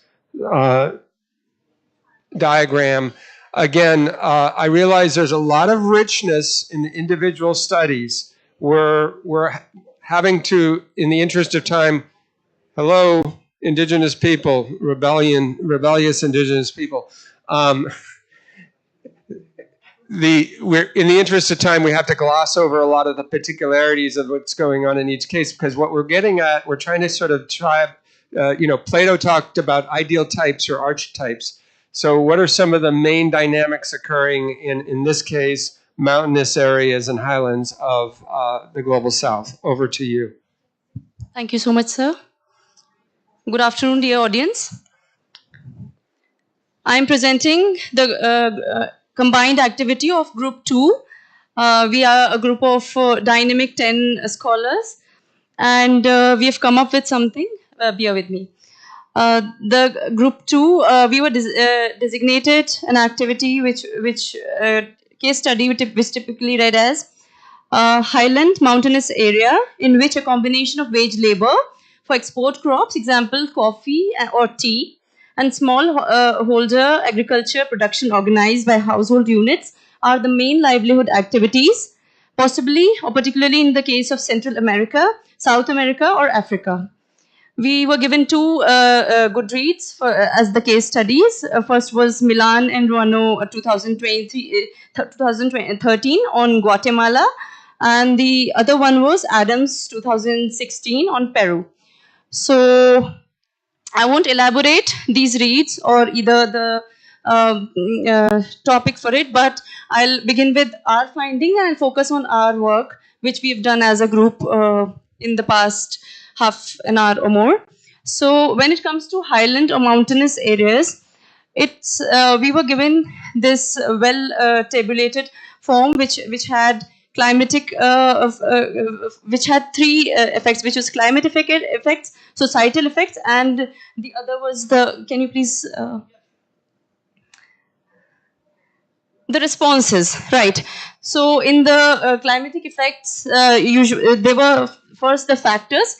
Basically, we are, in the three broad subheads, we are dealing with the cause and effect in every aspect. So first, in the climatic factor, in the subhead of in the heading of climate, there's a subhead of climatic factor and its impact. Similarly, in societal effects, there's the direct effect and indirect effect. And henceforth for the responses, which I'll come later on. First, I will elaborate about the climate. So first, in the climatic factors, since hilly areas or highland mountainous regions are of very fragile topography, it's ecologically very sensitive zone, and these are one of the most fragile ecologies after probably the coral reefs, which we study in the environmental studies. So after that, the most fragile ecology happens to be the mountainous region, because there are various factors which come into play. In the mountainous regions or highlands across the world, the climatic factors, firstly, there are geomorphic factors, which is the gradient, steep land, and then there is tectonic activity taking place. So there is isostatic imbalance, which is very prevalent in such ecologies, particularly the mountainous regions. And the climatic factor which come into play is, first one was fragile topography, which is steep gradient, which I just spoke about. And the next was extreme rainfall. In hilly areas, we have seen this orogenic rainfall phenomena which occurs. So in that, when there is an extreme rainfall and there is a steep gradient, or when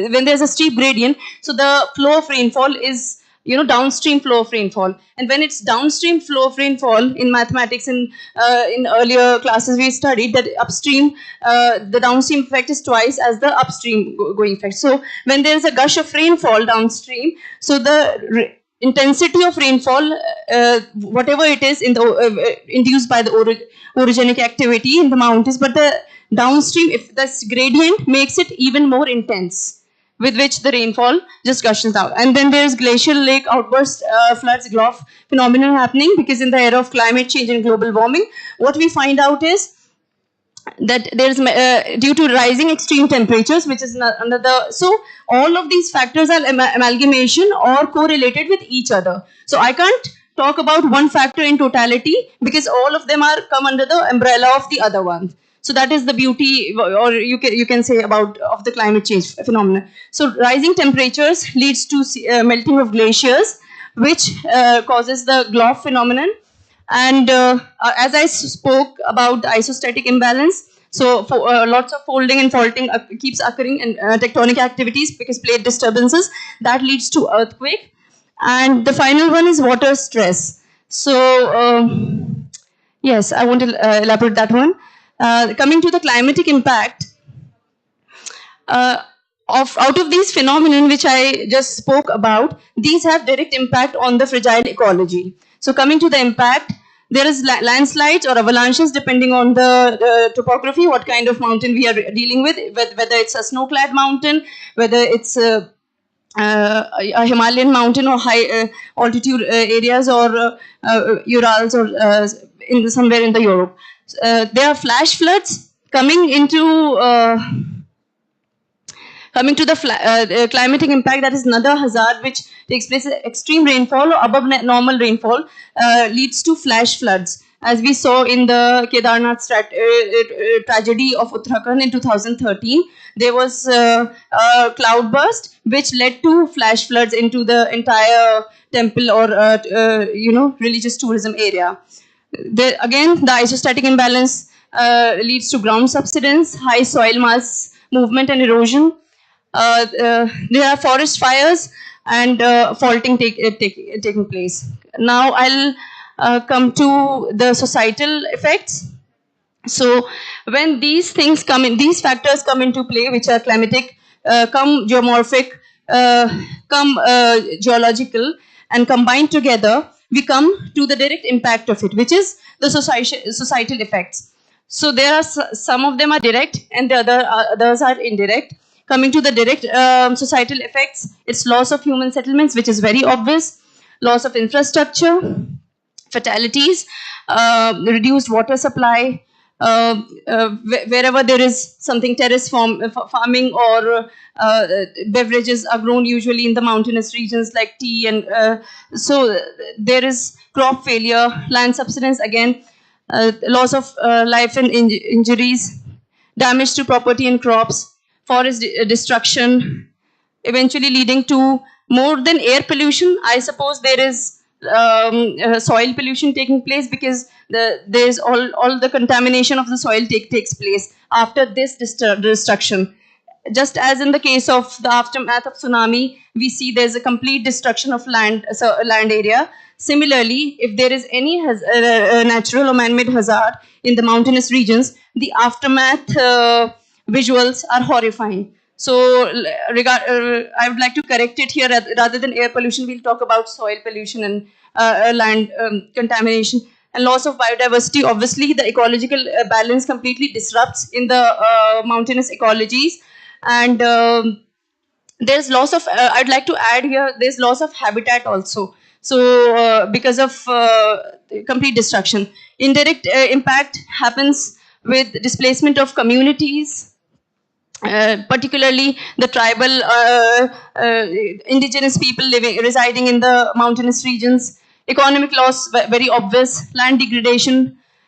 These flash floods and such instances lead to waterborne diseases, long-term homelessness and displacement,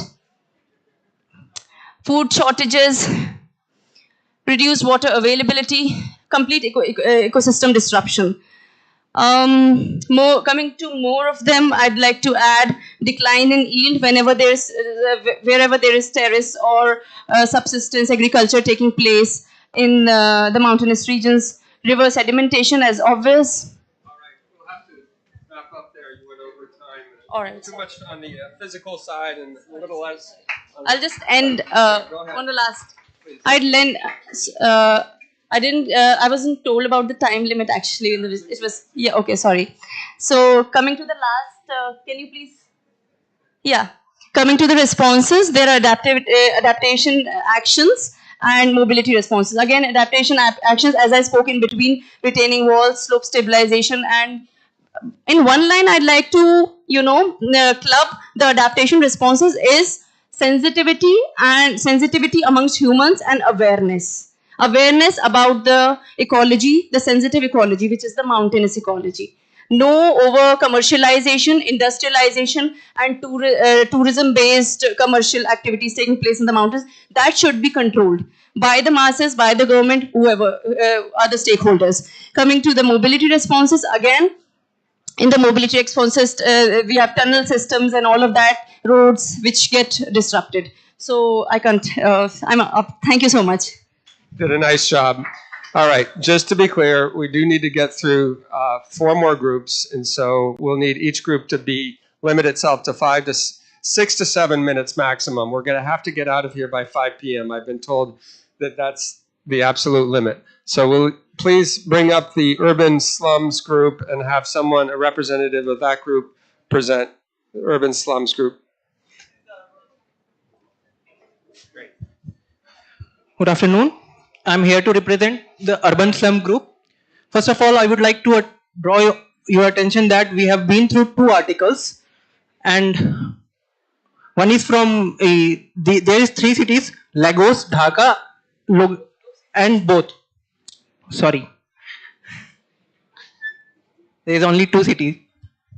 So we have identified some climatic factors: extreme high temperature and intense downpour in Lagos, and sea level rise in both the cities, and cyclone in Dhaka. And the climate impact of these climate factors are flooding, storm surge, which can be seen in both the places, riverbank erosion and coastal erosion is seen in Dhaka. After this, Dr. Kaikubad is going to take the lead. Thank you. In our both the paper, in group discussion, we have concluded that these are the direct social impact and these are the indirect social impact. In indirect social impact, both the cities have observed forced migration, loss of land. Where, and if both the cities have experienced injuries and death. At the same time, livelihood loss, loss of household assets, food scarcity, water scarcity. Both the city case studies have observed that. And after that, the Lagos has only experienced disruption in education as well as housing damage and collapse. Whereas the Dhaka city, the Dhaka case study has a unique forced migration and displacement, loss of land as direct impact of the climate change in Dhaka. And within indirect impacts, both the cities have experienced psychological stress, outbreak of diseases, economic uncertainty, whereas Lagos has only distrust in government. They have found that the local people during the flood, they had distrust in the government, and burden on women and elder were observed in Lagos case study. At the same time, in Dhaka case study, poverty, isolation, social stigma, weak social network, loss of belongingness and social identity, and some early marriage, begging and drug addiction were observed by the group who have studied that paper. And within adaptation action, the second paper does not portray any significant adaptation measure, but in our paper on Lagos, we have observed that elevated housing or stilt housing is a flood adaptation measure there. At the same time, construction of sandbag bridges to reduce or to protect from the coastal inundation is one of the major adaptation practices there. And self-organization and local leadership are there for as an adaptation measure for the Lagos case study. And these are the some of the responses, adaptation action we found out during our discussion with both, after reading both the paper, which improved drainage, property rights, risk reduction infrastructure, participatory urban governance, and early warning system, improved health facilities, upgradation of the infrastructure, and participation of the local communities. These are the some of the suggested adaptive measures from both from our group. And at the same time, in both the paper, we have observed that the climate change has resulted in these three mobility responses. First is temporary displacement, then relocation to the nearby city, and permanent migration. These are the mobility responses we have observed in both the paper from climate change. Thank you. Great. So that was a very nice presentation, integrating both studies and emphasizing what was common to both and what was unique to each. Let's go to the coastal group in the back if you want to send a representative to present your results.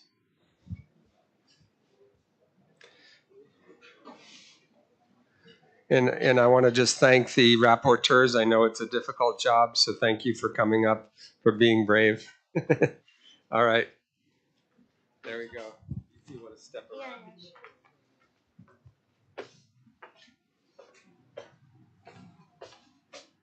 Hello, good evening, everyone. I am Adrija and I am representing the coastal group. So, our group has English majors, our group has sociologists, our group has social scientists, and mostly geographers. So, before starting, I'll say that we haven't stick to the publications as such, and through our general and scientific knowledge, and also based on some of our field works, we have tried integrating what we have learned from our experiences. Starting with climate factors. What are the climate factors that affects the coastal communities, that affects the coastal areas? Basically, we all know irregular patterns of precipitation, and then sea surface temperature, differential heating or rise in the ocean temperature, increase in the salinity, and obviously the oceanic circulations. Everything combined gives rise to the climate impacts like rising sea level, coastal erosion, soil salinization, increasing storm surge, biodiversity imbalance, and the common factors which you all know: cyclone, flood, And another factor which I want to come into is embankment breach, which is a structural problem. It is not a climatic problem, but I don't know where to keep it, but that's why I have kept it over there. Embankment breach is a major problem in the coastal areas, and the seawater intrusion. So, what is actually happening due to all these problems that are rising? So, what are the social effects or the societal effects that are happening? I uh, the basically we can skip the first part, the rural or urban migration. I'll tell you about it later. The direct effect is basically resource scarcity. Because my work is also on climate change induced migration, and whenever I have spoken about migration, most of the people they think that migration is an economic phenomena. But let me tell you this: where does the economic phenomena come from, or where does the economic scarcity come from? The base is resource scarcity. If food insecurity is a problem, then how does food insecurity come into the picture? If seawater intrusion is happening in the agricultural fields, that is where the resource scarcity is happening. If habitat loss is happening, if human animal conflict is a problem, then loss is the major reason for that. Then, coming to that, differential income. Resource scarcity is giving rise to differential income. In coastal cities, there is a, not coastal cities, basically in cities, in urban areas, there is a high income or affluent population, whereas in the coastal areas, due to the resource scarcity or due to the resource degradation, differential income is visible. Differential availability of drinking water. Basically, in coastal regions, from wherever, like if we were talking about Bangalore last week, last day basically, so they were rationing water. So we can always say that urban population will never be under the helm of problems, but whenever it happens in the rural population, we don't have any news about what is happening over there. How are they drinking the water? How are they like actually they are locating the drinking water? And obviously the livelihood loss or the occupation loss. Then the indirect effect is, because of all these problems, the resource scarcity which I have told about, or the occupation loss which I have spoken about, illegal sand mining or several illegal activities are coming into the picture. Increase in the price of fish stock, that is a direct effect of the biodiversity loss. Gender selective and age selective population in the source region, basically, due to the migration that is taking place, and obviously several health issues. Coming to the adaptation actions, the seasonal migration, backup houses. So within this coastal communities also, there is a class dynamic or the economic dynamic that is going on. Some people who are better off, they make their backup houses in the cities. So they generally, whenever there is a flood or there is some cyclone, they move to those places. Then diversification of livelihood. So adaptation, basically we should make our communities in such a way that we should be able to facilitate everyone should have a backup house. And then diversification of livelihood, that comes from the regeneration of the resources. Now, the most important, and I give it a lot of importance, basically, integrating cultural communication or impact based early warning system. The early warning systems that we have, do we really care about the people who are most affected? Are they really understanding what type of early warning system are being taken into consideration? Do we really sticking to their understanding? So that's why impact based on cultural communication. Then Just wrap it up in about 30 seconds. yeah, sure. So, and communication through social media to express the psychological vulnerability. Basically, the concept of diaspora comes into picture over here. Someone who has migrated, they can talk to the other people who have someone who is thinking of migration can talk to the other people who have migrated, and then they can take the decision of migrating if at all. And involving indigenous knowledge system and gender inclusivity in policies, basically a bottom up approach in the policies, and the effectiveness of the cyclone shelters and the relief aids. Thank you. Awesome. Good reference to some issues that are perhaps different here around increasing sea surface temperatures. Appreciated the mountain group talking about potential tectonic activity as a result of glacial melt. These are things that are kind of knock-on effects of climate change. Let's go ahead and hear from the Delta group and finally the indigenous group. If we have a moment or two, we'll try to wrap it up. I know we're under time constraints. Come on up. Put in the Delta one. There we go. Thank you, sir. We have reviewed two papers. One is from the Bangladesh and second one is from the Vietnam. We are the group of 4 research scholars, 5 PG students and 1 working professionals. So here we goes. So in my study into the Vietnam Delta, the migration puts the climatic factor, this is annual cycle flooding. And the climate impact, that is the hazard, is extensive, prolonged inundation, agriculture, land and settlements. And the direct effect is that destruction of the rice crops, submerged homes and livestock mortality.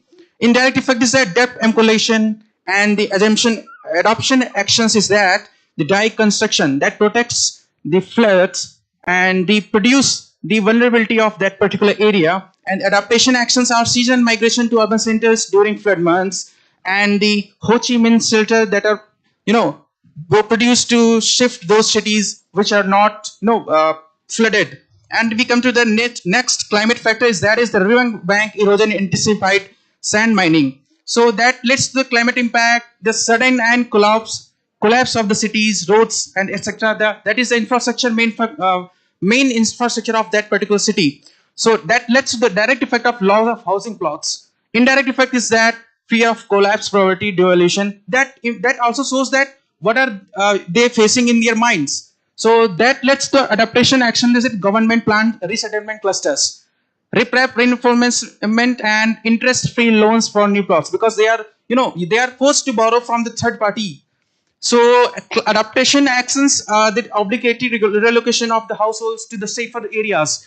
The next one is the saline water intrusion, and the climate impact hazard is that soil salinization, brackish water that ultimately led to the crop devastation of that particular area.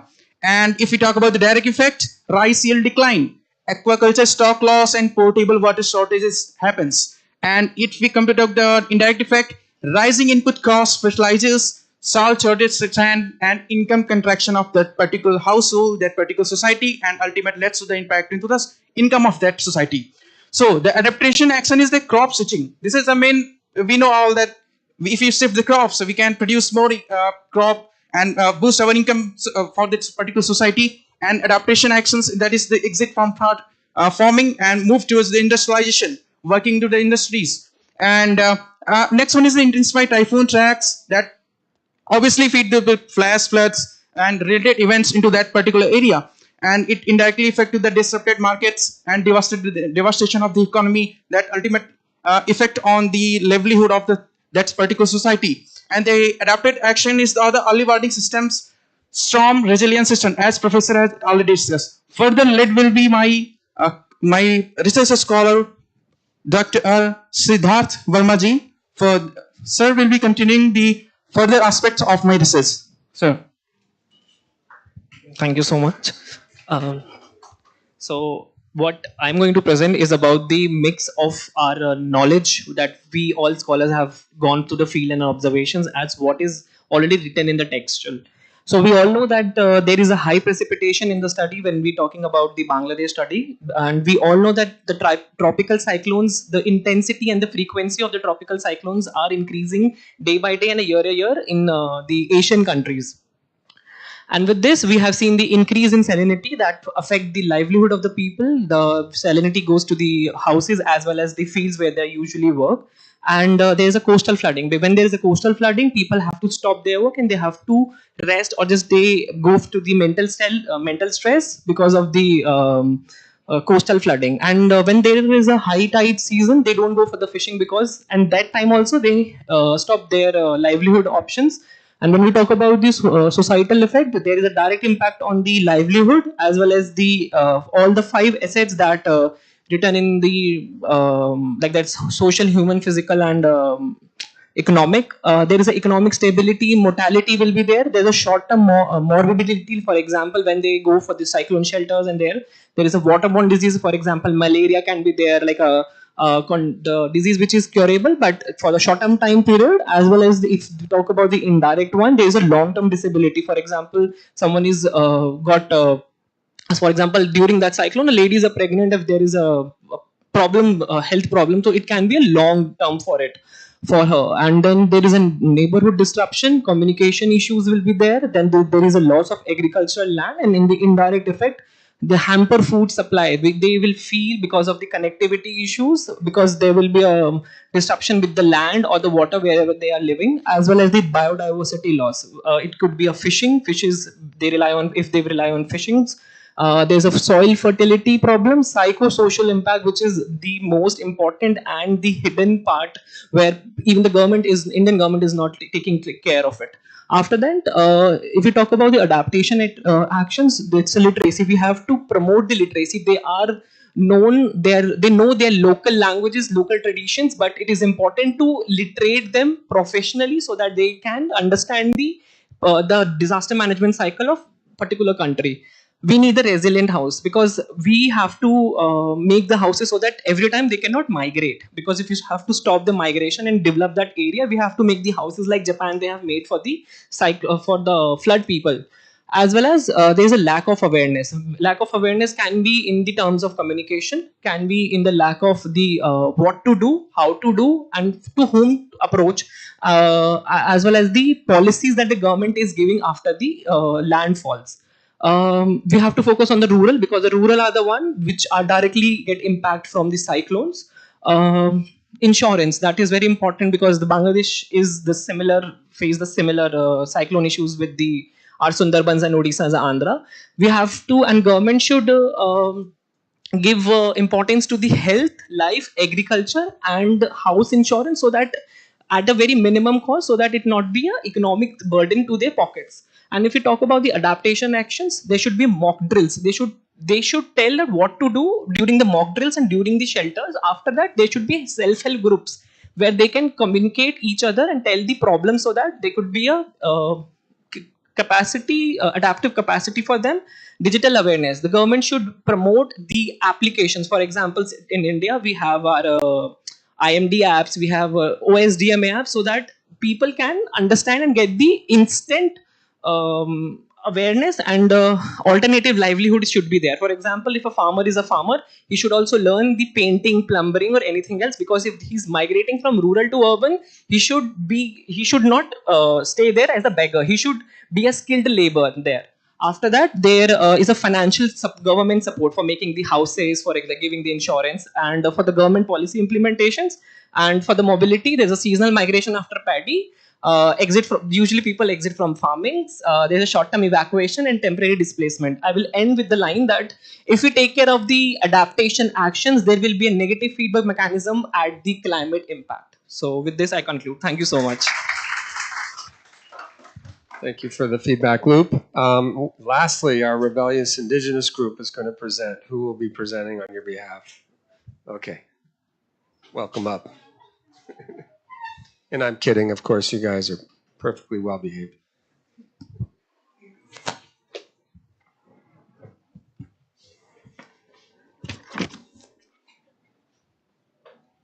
Yeah, thank you so much, seven of you, for just giving out the inputs. So I'll just summarize that what are the key points that we have found.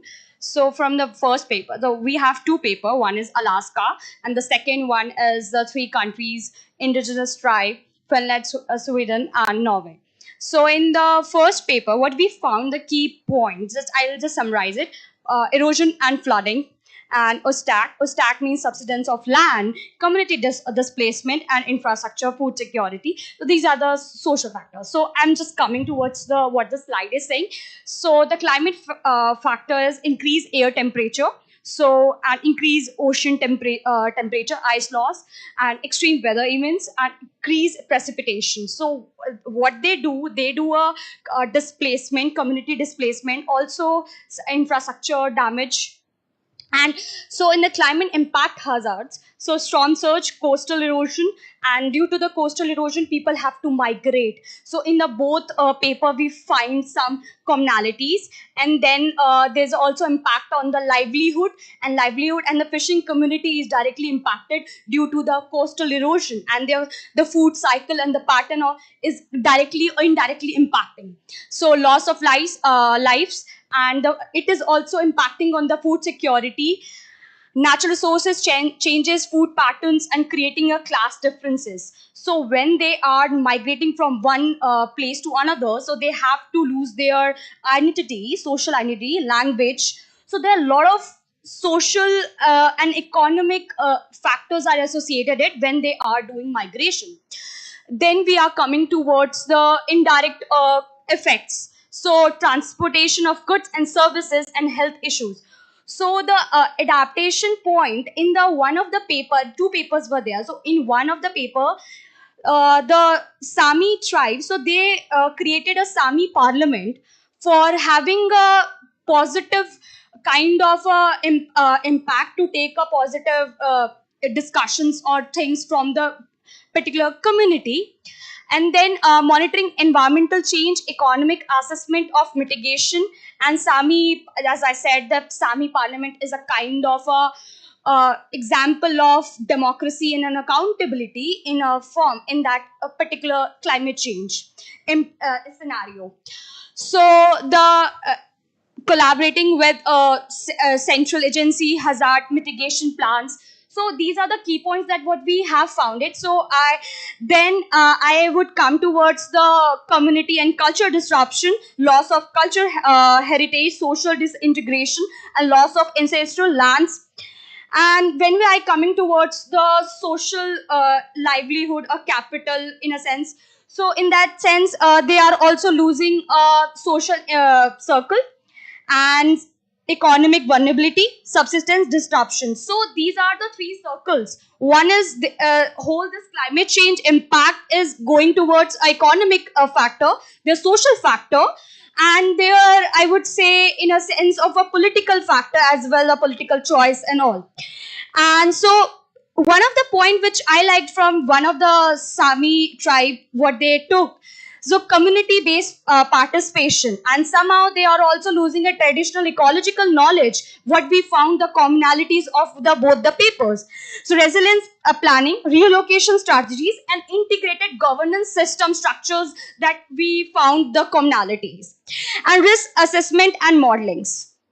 So this is the kind of, I didn't took a lot of time just summarizing that this whole paper gives, both the paper gives that governance, good governance can give a good structure of policies, and community based monitoring, resilience planning. So strategy should be more grassroots strategy. It should not be top down strategy. It should be a bottom up approach. It should be more a policy-centric approach, taking out all the stakeholders in the mind. Yes, we are making this policy, so we have to take a tribe's perspective as well, government perspective, and the local sector which is working over there. So I think this whole paper is giving that they are also giving when they are making the in the Sami parliament, taking account of a traditional ecological knowledge. It is playing a crucial role when we are adapting strategies. So it is a major factor, traditional ecological knowledge. So as a geographer, we work on more on traditional knowledge. So this could be a kind of traditional knowledge plus the policy which is top down policy. So it could give a good constructive policy. Yeah. Okay, I'm aware of time, so we're going to have to wrap up very shortly. I wanted to first congratulate all the groups in looking at these issues in a kind of systemic way, looking at the causal linkages. I think, we talk about indigenous people, obviously in these two countries, in the U.S. and particularly in Canada. I will say we don't have a case example from Canada, but also in Finland, there's a real interest. There might be interest in looking at how some of their abilities to organize and mitigate risk by working in an organized way as communities might translate to an Indian context, and where scheduled tribes might be able to advocate on their own behalf by organizing themselves. I think that was an interesting element that came out. Each one of these highlighted, each one had different climate risks. If we were going to start talking about systemic factors that produce risk in each location, we would have a much longer conversation about some of the factors in, perhaps land ownership in Bangladesh, or, who gets to own land, who doesn't own land, factors such as in coastal Senegal, who gets to control the fisheries. Turns out that it's not ocean temperatures per se in Senegal that are affecting, they are, I'm sure, affecting fish stocks, but the fact is that the government is basically allowing foreign trawlers to suck up all the most high value fishes. So the biggest and largest fishing impact is from those foreign trawlers, leaving very little fish left for the traditional artisanal fishermen. So those are systemic factors, because essentially they're operating at kind of higher levels that the communities really can't control those factors as much. Could have to do with corruption too. I know that there's a fair amount of corruption in the fisheries sector. So you've brought out a number of things. I'd love to talk a little bit more. Maybe we'll have an opportunity tomorrow to bring out what were some of the vulnerabilities, the underlying societal vulnerabilities upon which these climate factors were superimposed. You brought out some of that in your discussion, but I think there could be more elaboration. Great work. Thank you for your hard work today. Take a well-deserved rest tonight, and we'll see you again tomorrow morning. Is it 10 a.m.? 10 a.m. All right. Dr. Raman may have a word or two for you. He's never a man at loss for words, but nor am I. No word, just no. I wish to congratulate that you have taken a very active participation, and I like the idea of Dr. Alex, what he has made this in this session. This is unique. It should not be only one way. So congratulations to all of you that he made the hard work. He said 2 hours yesterday evening after 4 hours lecture, and dispersed the documents to you, and you made an effort, and amazed with your presentation. Wonderful. Mubarak to all of you. Very good. So we'll meet tomorrow. We'll go for the tea refreshment in the guest house, and then you are free to go wherever you wish to go in Delhi. Okay. We'll meet 10 o'clock morning, no later than 10 o'clock. Please be on time. Thank you.